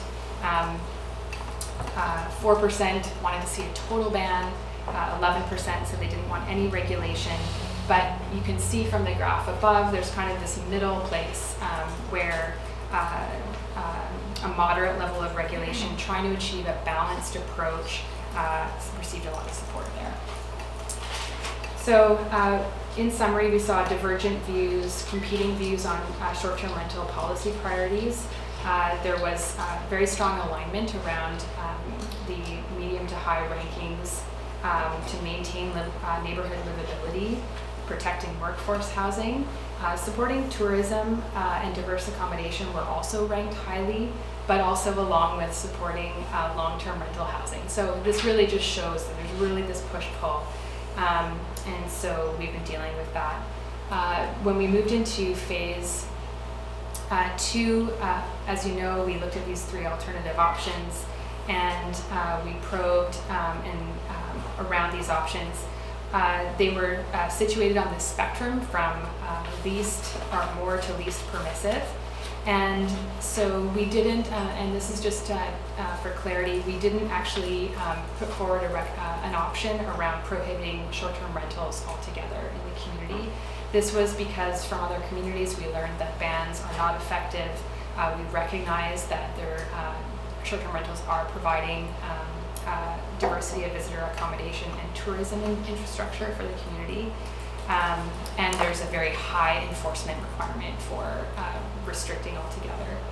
So the options A, B, and C were explored. We looked at caps, business license requirements, residency. Option A, as you know, was the most permissive, allowing short-term rentals of principal or investment properties in any unit type. Option B allowed short-term rental in principal dwellings, but not investment properties. And option C further was a play on option B, but allowing principal residences, but identified sort of a sub-option of whether to include in secondary suites and accessory dwellings. In the end, with the phase 2 inputs that we received, there was a preference across the board for a more permissive approach that we heard by those that engaged with us, so option A or B. Again, that desire for flexibility came forward. There was general consensus that business licensing and safety requirements that we put forward were reasonable, and also that there is a strong need for clear, easy to understand regulations, and there was very little support for caps of any kind that we explored, so those being sort of a cap on the number of nights for rental or the number of licenses, for example, across the community or in neighborhoods. And so further to the phase 2 inputs that we received, you will see as part of the package that we, in the new year, after meeting with the Chamber and Tourism Squamish, the boards have submitted letters of non-support for option C, and that the specific option that restricts suites and accessory residential units. with concern for the potential impact on the tourism sector. So that's in your package. And I'll leave it at that for the inputs. Last slide before turning it over to Asia is that while more permissive options were generally favored in the community, most certainly by short-term rental hosts, the recommendation that we have put forward for the option C, which is really attempting to consider these competing priorities and balancing public interest on the whole. It requires the approach that's best able to positively affect rental housing supply and to support resident and workforce housing needs and options in the community, while limiting negative effects on tourist accommodation supply, which is a core sector, addressing life safety in a form of accommodation that's currently unregulated, and to buffer neighborhood impacts and be reasonable and fair across the community. So within the current context, as you'll see, rental vacancy rates remaining close to zero, we do want to be heavily weighing protecting affordable rental stock for the long term. So it's kind of tipping the scale in favor of a more restrictive approach. And so that's kind of where we left off in phase 3, and I will turn it over to Asia, who's going to speak to dive in with the option C and the rationale and the analysis. That's okay. Thanks, Sarah. Yeah, that was 15 minutes, so I'm going to attempt to keep burning through this. So as Sarah mentioned, last June we brought forward those 3 regulatory options. Staff recommended option C. It's the most restrictive option that allows short-term rental in a principal residence only. It doesn't permit it in secondary suites or coach houses. Council endorsed option C and directed us to report back with the draft regulations. And so I'm going to first outline the key provisions under option C, and then I'll touch on the rationale that's underlying why we're still recommending option C. So under option C, this allows for residents to short-term rent their home if it's their principal residence, which is the place where they live and conduct their day-to-day lives. Under option C, a principal resident can rent out rooms in their dwelling while they are present and at home, or they can rent out their entire dwelling unit while they're away. An operator would need to apply for and obtain a business license, which requires them to meet specific safety and good neighbor requirements, and I'll cover this in more detail. Under option C, short-term rental is not permitted in secondary suites, coach houses, second homes or vacation homes, investment units, or in any other structure that's not a dwelling unit. So we're recommending option C for 3 main reasons. The first is that it's a precautionary approach. It allows for short-term rental in principal residences, but it reserves our suites and coach houses for long-term rental. If the district allowed for short-term rental of suites initially, this potentially opens them up to being grandfathered or becoming legally non-conforming if the district were to try to change the rules to remove suites down the road. So essentially, once the door is opened, we can't go back. Second, these regulations accomplish policy directives from our official community plan, and as Sarah mentioned, our affordable housing strategy and action plan. Third, option C protects our existing supply of secondary suites and coach houses. So the district legalized suites in 1998 in single-family zones, and this was done to increase the supply and diversity of long-term rental housing for Squamish residents, and option C supports this. So under option C, short-term rental operators are required to obtain a business license, pay an annual fee of $200. The operators must meet building and fire safety requirements, which include submitting and posting a fire safety plan, installing and maintaining smoke alarms, fire extinguishers, and carbon monoxide detectors if there's gas appliances in the house. Operators have to meet our parking requirements. They have to provide a 24/7 emergency contact who can access and attend to the rental unit within 3 hours notice. And if the rental is in a strata, the operator must first get strata council authorization, as well as show that they're meeting strata bylaws. If the operator is a long-term renter or a tenant, they have to get their landlord's permission in order to do the short-term rental. So this table summarizes the possible number of existing short-term rental units that may be eligible or ineligible to get a short-term rental business license under option C. So we're looking at approximately half of our existing units of short-term rental that would be eligible, and the other half would not be eligible. So of the units that are not eligible, it's again estimated that approximately 125 of these units may be available for long-term rental. But I want to stress that these estimates are based on our host compliance data. It doesn't filter out commercial tourist accommodation listings, and it's based on scraping data from the online accommodation platforms. And further, we can only use these estimates for rental frequency of entire homes as a proxy in order to try to quantify the number of short-term rental units that might be available for long-term rental. So these are our best guess, and they really need to be taken with a grain of salt. They're not our prediction of exactly what could happen under option C. It's also worth pointing out that based on our homeowner grant data, there's approximately 5,360 principal resident units that would be eligible to do short-term rental. So now take a look at the analysis of the potential impacts of the option C framework. So I'll first start with rental housing. So this is a quick snapshot of where we're at with our rental housing situation in Squamish. Sarah touched on this as well. We've got the 0.3% vacancy rate.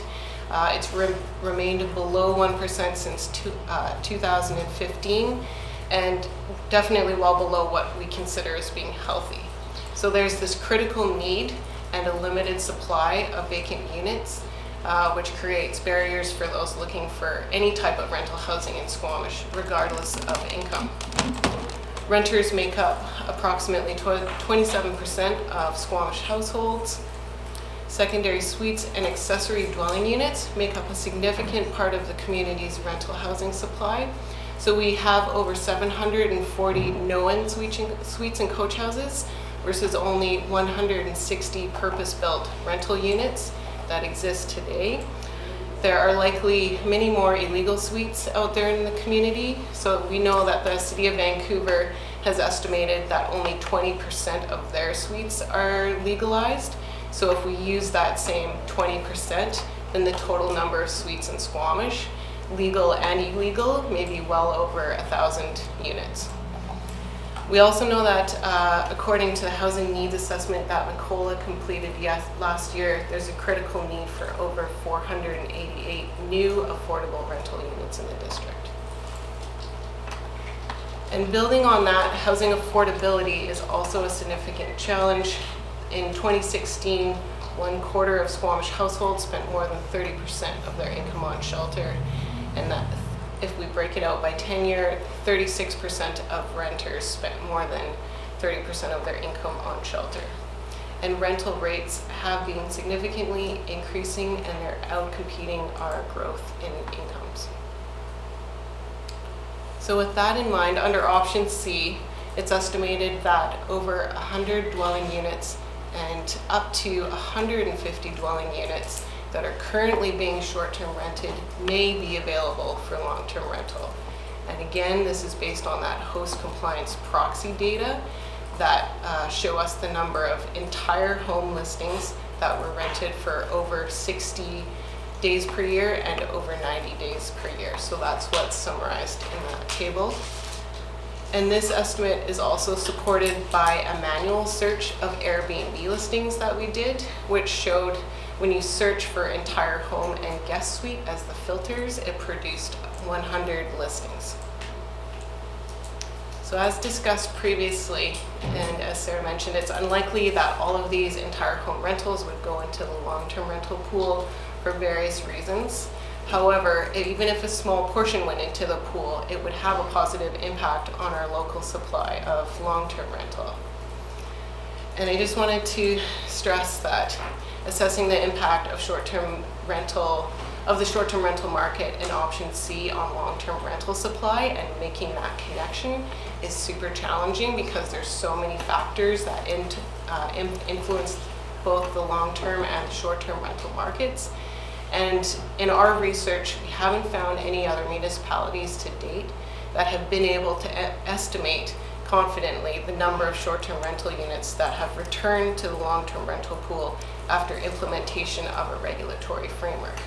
We do have some academic research that does show for the City of Vancouver, in the first 4 months after the city enacted their short-term rental regulations, there were 300 less of those frequently rented entire home units showing up in the listings.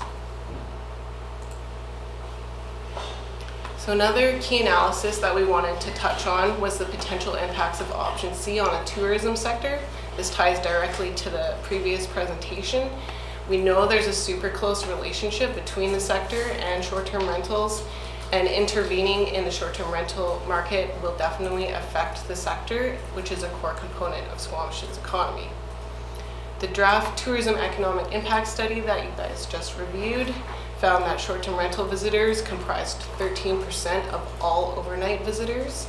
So that was 41,600 visitors in 2018. And the study also found that short-term rental visitors spent $18.2 million in direct spending in 2018. And this was 19% of the total spending across all visitor types. And then also the study produced those coefficients, which Councillor Anderson mentioned, which we can use to estimate potential economic impacts. So to re-emphasize the importance of short-term rentals for local tourism, short-term rentals supply approximately a third of Squamish's overall fixed roof accommodation inventory, and it's most certainly helped fill the gap between accommodation supply and our increasing visitor demand. Further, the annual occupancy levels of our hotels have been steadily increasing, and this reflects increased visitor demand. And again, although visitation has grown, the number of hotels and bed units has stayed static. So estimating the magnitude of a decrease in inventory on visitation, on visitor spending, and GDP, again, very challenging. There's so many unknown impacts and variables around what a future STR inventory could look like. But we wanted to present kind of in line with the Tourism Economic Impact Study using the coefficients that we use to estimate sector impacts. So yeah, we wanted to just highlight the same information that Tourism Squamish and the Chamber produced, where there was a scenario where the number of STR units, visitor spending is halved. So that's shown in the table here, and it basically shows that up to 76 jobs, and these are not FTE jobs, but they are the direct, indirect, and induced jobs that could be lost under this scenario, along with 1.2 million in employment income and 1.7 million in GDP. And we also wanted to note that GDP and employment income are not calculated at a municipal level across every sector of our economy. So we're not able to provide that context in this kind of base slide here in relation to knowing that the number of jobs across every sector. Okay, 27 minutes. Keep going. So, implementation plan. Move along. Okay, so as vocalized through this presentation, we've recommended a precautionary phased approach to implementing STR regulations. We want to proceed carefully and with caution to legalize short-term rentals in principal residences only, and we want to ensure that we don't open up the floodgates and that we give ourselves enough time to establish a program of monitoring and evaluation so that we can review the regulations moving forward, adapt them to shifting conditions if there's changes in the STR market or the long-term rental market, and then we can be better positioned to respond to any negative impacts that might be seen or experienced. Quickly, staff resourcing is presented here. It's anticipated that for most aspects, including business licensing and safety inspections, all of these can be handled within existing budget and within current staffing levels. However, an additional bylaw enforcement officer is proposed at an additional cost, as well as the contracting of a third-party monitor to provide that monitoring and compliance support. And other departments haven't been shown here, but would play supporting roles such as communications and finance, who could potentially assist with exploring incentives to support affordable and long-term rental housing. So quickly, the addition of a full-time bylaw enforcement officer would cost $84,000. The cost is proposed to be covered equally between planning and solid waste as part of their plastic ban project. Staff estimate 80% cost recovery from a business license fees. That would cover planning's cost for this officer. The estimate, excuse me, the estimate's based on an anticipated compliance rate of 2/3 or 67%, with a license fee set at $200. The license fee and fine revenues would be monitored closely, and we can make considerations to increasing these fees or fines over time in order to achieve full program cost recovery. We also have budget for legal action, which is proposed to further support compliance and enforcement. And enforcement would follow a clear prioritization and a clear enforcement path, which is outlined here. Basically, enforcement escalates if voluntary compliance is not achieved over time. This is very similar to how we do enforcement in general. And monitoring would hinge on continued data scraping by a third-party monitor. This is a really effective way to obtain accurate information and evidence for enforcement. It's being used by at least 12 other BC municipalities. These monitoring companies offer a range of services. They can ID individual listings. They can provide auditing and enforcement services. Current basic trend monitoring has been contracted through host compliance. They've quoted the district approximately $16,000 per year for the detailed address and monitoring, so it's kind of the next step up from our base trend monitoring. Their price is based on the number of short-term rental units that they scrape. So that $16,000 is based on the roughly 500 units. And for the short-term rental program, annual reporting is proposed. We want the first report to be produced in the fall of 2021. The table that's shown here presents various metrics which we would track and analyze to evaluate how the program is functioning and provide data upon which to base program changes or course corrections. We also have the companion community indicators that are part of the district's annual OCP performance monitoring. And for tourism sector data, we'd like to continue working with Tourism Squamish to gather that information. So as we come to the end of phase 3, we're looking to get your feedback on the proposed regulatory framework and the draft bylaws and direction to move forwards with formal bylaw readings. If the STR bylaws are enacted, we'll initiate phase 4 project, which is outlined here, implementing the new short-term rental regulations and following through with licensing, monitoring, and enforcement. So to wrap up our presentation and transition into the workshop, staff are seeking council's feedback on the regulations, and subject to this input that we received to you, we further recommend that council direct staff to bring forward the amendment bylaws for consideration of formal readings. And as a sidebar to this recommendation, but tied to the short-term rentals project, and also in support of broader affordable housing goals, staff are also recommending council direct staff to review PTE options for the 2021 tax year and to review utility rate options as part of the overall water metering project. Thank you. Got it. Overtime. Questions? Councillor Herford. Thank you. Thank you for the presentation.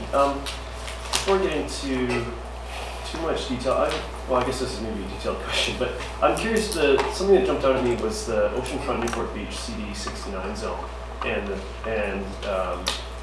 and the note that seasonal or temporary tourist accommodation, if not more than 4 guests during periods when dwelling units aren't occupied by residential use, and so on, which could total as much as 1,700 units. The rationale, I'm like, how did we get to that point? And when considering that we're looking at short-term rental regulations, I assume that we're looking at that we were encompassing everything. So this zone, with that restriction, like I'm just understanding how those things interplay and whether pros and cons of including or excluding them from whatever it is that we land on otherwise. So. Yeah, I'll take a crack at that through the chair. So the oceanfront in the design of the CD 69 zone permitted essentially a short-term rental option to any of the residential units that would be constructed there, subject to certain restrictions that really mirror the Phase 1 Whistler housing rentals sort of setup, where you need to have kind of a concierge or a common room, but other than that, you can then proceed with short-term rental. So that CD 69 zone and the phase development agreement that backs that could only be amended through a formal bylaw amendment process that we didn't want to further complicate by trying to include that within this overall project. And we also considered that that will be a potential supply of short-term rental units in the future. The other thing to add to that is that because it's a phase development agreement that we've entered into with the landowner, we can't just amend it. It has to be by agreement with that landowner. Essentially, that agreement secures for 15 years, I believe, the zoning in place. So any changes, they have to agree to them. Through the chair as well, interestingly how quickly things changed. The context at the time was very different when that PDA and the zoning was created. The purpose behind the Phase 1 style of the short-term rental was to ensure that there were no, what we anecdotally call black windows in the oceanfront, because the idea was to keep it animated and lots of people there and a vibrant place.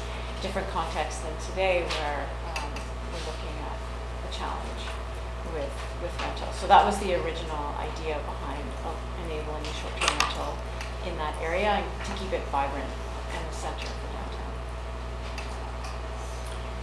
Councillor Storm? Thank you. I'm just curious why we haven't included secondary suites and ADUs if they're a primary residence.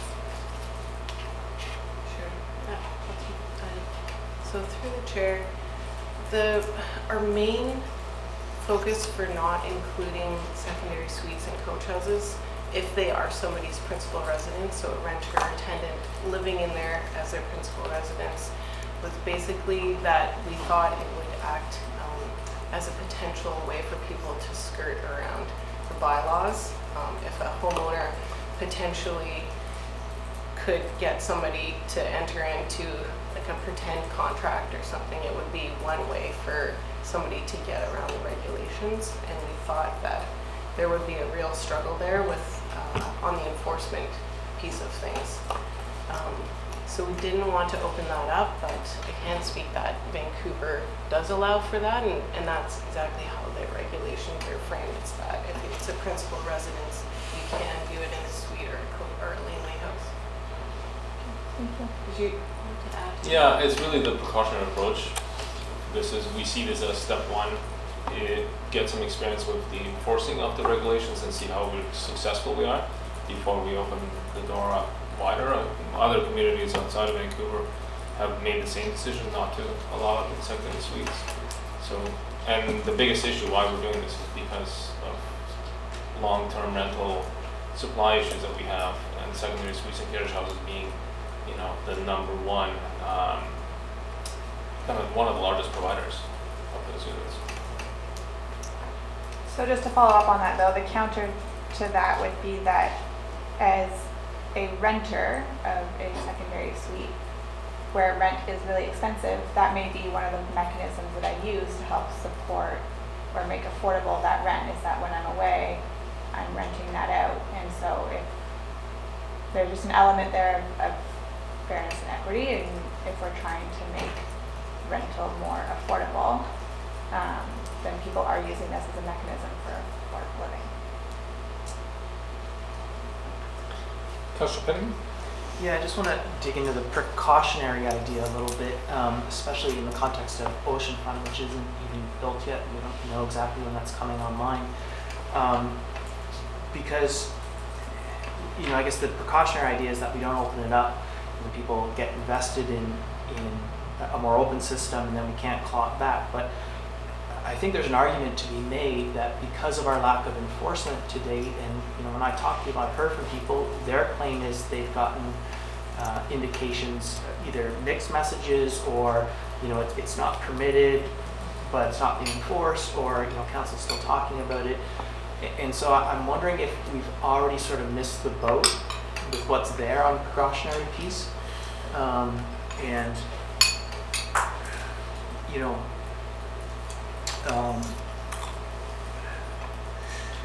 Should we be drawing the line in the sand where we are today and moving forward from that? And I also, you know, I'm trying to, when I think about something like the oceanfront, in the context of precautionary, the oceanfront, I presume, would allow for investor purchasing and rental and so on. So it's not people necessarily supplementing their affordability, their ability to have childcare, the ability to work from home because they're managing this Airbnb part-time with their kids by their side.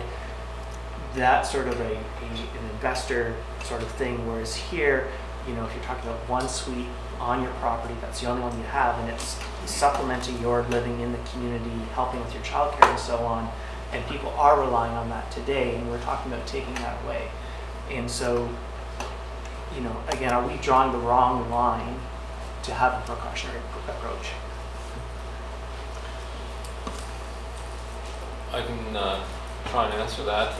So when we are sort of drawing a line today, or when these bylaws are amended, in that we are going to be able to retrieve some of those long-term rental units and secondary suite carriage houses out of the market where they are used as short-term rentals today. If we go with other options, our ability to do that becomes more limited. And oceanfront, you know, we're kind of locked in there for the next number of years. They will be, they've been messaging to us that they're looking for some changes to the zoning on that property, and there might be opportunities to revisit this issue with the property owner there as well. Yeah, and so just another thing on the, you know, we have no direct evidence that this will return LTRs. We have, you know, some hope and some guesses. But a lot of the drive for this has been the incredibly low availability of long-term rentals. But we're seeing in the last week, the markets are tanking really quickly. So it looks like there's a significant economic change underfoot. And, you know, I've been sort of every now and then going on Facebook or Craigslist or whatever. And in the last little bit, I've seen a heck of a lot more listings available. And so I know we've been watching the STR side of things. Have we been looking at the rental side? Because I know with the, you know, the CMHC or type data, there's a lag there. But on the ground, are things actually shifting such that, because I think what we're proposing here will cause some challenges for people who, for better or for worse, are using these and some hardship for them. And are we really, really certain it's necessary at this point, or is there a market correction already underfoot, maybe? Through the chair, a couple comments around that, just to the point about are we tracking the rental unit availability and listings. I think the work that we're drawing from to inform the STR project has really been driven by the housing needs assessment and the work that Nicole has been doing. We know from engaging with our kind of affordable housing groups and advocates that the wait lists are still kind of being worked through. So we know there's wait lists for housing, for core housing, and also that as part of that 488 unit need, that includes kind of a backlog of over 300 units. So, so we do know that need exists, but we haven't, as part of this project, been sort of tracking weekly listings and availability as we've gone in the last sort of 6 to 9 months. Sorry, if I could just grab that. I thought Macolo was looking at affordable housing, which is sort of 80% of median income, or based on an income that's 80% of the median and 30% of that. But I think this is not meant to address affordable housing, it's meant to address market housing. So they're actually looking at different housing segments, I think. The housing needs assessment also did a scan of, sorry, you're waving your hand over there. If you want to speak to something else. My understanding is that the Macolo work and looking at it, it was doing that sort of market scan, but also looking at the core housing segment as well. But they were doing market rates, like looking at market availability. They also looked at the income, like the income limits for housing that's available, supported housing. So they were looking at a range. And another thing to note is that secondary suites, because they're limited in size, and historically they've been limited even more, so we used to have a much smaller size than we have now.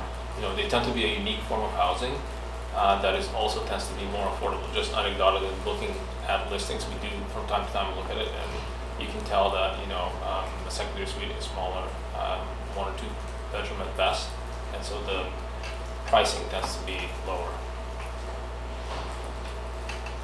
Councillor Herford? Thank you. A little bit earlier today, we heard about or just finished the Tourism Impact Study, and it shows a demand for various forms of accommodation. I was curious, the bed and breakfast regulations that we have currently in the license ones, has there been an increase in those over the last year, in the last year or two business license? Do we have any of that information? We've seen an increase in a very small way. I think in 2018 it was 8, and then 2019 was 13 licenses, so it's still very, very low. That's interesting. Okay, and then the licensing fee structure that's presented here, how did you land on the $200 and like the portion of cost recovery that we're expecting from the fees versus the amount from enforcement? So just to speak on how we landed at the 200, so our current business license rate for most home occupations is $130, and there's an additional effort to do all of the safety and building life safety aspects, as well as the principal of residence aspects of the permit processing. So from a business licensing perspective, I think there's a case to argue that it is a little bit of an additional work above and beyond a home occupation license. And we did do a scan of other municipalities in BC, and I can pull up that table here. So this just quickly shows, we looked at what other municipalities were charging, and we felt that 200 was definitely kind of a middle of the road, or very much in line with what other municipalities are charging. Further to that, in discussing with the City of Vancouver, their first wave of STR licensing, they came forward with a $50 business license fee. So they intentionally went in really, really low because they didn't want the fee to be kind of a barrier, and they wanted to see maximum uptake and licensing right out of the gate. However, after their 1-year review, they went in and recommended doubling their fee pretty quickly, because I think they realized that there was no barrier that existed there, given the revenues that are coming in with short-term rentals. But again, we wanted to still allow for reduce the barriers. And I can just speak to that that estimate of a compliance rate as well. So there's not too many municipalities that have reported on their compliance rates, but the City of Victoria had a 53% rate, and actually the City of Vancouver had a 73% rate, when they first presented their regulatory framework, they suggested a 25% compliance rate, and so I think everybody was sort of really surprised at the high levels of compliance that were being achieved, and so we kind of just went in thinking like, yeah, we'll get decent compliance, being a small town where most people are familiar with each other and hopefully with the regulations. And then also the District of Tofino has an 82% compliance rate. Right. And when I did the maths, or looking at it from just a cost recovery standpoint, I felt like the $400 or $500 rate was more in line with what the cost recovery would be, given that we're looking at $16,000 in monitoring, potential legal fees, and that portion of that bylaw officer divided out over the projected number of licenses, but maybe that fee decreases the number of licenses, so I don't know, I just want to understand that rationale more. So thank you for that. On safety requirements, I like the focus on safety and sort of upping that level. I'm wondering about the one thing that jumped out on that list that wasn't there was a certificate of insurance that you're in fact insured for having short-term rentals in your residence, whatever it is, whether it's a whatever unit type. And is that something that we can require, or is that looked after some other aspect? It just feels like a missing piece of the puzzle for me. I mean, it's not something that we've tried to trace or explore very closely. Other municipalities, Vancouver initially had it in their proposal, and then before they adopted their regulations, they stripped that out after legal review. So I don't have that kind of the details of the legal review, but I think that other municipalities are deciding that they want to stay away from the insurance side of the aspect. If I can just add to that, we don't typically do that with other forms of business. Home ownership. This is sort of a private matter that people have to make sure that they have the proper amount of insurance for their level of risk acceptance. So one more. I can see. Sure. Throughout the documents, there was a lot of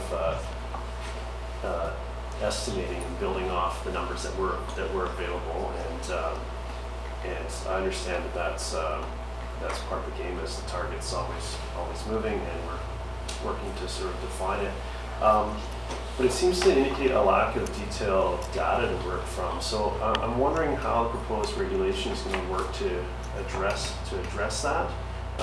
So the monitoring that we're proposing, that was roughly the $16,000, is that different from the data that we're using to get us to this point, or is that going to be of higher quality? And then that sort of flows into the next question, which is what KPIs should our community expect to define the success and failure of this program to be measured against? So is that a vacancy rate, and tourism dollar growth or lack of growth, or like what does that look?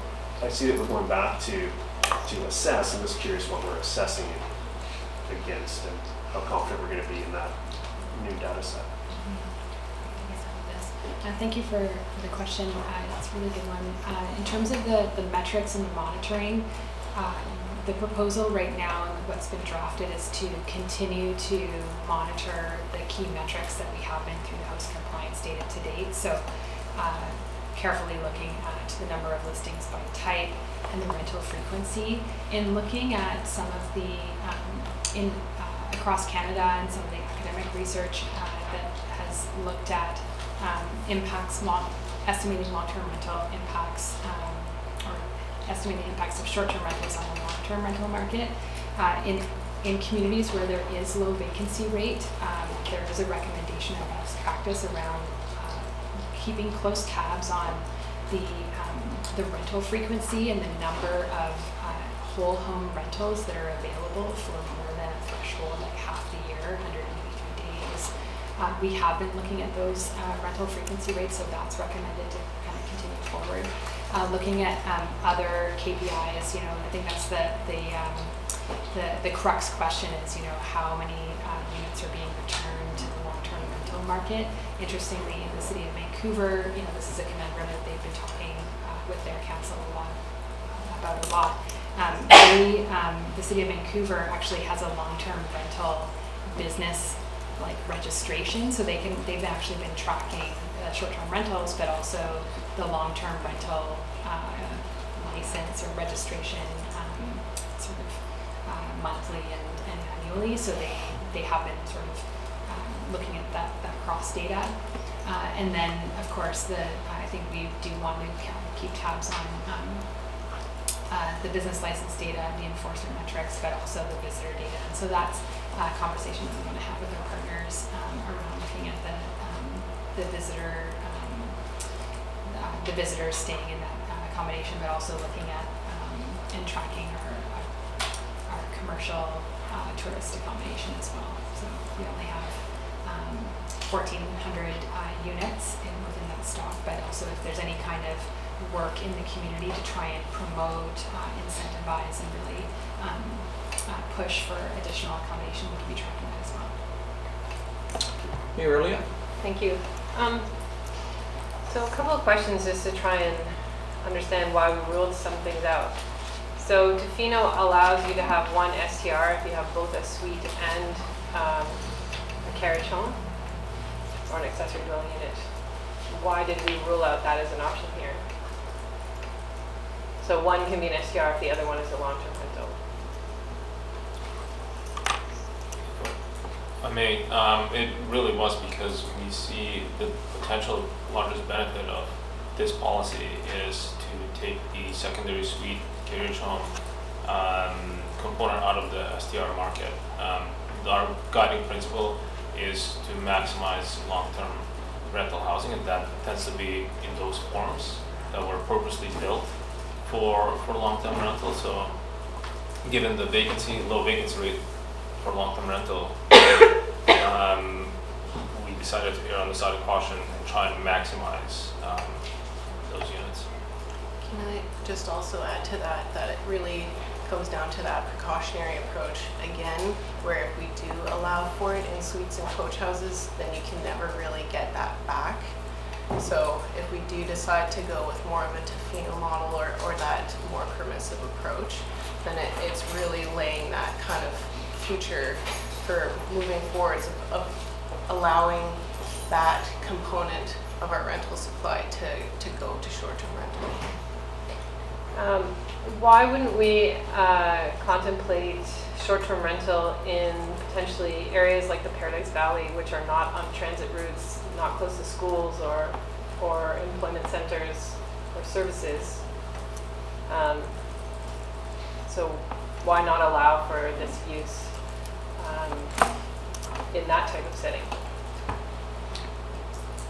Through the chair, through the initial phases of the short-term rental review, we did look at distribution of short-term rentals, and we learned from the house compliance data that short-term rentals were sort of situated across the community. We didn't deep dive necessarily on areas kind of outside of the kind of general sort of main neighborhoods being Paradise, so didn't look in detail in Paradise Valley per se.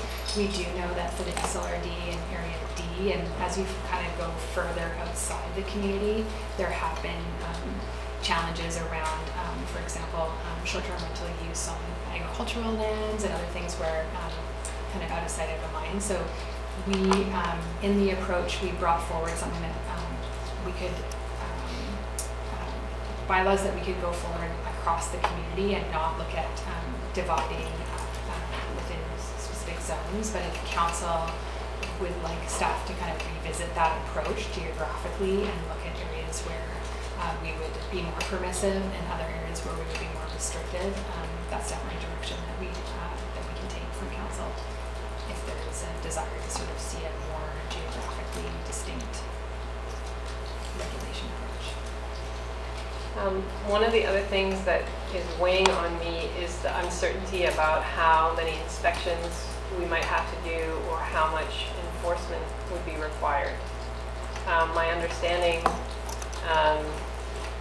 is that we are bringing on a new firefighter just to keep up with the inspections we have to do on that front. So I'm curious about why we can't get any sort of clear idea about how much of that resource would be required to police this aspect. So the way that we framed inspections in the staff report is that it could be done potentially within the current resourcing and staffing that we do have, bearing in mind that it's unknown how many licenses we'll have, but the intention is not to inspect every license. It's to work on kind of a framework of life safety first and then complaints and kind of step down from that. But we don't have examples from other communities about how many they've had to do. We've been extrapolating data in other areas, but we've got nothing here, just a maybe. Do you want to speak to that at all? Go ahead, Chief. Just through the chair, I didn't have an answer to that, Adrian, but I did have an answer to your, we would be looking at more of a self-inspection thing where the homeowner with the business license would fill out. They would look at their own property, say, yes, I do have an extinguisher, I do have smoke detectors, I do have smoke alarms. And so we would look at that, and if they had that, it would be good. And then with periodic inspections on a very, it's a low risk property, so not annually, less than annually. Our new firefighter does, as you say, have a full dance card. He or she will be busy, but we'll make this work.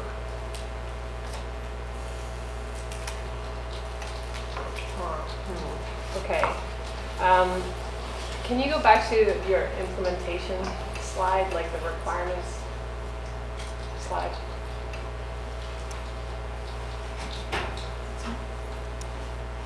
No, not that one. The what each STR needs to meet.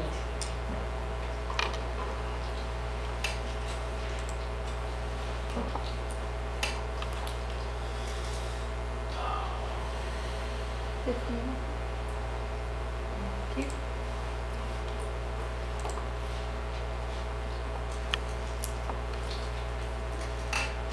So one of the things that Tofino has required, that Vancouver has required, is a business license number has to be part of your listing, and so that enforcement can be done from a desktop. That we can do the search. We don't necessarily need the scrapers. You just go through, and if someone's got a listing that doesn't have their business license number on it, then, you know, Vancouver had a fine for listing without a business license number, and ding, that's an easy fine to give out.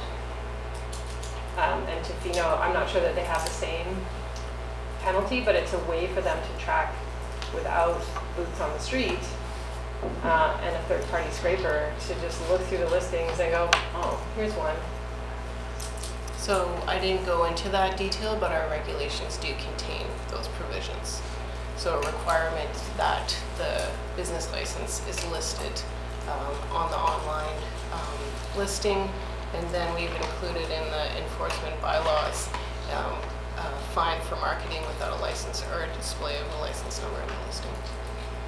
And finally, one of the programs that we wanted to do under the Rural Dividend Fund was the similar program to Whistler in matching people with suites to employers, and that's not proposed as one of the incentives. And even though the Rural Dividend Fund has gone away, that was one of the more compelling reasons that would offer people some flexibility to rent out their suite for tourism workers for part of the year, and then have it to themselves for the rest of the year. So I'm actually really sad that that's not here or not proposed in next year's budget somehow. Through the chair, so we did in the attachment one, we did provide some context for the Whistler style home run program, and have connected with the Whistler Housing Authority to better understand the program and how it's been, how the uptake on that program. And so we do have that information. with respect to, it wasn't inserted as a specific recommendation to council, but it was presented in a suite of long-term rental option and possibilities, and we'd be happy to bring it forward for consideration if council wanted to accelerate and look at a program like that and look for option funding, for example, to help. Ms. Linda, do you have something to add? Thank you. I'll answer, and then if Ms. Mulligan, I suppose, has more, then I'll get her to let me know. With the pulling of the rural dividend program, the amount of the project that we were looking at, the total budget was $100,000. Did not end up in the 2020 budget, but we do have it earmarked to put it back in 2021 should rural dividend not come back, and make it a priority funded entirely by the district. So I think that should appear here, because this feels like a lot of stick and not a lot of carrots for long-term rentals. And that's where I'm sitting. Everything that is an incentive is like much further into the future. And so I'm not totally comfortable yet with where things are at. Councillor Pettigold, then Councillor Storm. Yeah, so the metrics we have are interesting, because I think we've identified long-term rentals as the problem we're trying to solve, and we're assuming the economy or other things aren't going to fix it. But I didn't see number of return to long-term rentals as a metric, which seems to me that's the most important metric in what we're doing here. Violations and all that on STRs is really secondary to how many STRs have we converted back to LTRs with this. So I think that needs to be in there, and it's a bit of a concern that one wasn't right at the top of the list. The other piece, oh sure, yeah, is there a... Yeah, I can definitely speak to that. So we don't track the number of long-term rentals now, and to my knowledge, the only municipality that does is the City of Vancouver. They require a business license to do long-term rental, and through that they're able to actually track how long-term rentals are changing. So that is really kind of the only hard metric that you could use to see if the long-term rental is changing, other than the proxies we presented for long-term rental vacancy rates and monitoring those short-term rental units that are being frequently rented. So I can appreciate that, but maybe we need to think of some other ways to look at the data, and or at least look at the change in the overall LTR market, the average rental rates and that sort of thing. So maybe we can't necessarily do a cause and effect relationship, but we can at least see, is there some sort of positive action in long-term rentals? Because I think, again, if that's the key problem, that's the key thing we need to be watching. The other piece, I'm not quite there yet on a half-time bylaw officer. If I understand, we're talking about a new bylaw officer hire, but only half of their time will be dedicated to STR enforcement. When I look at some of in the bylaws, the one piece is the having to respond to a complaint within 3 hours. To me, that sounds like, I think the platform has already solved that problem, and it's a market-based solution. And to me, that is a renter, a problem for the renter. I don't think we want to get into renting, and so I'm not sure why we would even go there. But if we do, I think the administrative burden to that is going to be really significant. So I can't quite put together those bylaw requirements with a half-time bylaw person. And the other one in there's something about you have to submit all the URLs where your property is advertised. But URLs are not static, and there are aggregators of things like Airbnb, which will have their own URL, so these will be all over the place. So I don't think that's even possible. And again, to the degree it is, it's a huge administrative burden. So, and I don't have a sense too from Victoria and some of these other jurisdictions. We've talked about the compliance rate, but I'm not clear on the complexity of the regulation, the resources put towards enforcement, and what did their enforcement cost relative to their compliance, and how complex was their enforcement. And so I would need some of that information to have comfort with our enforcement plans. Councillor Stoner, unless you wish to address directly, or Yeah, there's a couple items there. Thank you, Councillor Anderson. Just in terms of the enforcement and adequacy of that, and also some of the points around and the question around sort of evidence and the host compliance as an example in terms of the services offered. Part of that involves searchable evidence. So when they're looking at multiple listings or listings, they're taking actual snapshots of the listing over time so that they're building in some of that information that's provided. So as part of that $16,000, there's a lot of value added services that come with that, including analysts and looking at criteria based on regulation and whatnot. So there is some opportunity for us to fine tune exactly the level and the criteria to help support that bylaw enforcement piece. Just wanted to highlight that. Thank you. Although I very much recognize one of the primary drivers of this is to try and get more units into the long-term rental pool, I am also very sympathetic to some of the sentiment that we've heard around folks feeling like they need, like this is them being required to solve kind of the local affordable housing issue. Where I get stuck though is that secondary suites and carriage homes are a planning mechanism that we've used to try and densify. And so to me, it's not necessarily whether it should be long-term or short-term, it's that is that short-term rentals are not an appropriate use for what should be a home. And we have designed our planning guidelines in a mechanism to drive housing first and housing as a right, as opposed to housing as a business. And I recognize that there are a number of people in our community who have shifted to try and use housing as a means to run a business and support their lifestyle in an otherwise unaffordable community. But we get stuck in this space, which is really challenging to have this conversation because people are invested in it. But I think where I'm trying to go with this is that at our last conversation around this, we also had, I remember council gave some direction around trying to review what our guidelines were for bed and breakfast, and how do we, if people really did want to run a business out of their home and run a business, what are the criteria that we'd have to lay out for a bed and breakfast license to make that kind of equal playing field with the other commercial operators.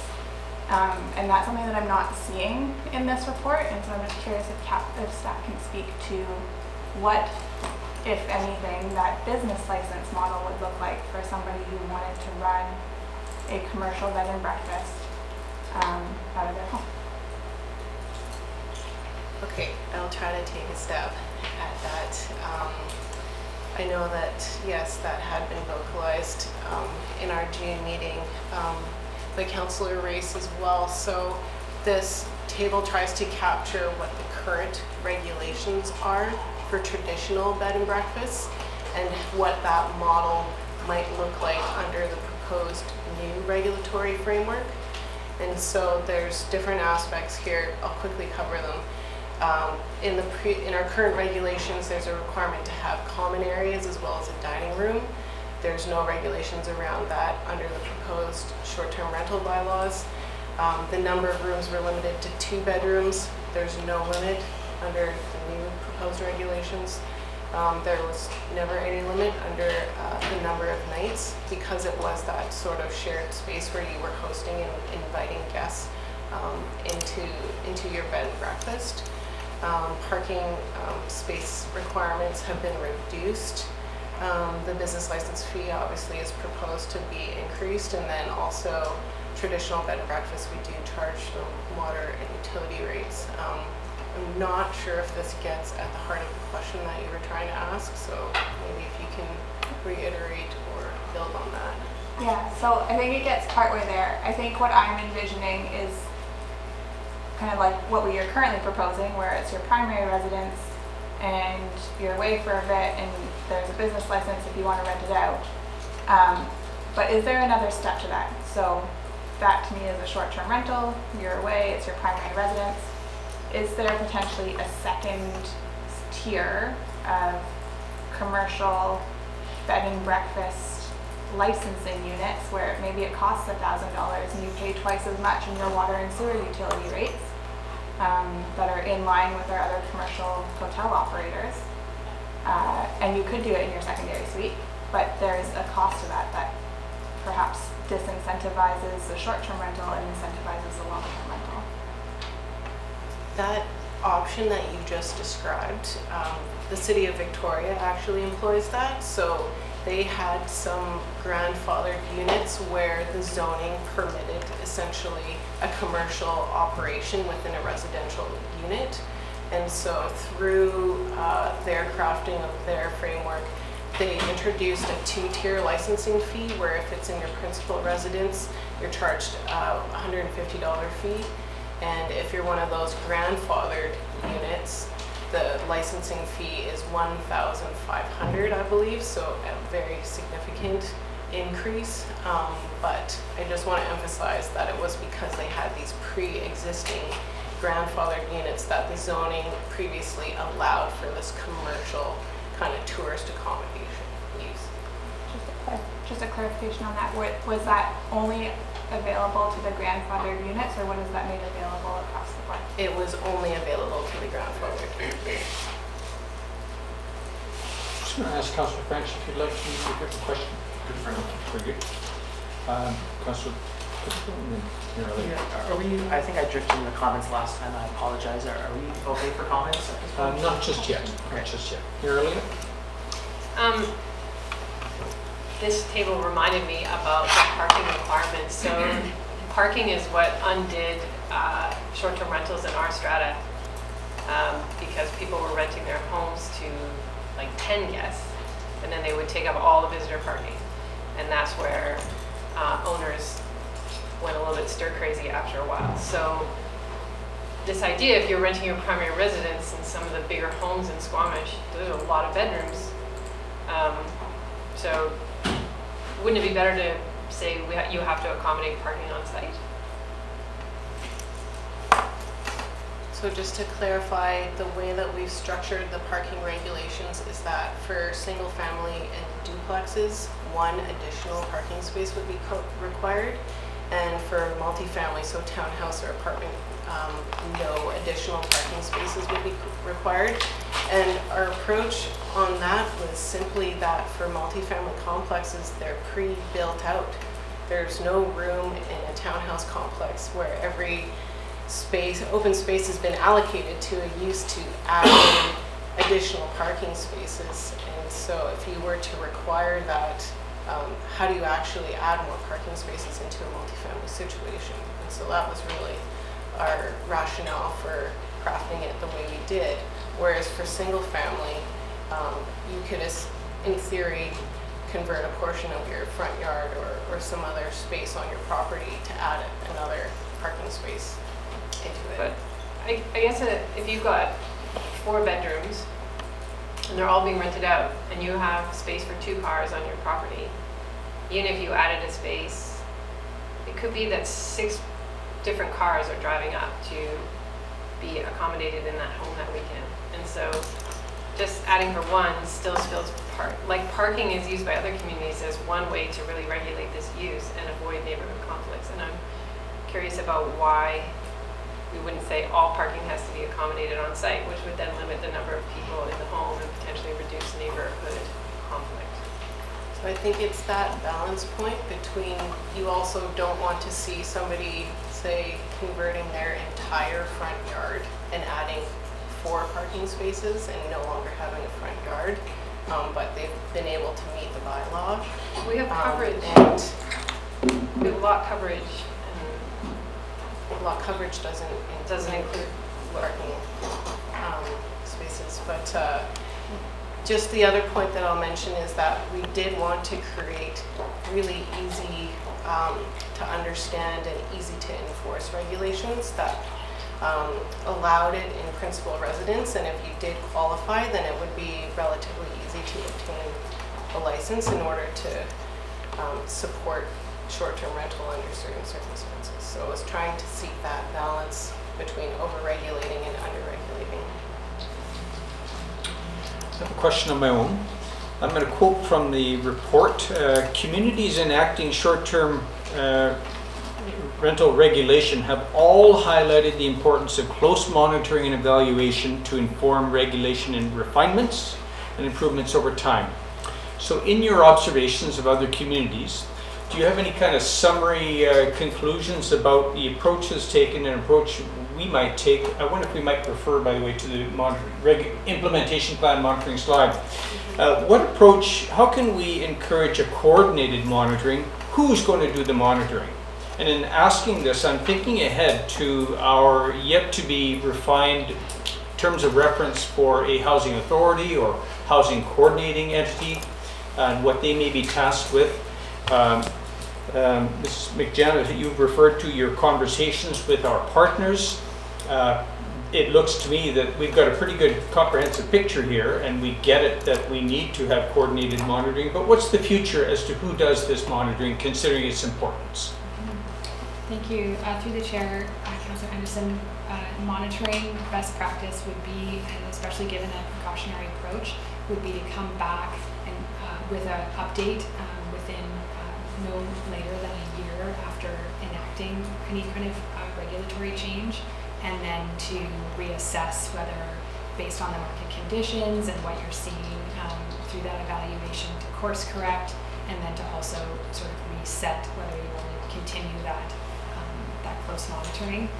In terms of coordination with partners, we do a lot of that. We are doing a lot of that currently with our official community plan performance measurement, where we're coordinating district data, third-party data, working with other agencies around the data, the analysis, the reporting at the whatever regular or whatever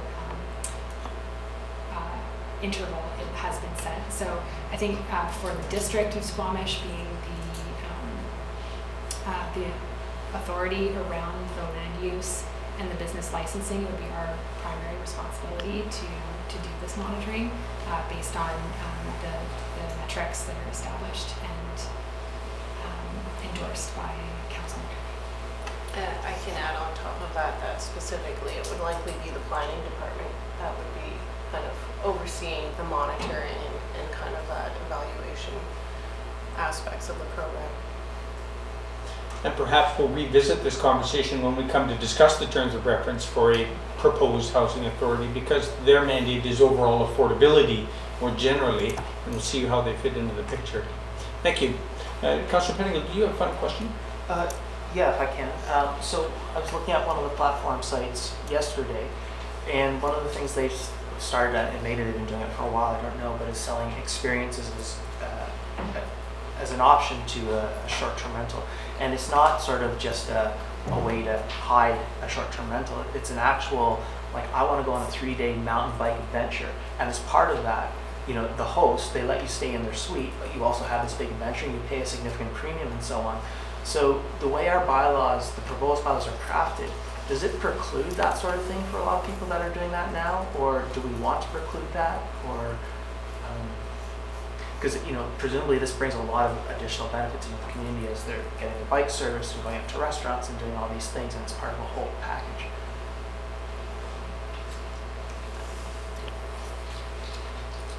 So our bylaws don't speak to that connection to these experiences that are being included in some of, I guess, the accommodation as like a tourism package.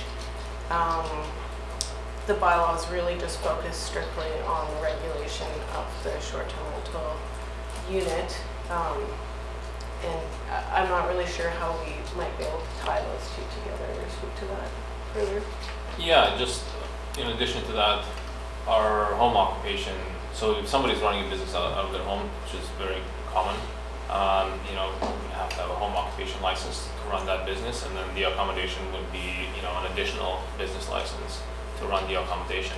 And I suspect some of the same kind of service providers that offer those experiences are also offering the accommodation aspect of it separately from the experiences. It's just my suspicion. I've seen that as well on those websites, and I think they're both addressed in our bylaws under two separate categories of business. So sorry, so just if you wanted to do that as a business, you'd have to have two separate business licenses and operate as one business, one from your perspective, I think many of your customers' perspectives, it's a business. It's my 3 nights stay, and it's my trip and my meals, and it's the whole deal. And so our requirement then would be several licenses. You have to meet all the requirements.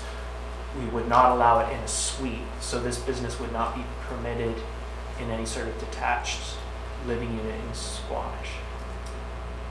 That's correct, unless they were zoned for commercial use or something like that.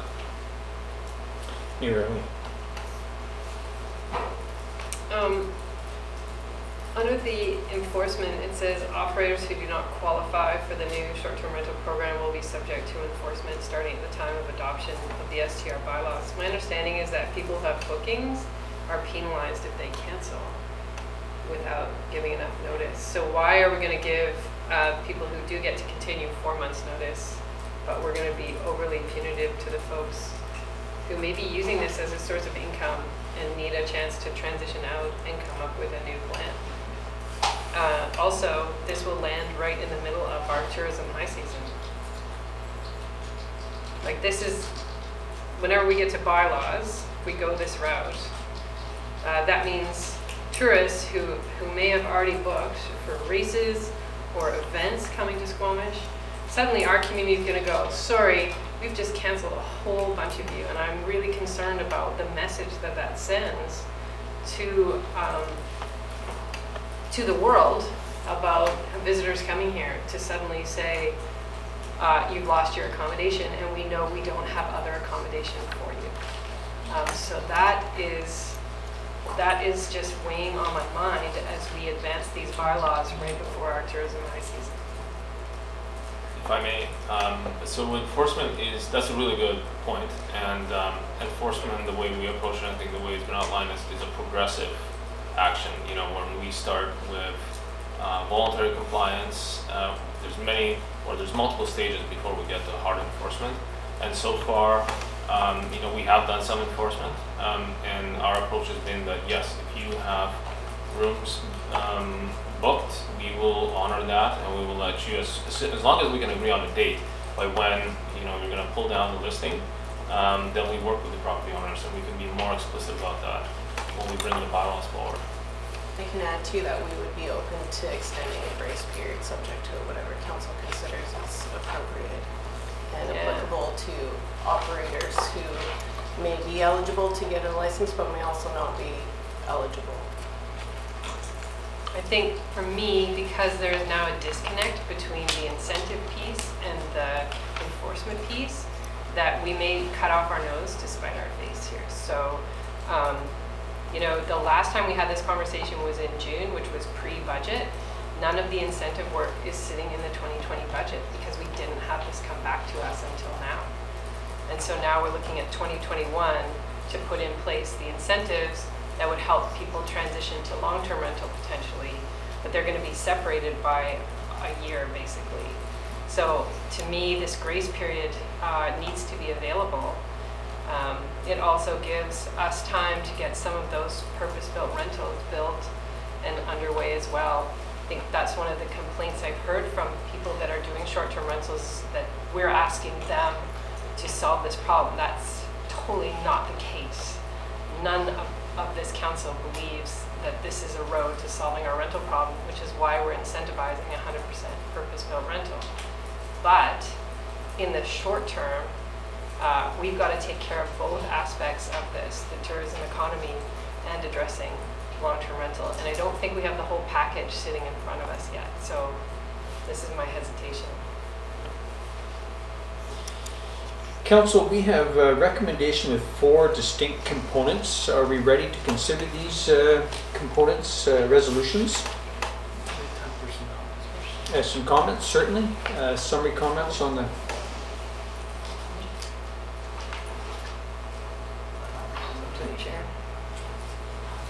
Well, I'd like to move the first recommendation that the District of Squamish receive the March 10, 2020 report from Community Planning on short-term rentals, draft regulations and implementation plan and provide feedback. And we have had seen staff note down a lot of feedback. I don't know, do we need to be more specific about what you've heard today and your interpretations of the conversation for the purpose of this? I'll just move that as is then, if there's a seconder. Mayor Elliott? Mayor Elliott? So I guess my feedback is that the license fee should cover the costs of monitoring and enforcement. So it's too low in my mind.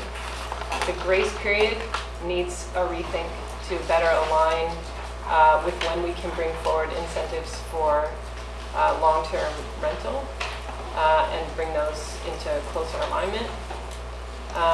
I think we could take a more nuanced approach for areas that are not high density or close to employment or schools, so that maybe aren't ideal for long-term rental, but still provide for some tourism-based economy through short-term rentals. And I'd still like to take a look at, if you've got both a suite and a carriage home, what would the numbers look like in our community of if one of those went to short-term rental in the short term?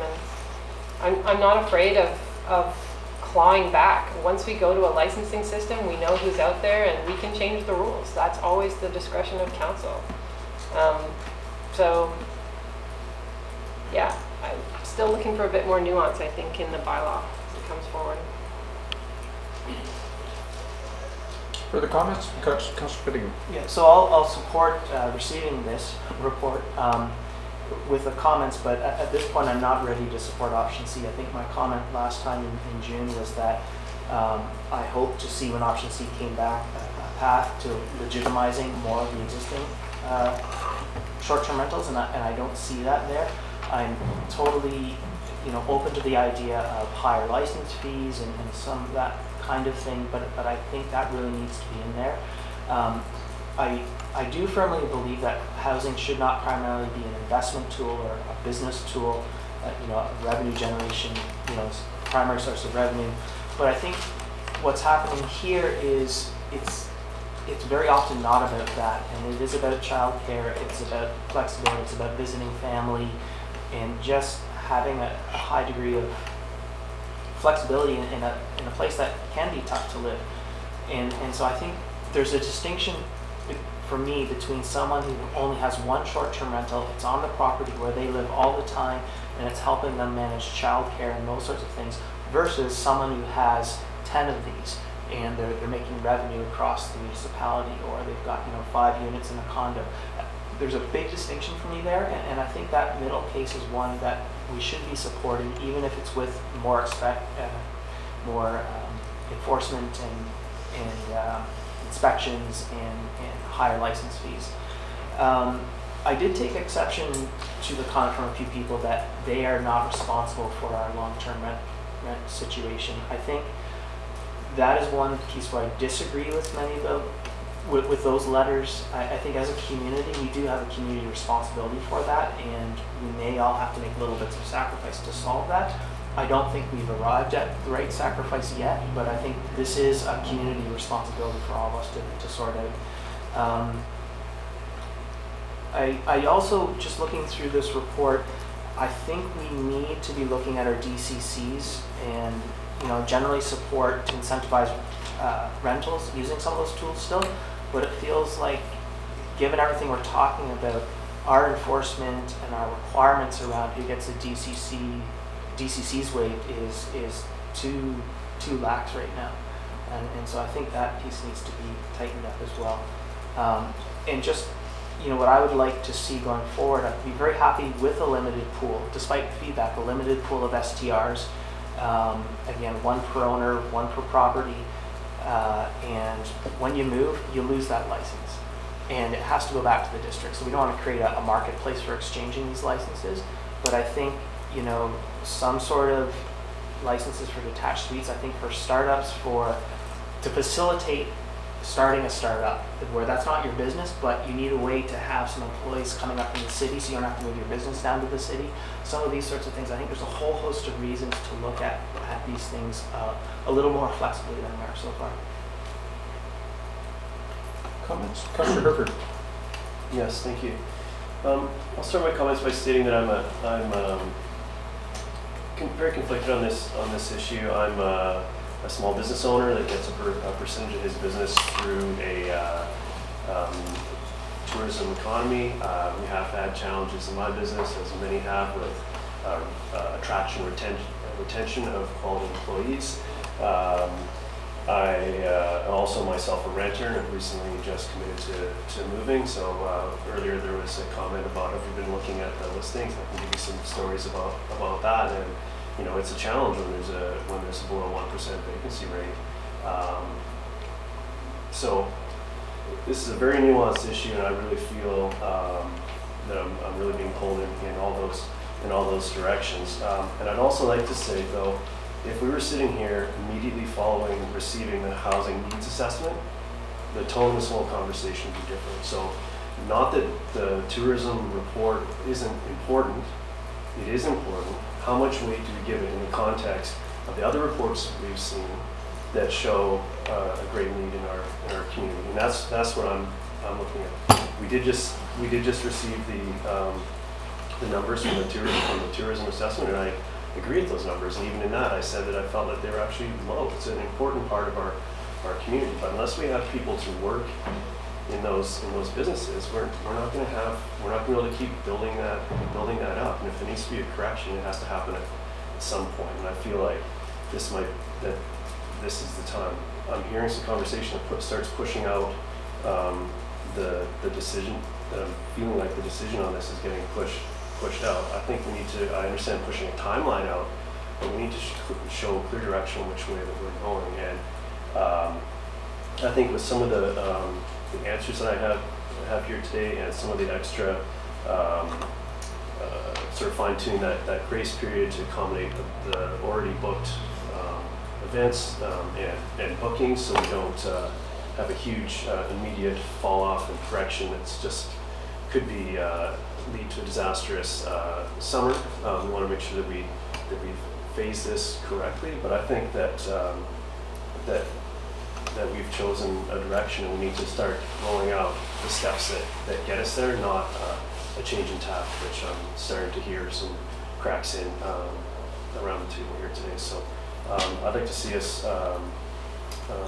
move forward in a clear way with the time frame and get down to it, because there is a crisis afoot. Councillor French. Thank you. So my observation is there is a voice that we haven't heard in this conversation, and that is the single-family homeowners with no interest in renting their homes out in any way, shape, or form, whether it be long-term or short-term. For the most part, those folks are simply looking for peaceful living within their neighborhood and don't expect to have a hotel operating next door and disrupting that peace. So I think we're close, and based on the feedback that we've heard today, if staff comes back incorporating feedback that we've heard, I think we're there, close. Thank you. Thank you. As I previously alluded to, and I think others of my council colleagues have mentioned, this is a really challenging topic, and it starts to pull on lots of different components of the challenges that our community faces. And so it's interesting to receive it today with the previous report that we received, and then also going into the Child Care Action Plan next, and knowing that this is directly tied to that and everything else with regards to affordability. And so it's not an easy one to tackle. I do think that we are generally going in the correct direction, though, with option C, and I remain generally supportive of that. To my previous comments, secondary suites and carriage homes to me are planning mechanisms to support densification, and we have a growth management boundary, we have an affordable housing issue, And secondary suites and carriage homes are a mechanism to provide diverse housing for different folks in our community who are looking for different ways to live. Recognizing that there are folks who have been using it to supplement and afford housing purchases, especially in our community as well as of late. I think that the mayor's comments around the grace period for current operators is necessary. To me, that is a requirement at this point. And I would also like to see some further discussion around those incentives that balance out, either bring those units back into the long-term market, and as I was previously discussing, what does that business license look like for somebody who really does want to pursue a short-term bed and breakfast commercial operation, and how we put that online or in tandem with other kind of commercial hotel businesses, and still provide that as an option, because it is a lot of work to turn over an Airbnb or a short-term rental, and people who are doing that for a living should have some mechanism to do that. And so I would still like to see that, recognizing it probably won't come in time for this season. I'm not hugely concerned about this season if we give folks a grace period for current operators, as well as recognizing that option C still does allow for short-term rentals. It's not totally restrictive. There are upwards of 5,000 units that will still be available for short-term rentals if people want to do that. So that's where I'm currently sitting, and hopefully that's clear enough direction. Thank you. Councillor Ricker, you wanted to add any comments? Thank you. I forgot to mention the CD69 zone and the permitted use there. I would appreciate any opportunity to claw that use back if any future consideration for zoning is done there. I understand that the times change, and that was sort of, but that seems to be out of step with what's happening here. So just to keep that in mind.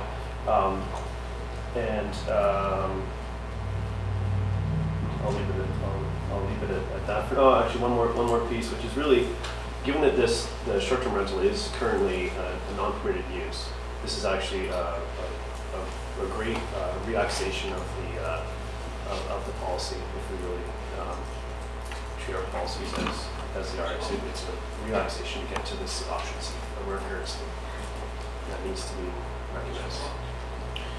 Quickly, Councillor. Yes, I want an additional comment that's in my notes. There was some talk in the report about, the need for a more formal hotel and that might happen. And, I think there's different things we can mean when we talk about that, and it may be different for a small boutique, independently owned hotel.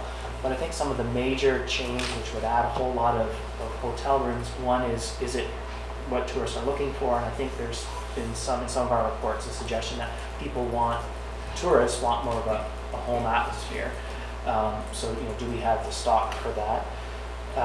But the other piece, I think some of those large hotels, I believe it's the case that they typically hire out of country or recent immigrants, and it's typically low wages, and it can come with a housing problem of its own. So yes, you're able to provide housing for tourists, but all the workforce, now they have a housing challenge. Whereas with the Airbnb thing, is the people sort of living there on that property or taking care of it, and so you don't have that housing for additional staffing issue. And so, however we proceed, I think we need to be pretty cautious about thinking that a large hotel is going to help solve this long-term rental, short-term rental problem, as opposed to it might actually exacerbate the long-term rental challenge. I am convinced by staff's recommendation regarding option C and the need for a precautionary approach. Having said that, I'd also like to acknowledge the 70-odd letters that I've read from the community. I think it's that many. And it's rare that one sees such a density of letters. They're not form letters, it's not a petition, but it's heartfelt information and good information that we've considered. We've also considered today the report from the Tourism Impact Study report, And considering all of this, it seems to me that, and I'm reading under proposed implementation plan, the phrasing adaptive management. Adaptive management, I think, is very important for us to emphasize also in our communications plan to the community. This is what we're doing. There's tentative stuff here. We need to ongoing gather more information and make sure of trends. Ms. Glenday and Councillor Pettingill have both referred to the fact that things can change quickly in the market, and they have. As we reflect back 10, 15 years, we've seen major changes in the market. We need to take into account of this. So adaptive management for me is a key theme in going forward.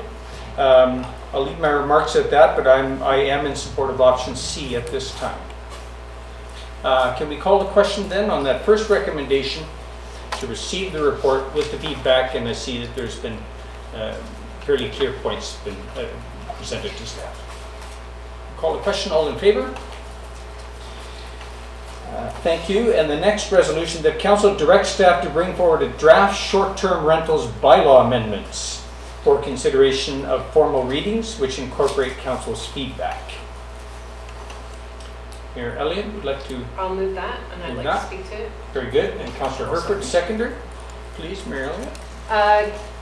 I don't want this to come back to another committee of the whole, but I do not want it to come for first two readings. I would like it to come for first reading so that council can see it and provide comments, so that if there are any changes, it can come back for second reading before going to public hearing. I don't want to rush that. I want to get it right, but I think it's close enough, and you've heard some pretty clear feedback today that we can get to first reading. Councillor Pettingill. Yeah, for me, I will not be supporting this. I think it is not as close to what I was hoping for in terms of the path for some of the existing STRs. I think for me, and that does not diminish the importance I feel about addressing the LTR issue, but it is not clear to me that this is a good way to address the long-term housing issue in the context of, I think, some of the challenges and other opportunities that this takes off the table. So I think from my perspective, this needs more work before it comes back. Any further comments? Councillor French? I'll also be supporting the motion. At this point, I think that speed is important. To go unnecessarily slow at this point just causes greater uncertainty. And while I agree with the mayor that we do need to be measured in moving forward, I also feel that we need to be intentional in moving forward and move swiftly at this point. Councillor Stone. Yeah, just one specific piece of feedback on the Schedule D of the offenses committed. Sorry, the bylaw number 2698, municipal ticket information. Line 54 says fail to display emergency contact information. And there just needs to be some clarity around where that emergency contact information needs to be displayed, whether that's on the listing or within the home. Thank you guys. Feedback. Thank you. Then I'll call the question. Those in favor of the resolution number 2. Councillor Pettingill opposed? Thank you.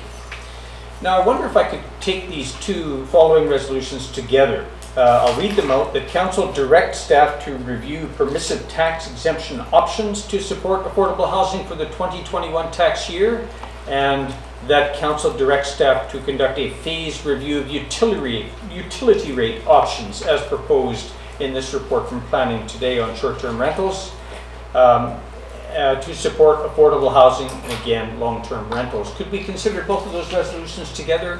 Could I have would you? I have a question on that. A question, please. I was under the impression that we'd already passed a motion with regards to permissive tax exemption during our budget discussions when we reviewed the permissive tax.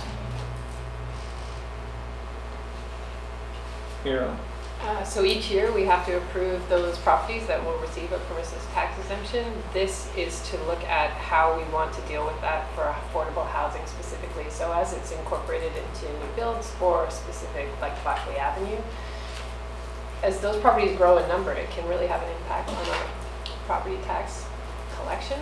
So this is a review of that whole system with that lens of affordable housing. So it's different. Moved by Councillor Brent. Yeah, French. I'll move them together. Both of them together. And a seconder, Councillor Herford. Any further discussion? Are these two measures to support affordable housing and long-term rentals in particular? I'll call the question. All in favor? Unanimous. Thank you. Oh. Some of the council discussion was around the other incentives that are part of this package. So when do those come forward? And so the covenant on if we're going to continue to waive building permit fees and DCCs and putting a covenant on those, if we're going to look at the home-based program like in Whistler, I'm concerned that those are just sort of hanging out there, and certainly I have a strong desire to see those come in into play here, but they're not mentioned. And through the chair, we'll clarify that when we come forwards again with a specific timeline for each of those various incentives. Yes, some of those might be possible this year. We are looking at right now and recommending an update to the fees and charges bylaw, and we can through that process also look at what are the conditions for some of the fee waivers. Well done. We're done for the short-term rental topic for today. We'll take a short break before we come back and again receive a report from Sarah McJanet on the child care. Thank you. So we are reconvened for the Committee of the Whole meeting, and we are going to receive an update on the Squamish Child Care Action Plan. Sarah McJanet. Thank you so much, Council. Hello, community. My name is Sarah McJanet, Community Planner with the District. With me is Terrell Gillespie, a Contract Planner. And in early 2019, the District applied for and received a BC Community Child Care Action Planning Grant. This is a grant provided to municipalities, available to municipalities in BC through the Child Care Planning Program of the province of BC, and it helps local governments engage in child care planning activities in order to develop community child care space creation action plans. So for Squamish, this has allowed us to retain a local consulting services to convene staff, agencies, community to advance our child care action planning over the long range, but also to deal with some pretty immediate challenges. And so without further ado, I want to turn it over to Terrell Gillespie, who we brought on board and has been doing an amazing job in this work. So thank you, Terrell. Welcome. Thanks, everyone. Thank you so much for having me here. Let's just get right into this. Okay, so for many BC communities, the BC Child Care Action Planning Grant enabled some first steps toward planning for childcare, but this is not the case for Squamish. Squamish has already taken some really significant steps, including the Children's Charter, the official community plan policies that support quality, affordable, and accessible childcare, and of course the Squamish Childcare Needs Assessment and Strategy, which was completed in 2018. So what this project is focused on is building on the Squamish Childcare Needs Assessment and Strategies in a few ways. First, to meet grant requirements, we're gathering local knowledge and learning as much as possible about the unique childcare situation in Squamish. Next, to identify and move forward with strategies to improve childcare access. And third, to streamline municipal childcare licensing processes and requirements with provincial regulations. The BC Child Care Action Planning Grant was received in March 2019. It was originally to end by the end of this month, but the district has been granted a 3-month extension, so we have enough time to wrap up engagement and finalize the report in a collaborative way, and also incorporate some emerging opportunities, namely inclusion of actions addressing the current and anticipated development applications that include childcare space. Throughout this project, there's been a variety of different types of engagement. One-on-one conversations with families and care providers were used to gather qualitative data to complement the quantitative data collected in 2018 as part of the Child Care Needs Assessment and Strategy. These conversations have helped us appreciate the complexity of childcare and to learn from some of the people whose voices aren't always the loudest, but who have an important experience and unique situations and ideas to share. Sarah and I have worked with an advisory group who have provided insight and leadership to the project. And there was, of course, the well-attended open house held at Brennan Park over 2 days last November. The draft action plan included in the agenda package has two parts. First, a refined, detailed summary of the current state of childcare in Squamish and projected childcare needs for the next 2, 5, and 10 years. And second, actions based on the recommendations in the childcare needs assessment and strategy. These actions have been selected to bring forward in this report. They were identified as being of the highest priority, and they were included because they're practical and actionable, and steps for achieving each selected action are included in the plan. In childcare planning, we often refer to the access rate. That's the number of licensed childcare spaces that there are per 100 children. In Squamish, the overall access rate is 21%. This is pretty comparable to other communities in southern BC, but Squamish is a unique place and childcare need is higher here. A little more about this coming up. Access rates in Squamish vary greatly by age group. There's a pretty okay access rate for 3 to 5 year olds, 51%, but for infants and toddlers, the access rate is way too low at just 20%. We also have a very low access rate for school-aged children for licensed out-of-school care. It's a little more complicated when you start looking at this 5 to 12-year-old age group, because there are a lot of out-of-school options for this age group that don't require licensing, such as recreation programming and sports and arts activities. And most 10 to 12-year-olds don't need out-of-school care anymore, but some do.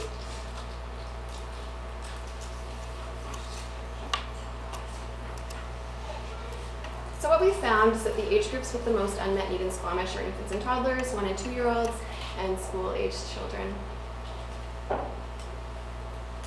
I mentioned that Squamish is a little bit different than other BC communities, and we have really high childcare needs here because of these differences that ultimately come down to rapid population growth and unique demographics, and of course affordability challenges. Squamish has a very fast-growing child population and a high percentage of children compared to other age groups. People are moving here from all over, and there's a high migration rate that corresponds with the rapid population growth. And what this means is that a lot of families are new to Squamish, and they often don't have relatives in town. They don't have connections to local childcare providers, and they may not yet have established friend groups that they can turn to for help. As we all know, Squamish is also an expensive place to live, and this makes childcare less affordable for families, and critically makes it challenging to recruit and retain qualified educators. The high cost of housing in Squamish impacts childcare greatly. Staff shortage is a huge challenge in Squamish.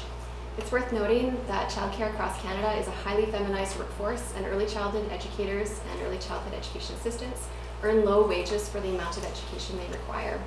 These low wages make it next to impossible for many educators to thrive in Squamish, and in large part because housing can be out of reach.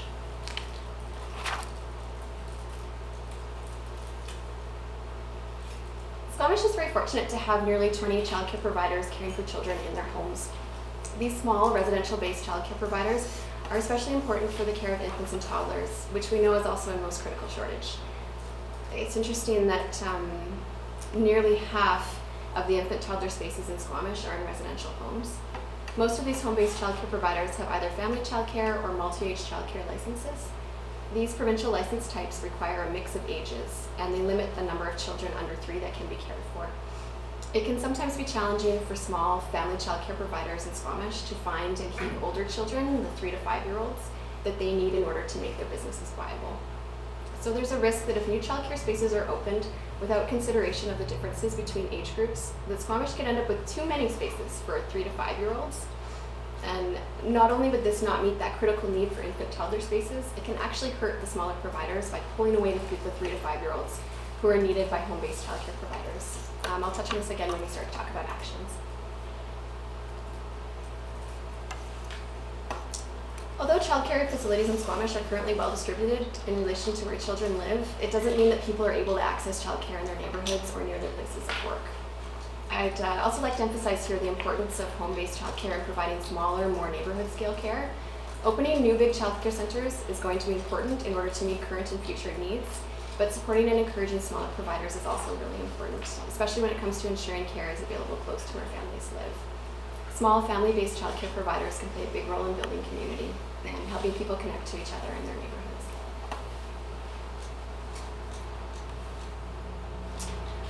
It's important to remember that when childcare is scarce, it's the families who might benefit from access to high-quality, affordable childcare who may be the most likely who might benefit the most from access to high quality, affordable childcare, who might be the least likely to have access to that care. Finding childcare in Squamish, especially for infants and toddlers, is incredibly time consuming. You have to be in constant touch with every provider weekly, and it can feel like you have to really push to get a space, and not everyone can do this. This is a case in which making more spaces available is going to benefit everyone, but is even more important in order to better serve underserved populations. When opportunities for creation of new childcare space arise, it's important to think about affordability for operators so that they can offer affordable prices to families.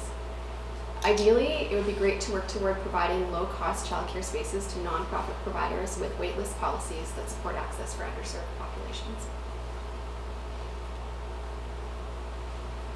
Lack of childcare has obvious economic consequences, and those impact everyone, but disproportionately, it's women who bear the consequences. In Squamish, we have a really high percentage of women with post-secondary education, and also a lot of women in the workforce. The high educational attainment of Squamish residents and high labor force participation rate mean that Squamish has a high childcare need. Squamish is a young, well-educated population who need to work to be able to afford to live here, and we need childcare so parents can work. So, how much childcare do we need? The Squamish Childcare Needs Assessment and Strategy set a target for a 30% overall access rate. To reach that 30% access rate by 2029, 720 new licensed childcare spaces are needed. If the same distribution of age groups Squamish has now is maintained, that would mean 85 new infant toddler spaces, 455 new preschool age spaces, and 181 new school age spaces.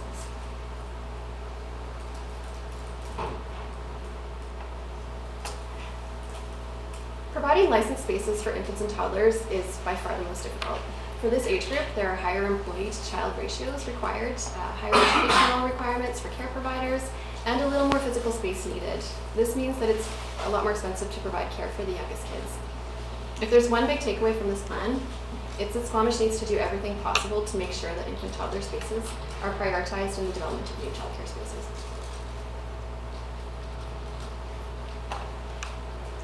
Move on to some actions. What can we do about this? The Squamish Childcare Needs Assessment and Strategy includes 44 recommendations. They're all important. The actions presented here come from that plan, but they've been developed to be more tangible with actionable steps to get and keep things moving. The first action recommended is a preliminary set of guidelines to help review of development applications that include childcare space. This is to make sure that spaces provided meet core community needs and take advantage of any possibility for opportunities like co-location or addressing affordability while meeting minimum requirements for licensing. These preliminary guidelines are intended to replace the ad hoc review currently undertaken. There is opportunity here to revisit these preliminary guidelines as more development applications go through the approval process. Should future funding opportunities arise, it would be worth taking advantage of them to further develop space creation guidelines that meet Squamish's childcare needs.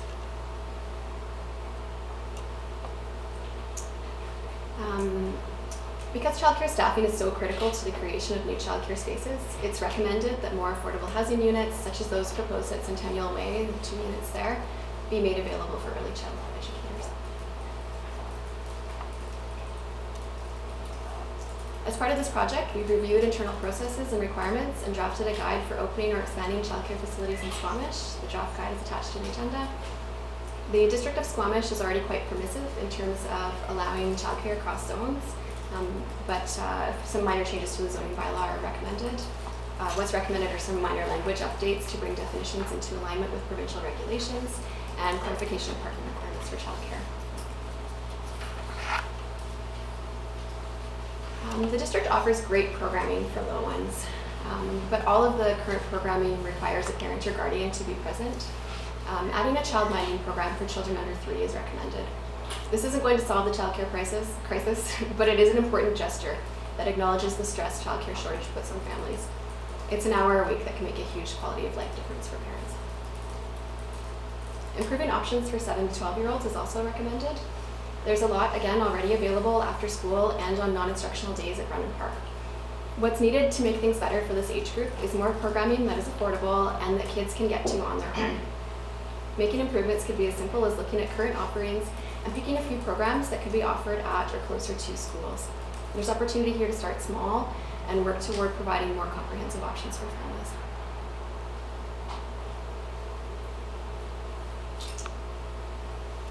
The district has recently collaborated with School District 48 on new childcare spaces in Valley Cliff. It would be great to build on that experience and work toward formalizing the relationship. Burnaby has been a real leader in developing the relationship between the local government and the school district. They started about 10 years ago with an MOU outlining shared goals and responsibilities, and now they have a great system of after-school programming run by the city at schools, and they have big plans for partnership in the development of new childcare spaces over the coming years. Most schools in Squamish are at or close to capacity, and that can limit the availability of after-school space for other uses. But there is opportunity to start small and consider opportunity for recreation programming in schools. It would have to be the right program in the right space offered by the district. But small success can help guide a future joint use agreement and even work toward a longer-term goal of designating a future community school.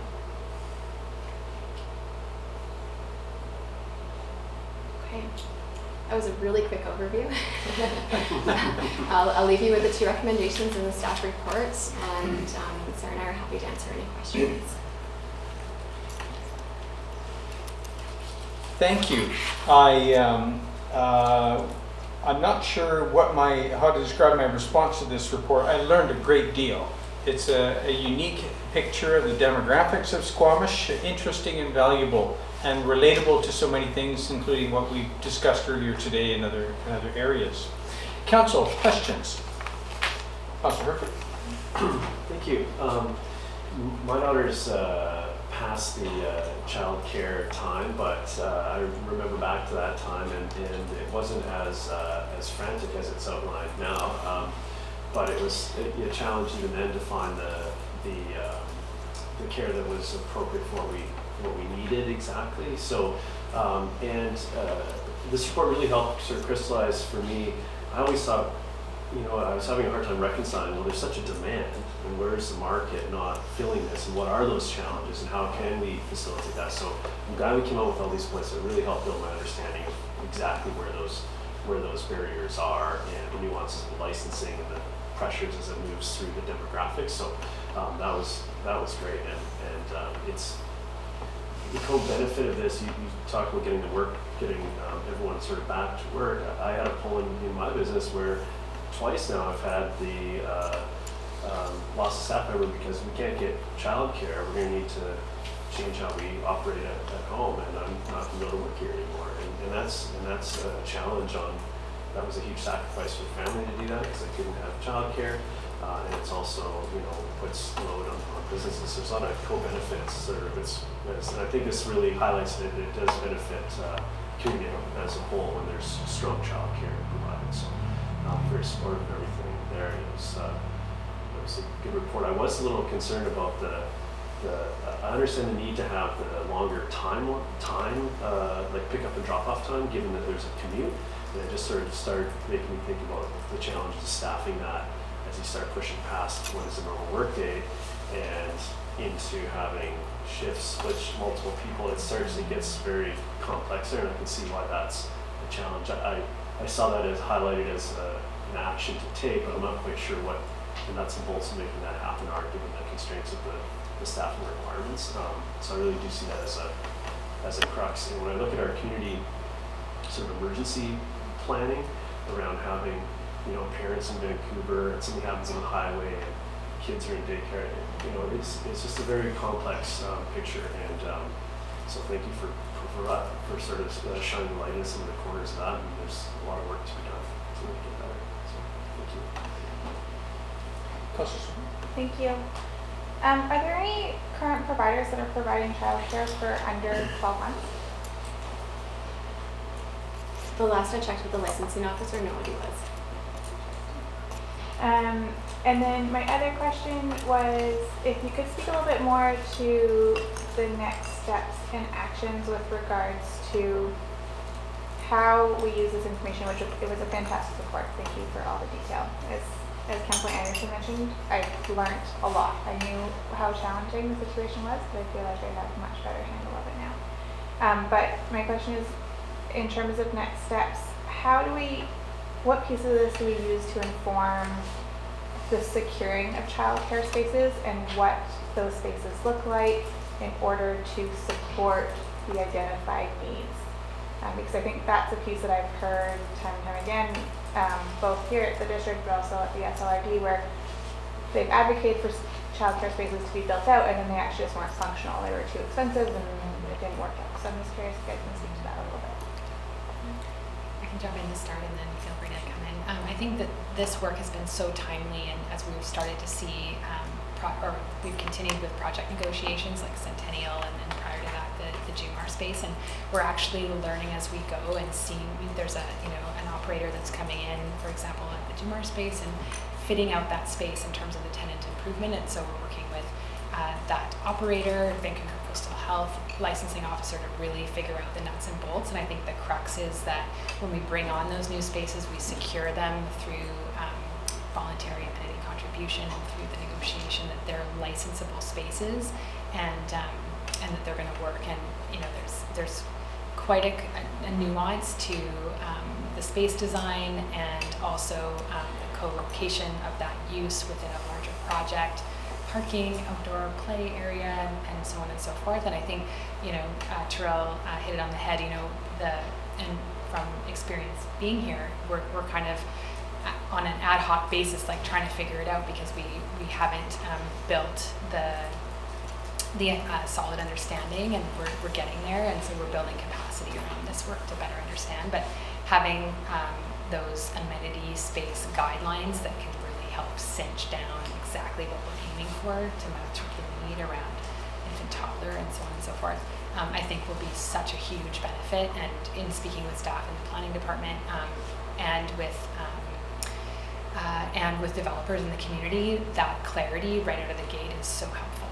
So both the space design, but also its operation, and then the negotiation. Are we securing that space for private versus nonprofit? What does that look like? So I think this will be quite a high priority to get there. And there's other communities that have done a really good job with these types of amenity guidelines that we can build from as well, because we're all dealing with the same kind of provincial set of rules and regs, but we can bring that community-specific lens to the guidelines. I think building in some kind of affordability consideration is necessary as well, so that if it's a private business that goes in there, so that it's sustainable, or if it's a nonprofit, that they can provide better pricing to families, or have more infant and toddler spaces, which are the more expensive ones. So it'd be nice to see some affordability built into that. That's a much trickier question.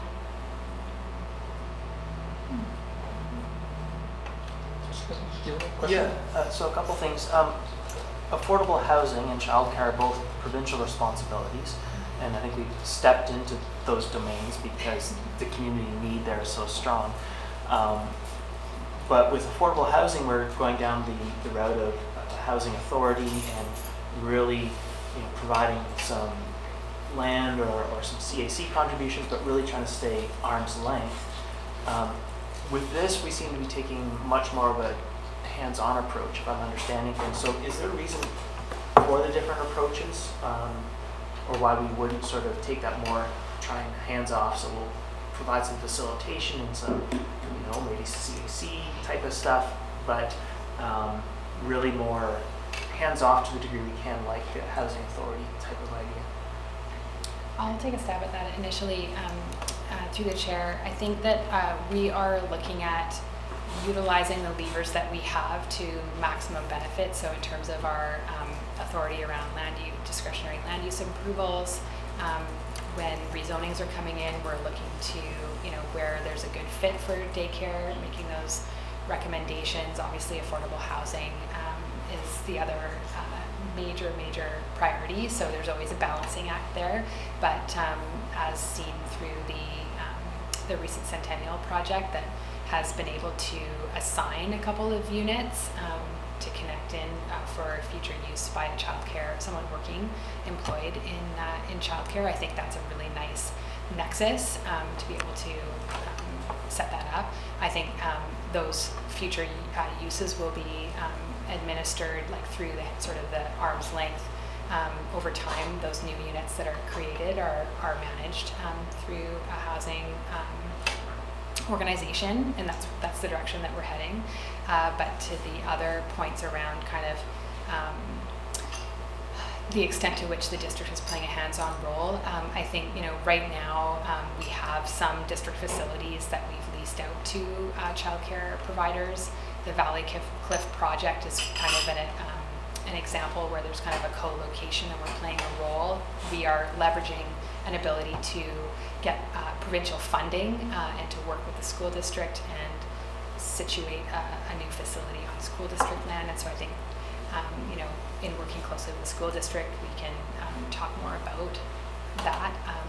And then, of course, with future municipal facilities and leasing out space, there's a lot of good reasons to try and co-locate, say, in future Brennan Park expansion, or looking at other kind of community or neighborhood hubs that are created over time to really try and co-locate those. So I think we see a role for the municipality, even though ultimately childcare is a provincial responsibility on sort of the bigger funding and licensing. I think there's still a role for the municipality to play in the ways that we can. And that's certainly what we're advocating for, and that's a discussion for at the council table to basically get a sense of like to what extent the district organization wants to help support childcare. Thank you for that question. Councillor Craig, if you have a follow-up? Yeah, thank you. Thank you. I think that maybe we're considering whether it makes sense if there are not-for-profit different daycares around the town, different locations. Do we need to look at some sort of management body at some point? Maybe we're not there yet, but it's just a question that I thought of looking through this. The other thing, this morning with the parkade, I raised the question, is parking the actual problem? Is it a parkade the solution to the problem that we actually have? And I think my argument at the time was, I think it's the parking is not the problem, it's a lack of alternatives and better solutions. And when I apply that same logic to this, it's harder for me to imagine that we could do without more childcare spaces. But at the same time, I wonder if we're doing enough to somewhat reduce some of the need for spaces. And so when I think about, how could we facilitate parents in requiring less childcare? And so we talked about climate change and so on last week, incentives for business that are doing end-of-trip facilities and so on for active transit, that kind of thing. Should we be looking at preferential business license fees or other things for businesses that have flex work plans for parents and embedded childcare in the business, childcare as part of their business plan? Are we doing enough to make it easy to work from home? All kinds of home-based businesses. We sort of restricted one a bit earlier this afternoon, but I think there's all kinds of examples. If you look at our rules around home-based business, there's a fair number of restrictions, and if we were able to find ways to relax some of those, could you work from home on a more flexible schedule, and parents would have a bit less of a requirement for outside childcare sometime. And so I'm just understanding the importance of more spaces. A bit concerned that we're not doing enough on some of the other pieces, though, that might help alleviate a little bit of that pressure. Thank you. Really interesting comments, and there's a couple of different aspects that I would love to respond to and maybe comment on. I think that I definitely hear the creative thinking around trying to figure out, like, okay, how else can we tackle this problem? And my mind was going everywhere, like, oh, well, from a climate perspective, maybe, like the number of children, like the procreation is the issue. That's not where we're going with this. But that's definitely not where we're going with this. But I think That just is the impact of serious order. yeah, totally. And other factors, so many other factors influencing that. But I think that maximizing space is really important, just on the space needs, so that, and I think also what came up earlier just around the spectrum of times that are needed too. Like, I feel like right now, the childcare operators are solid around that typical 9 to 5, but they're not. Also, there's a great diversity of people's work schedules and shift workers and people that are all over the map, and that we're not providing those. So that maybe if there is an expanded offering of time, like you can make do with the same amount of space, but you're offering a greater kind of period of care. The other point that you made, Councillor Pettingill, just around more flexible work schedules and trying to promote that, I think those are all fantastic ideas and certainly things that we can have dialogue about. The thing that immediately jumped out was, in working with the largest employers in the community, the district being one of them, I think it really, it invites us to have a look at our own policies and our own flexibility and the things that we can do to help support staff. And so I think that there's an opportunity there for sure, and especially where there's space needs and challenges there. I think there's a number of reasons to start to look at different approaches, and so we're open there. If I can just add on that, so I'm thinking about our the only startup I work at, we have one baby on the way, or might have just been delivered in the last few hours. Our CEO has 3 young children, and so even though we're very small and sort of on a shoestring, like no revenue, and it's investor money right now, but already having those conversations about how do we accommodate for the childcare needs, so we can have the staffing and the growth we want. And so looking at, even as a smaller company, does the zoning allow us to do what we need to do, and could there be relaxations in business fees? Would that help us facilitate some of these childcare things? And so there's a whole, I think, range of it's not just the big providers that are the ones that I think need to provide childcare. I think even smaller operators can and probably need to. So there's probably a fair bit we can do to facilitate that. Councillor French? Thank you. As we're having this discussion, I'm thinking around economic development opportunities. Childcare is not a sector that entrepreneurs are flocking to.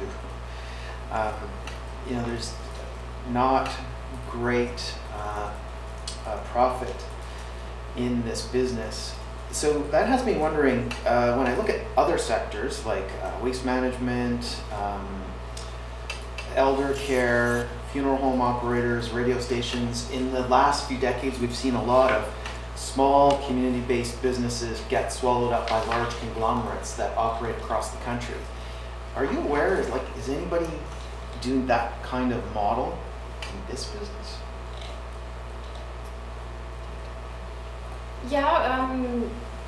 Yeah, you're right. Childcare is, nobody's making a lot of money in childcare, but when you look at other communities, there are certainly childcare franchises that start to come in, especially as you start to open larger group centers. There's definitely been operators from the city who've looked at spaces in Vancouver. Some of them may be opening this summer. We had one from North Vancouver that closed last year. We just couldn't make it work here. We call them big box childcare, and they exist. They're still licensed. They still have to provide that high quality of care.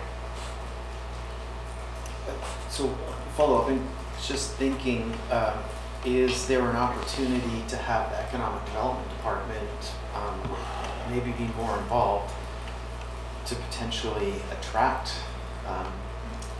big box childcare, if that's a step that could help us resolve this issue and it makes sense for our community?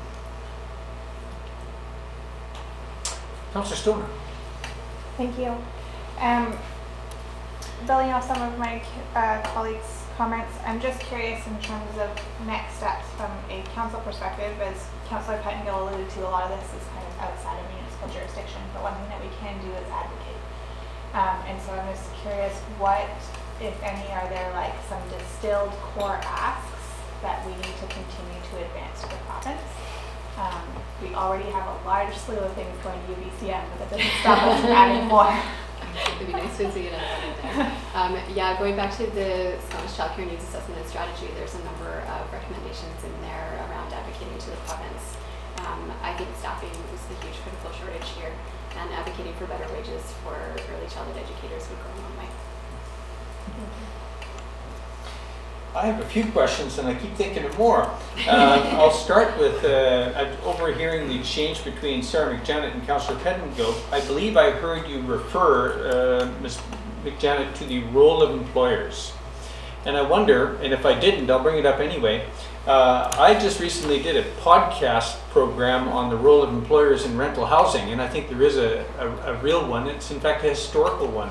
But is there a role or an opportunity to develop an initiative around employers, in particular our larger employers, to give them some assistance in the way of information assistance, if you like, a guidebook or something of that nature? Is there more work that can be done to encourage a greater role or taking of responsibility on the part of employers? Yeah, thank you for that. I think very possibly there's some things that we could do to help continue dialogue in the community around needs, and I think that's where the child care action planning work has really done a tremendous job in terms of highlighting the needs, the specific age groups, both with employers and the community at large, but also with the child care educators as well. It was really interesting because I think they're so busy and totally engaged in the delivery of care in the community, but for them to also be considering, like, some might be expanding their business or on the fence and looking to expand their childcare or take the next step from a family daycare to something larger. So I think there's conversation that we can host on that front as well. But we'll take that comment away just around the employer, the employment piece, and see if we can come up with some ideas and bring those back at some point. Just something that occurred to me. My second question, I'm looking at page 18 where there's a discussion of cultural safety and a reference to the Squamish Nation community. I'm wondering whether there may be some differences in between the Squamish Valley Squamish Nation community and that of the North Shore. There's a reference to a program, United Way Avenues of Change project. As I read it, it occurred to me that I wonder whether this is really more North Shore oriented, the circumstances around that program. And I'll explain why. The first childcare daycare programming in this valley was started by the at Squamish Reserve with Gwen Harry. This is about 54 years ago, and it was open to all. And it seems to me today that there continues to be strong daycare programming on the part of the Squamish Nation community. My question, what is your dialogue with Squamish Valley operations specifically? Are they a part of your team conversations regarding making sure that they're part of the fold and part of our joint efforts?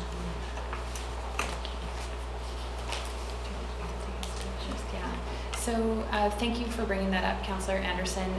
The cultural safety aspects have definitely emerged, and we pulled those in, and definitely in the work with the Avenues of Change project, which was a community engagement with United Way of the Lower Mainland, looking for ways to address early childhood vulnerability in the community through some of the dedicated engagement that was happening with Squamish Nation families. We heard about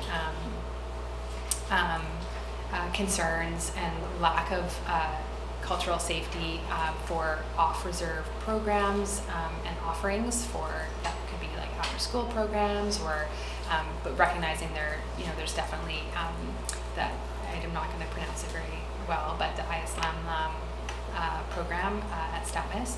So Sea to Sky Community Services as a partner. We've hosted discussion about this, and other agencies, Vancouver Coastal Health, about the need to help support greater like addressing cultural safety training to create more welcoming and culturally safe spaces and programs within the community.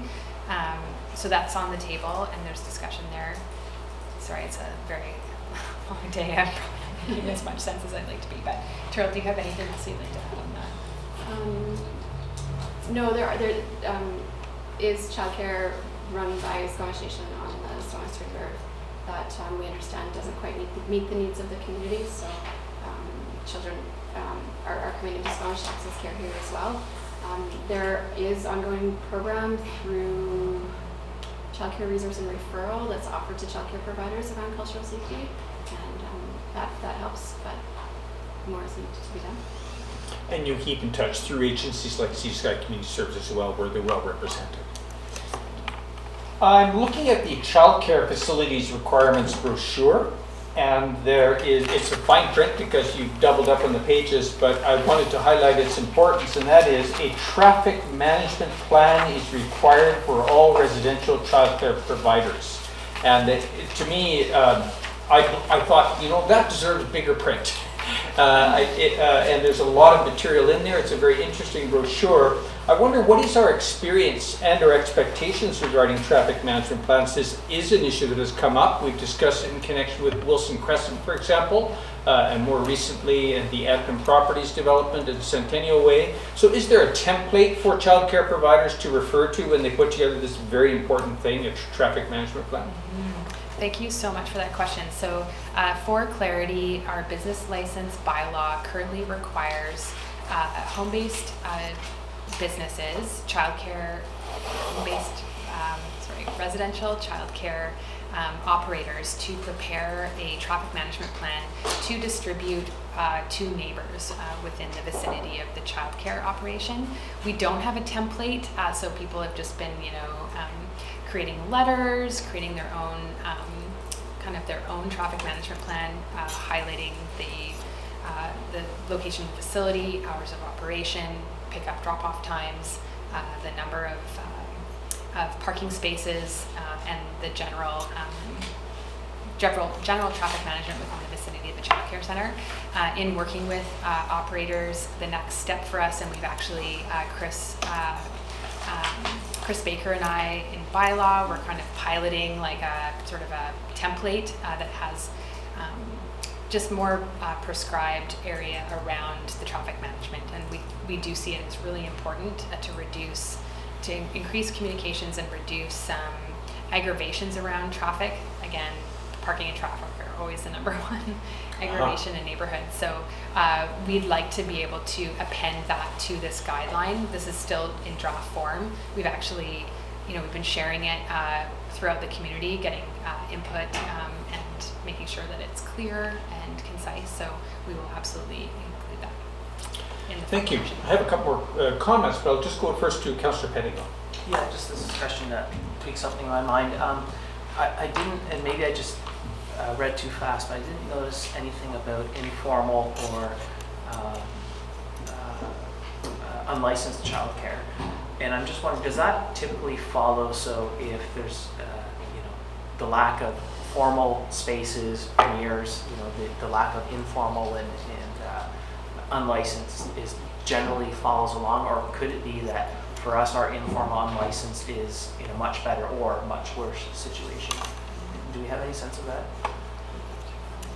Yeah, I wish we had more data on unlicensed care. We don't have a lot. There was a parent survey done in 2018 as part of the Child Care Needs Assessment Strategy, but it didn't really reach that population.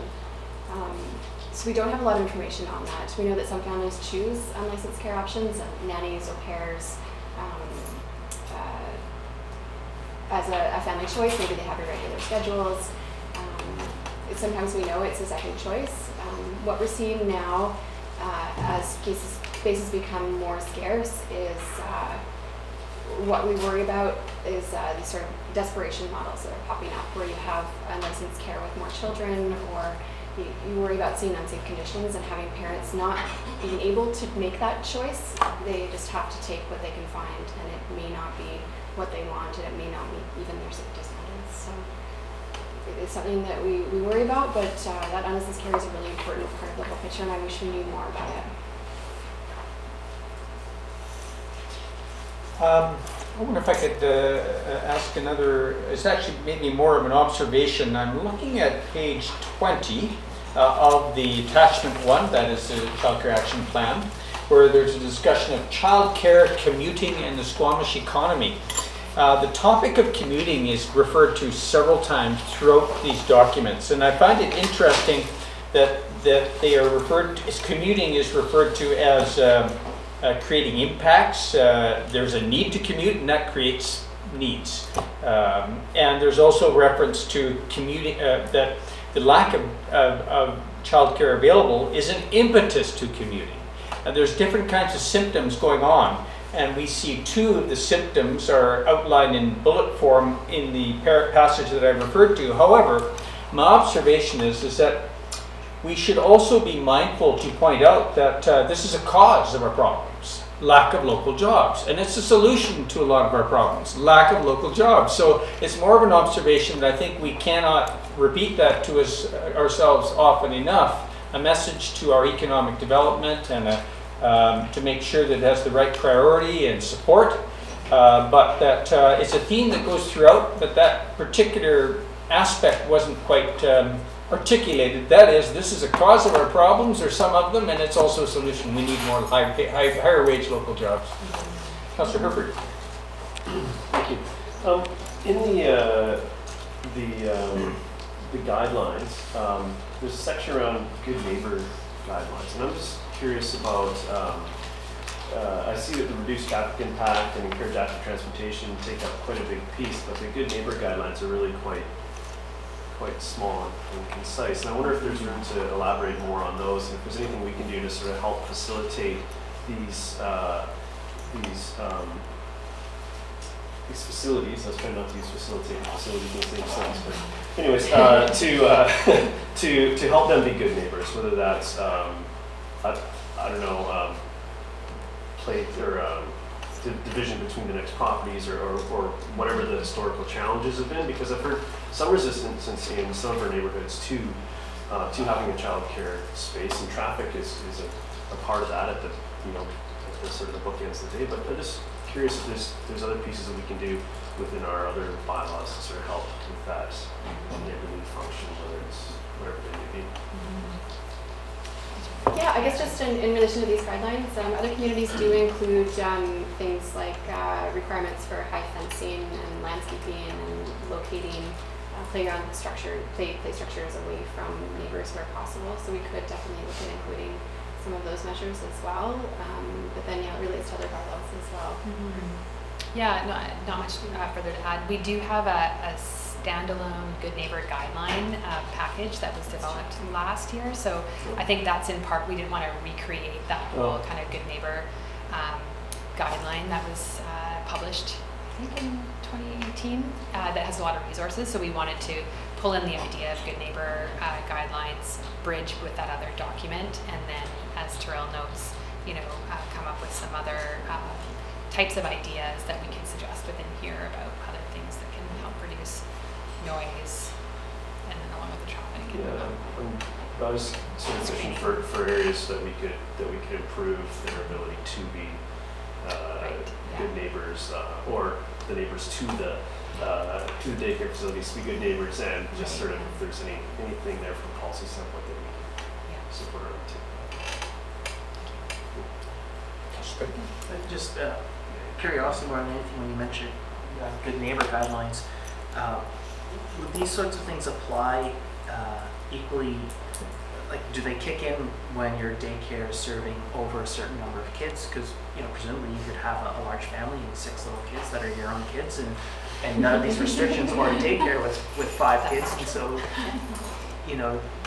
do these only apply if it's a large daycare, or?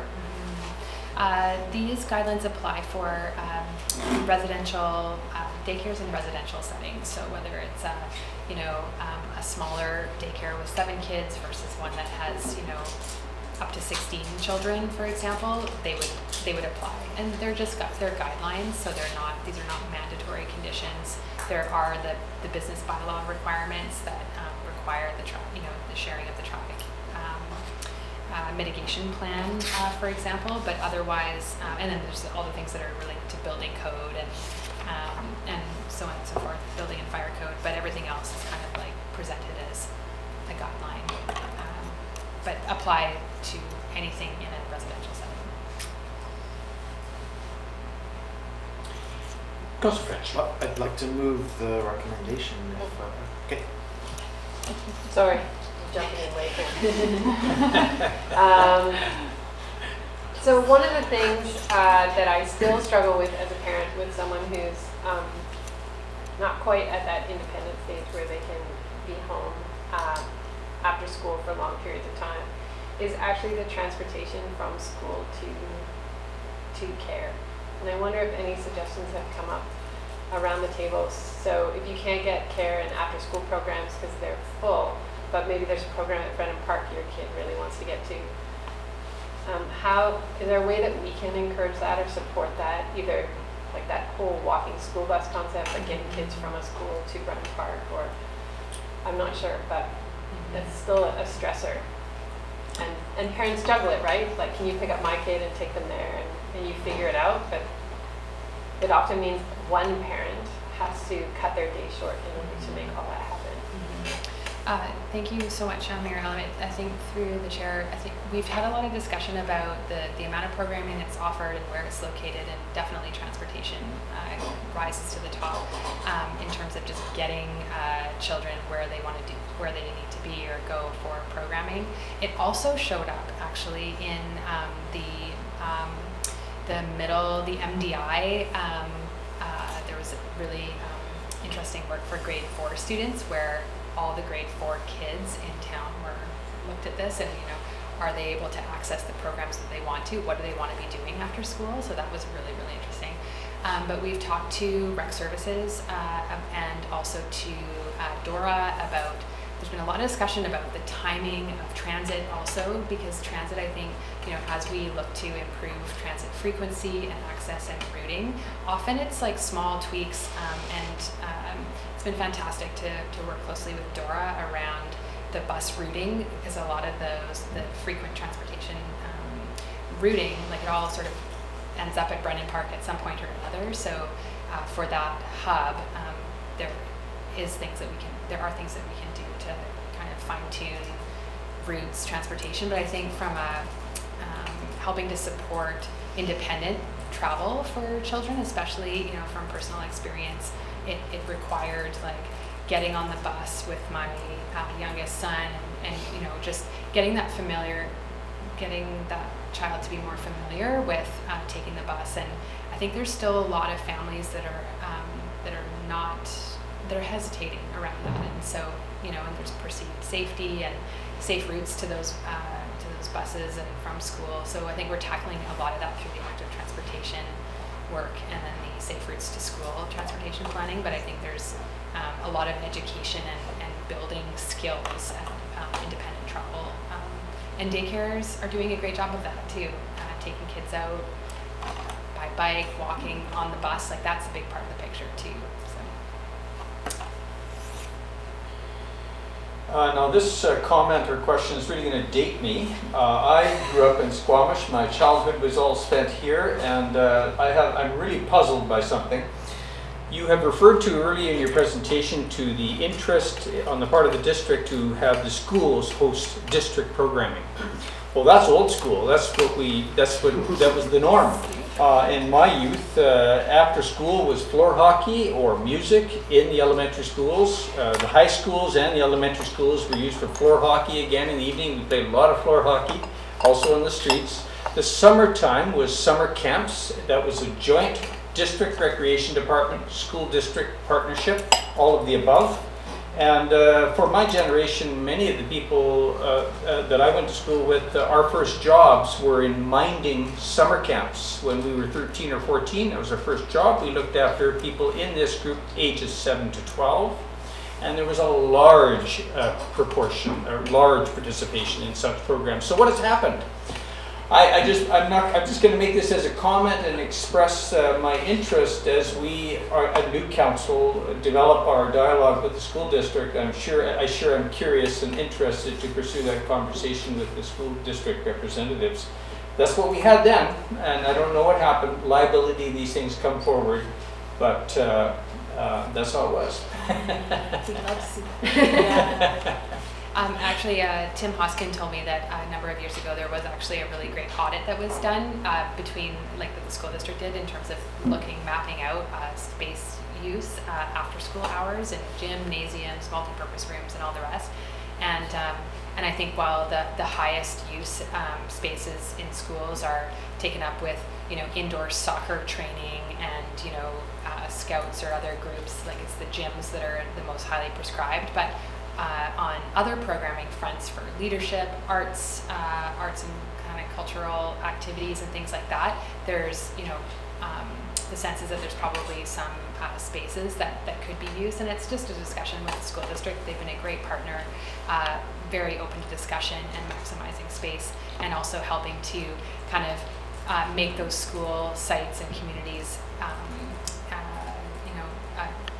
great in the neighborhood and helping to support families. So That's very encouraging.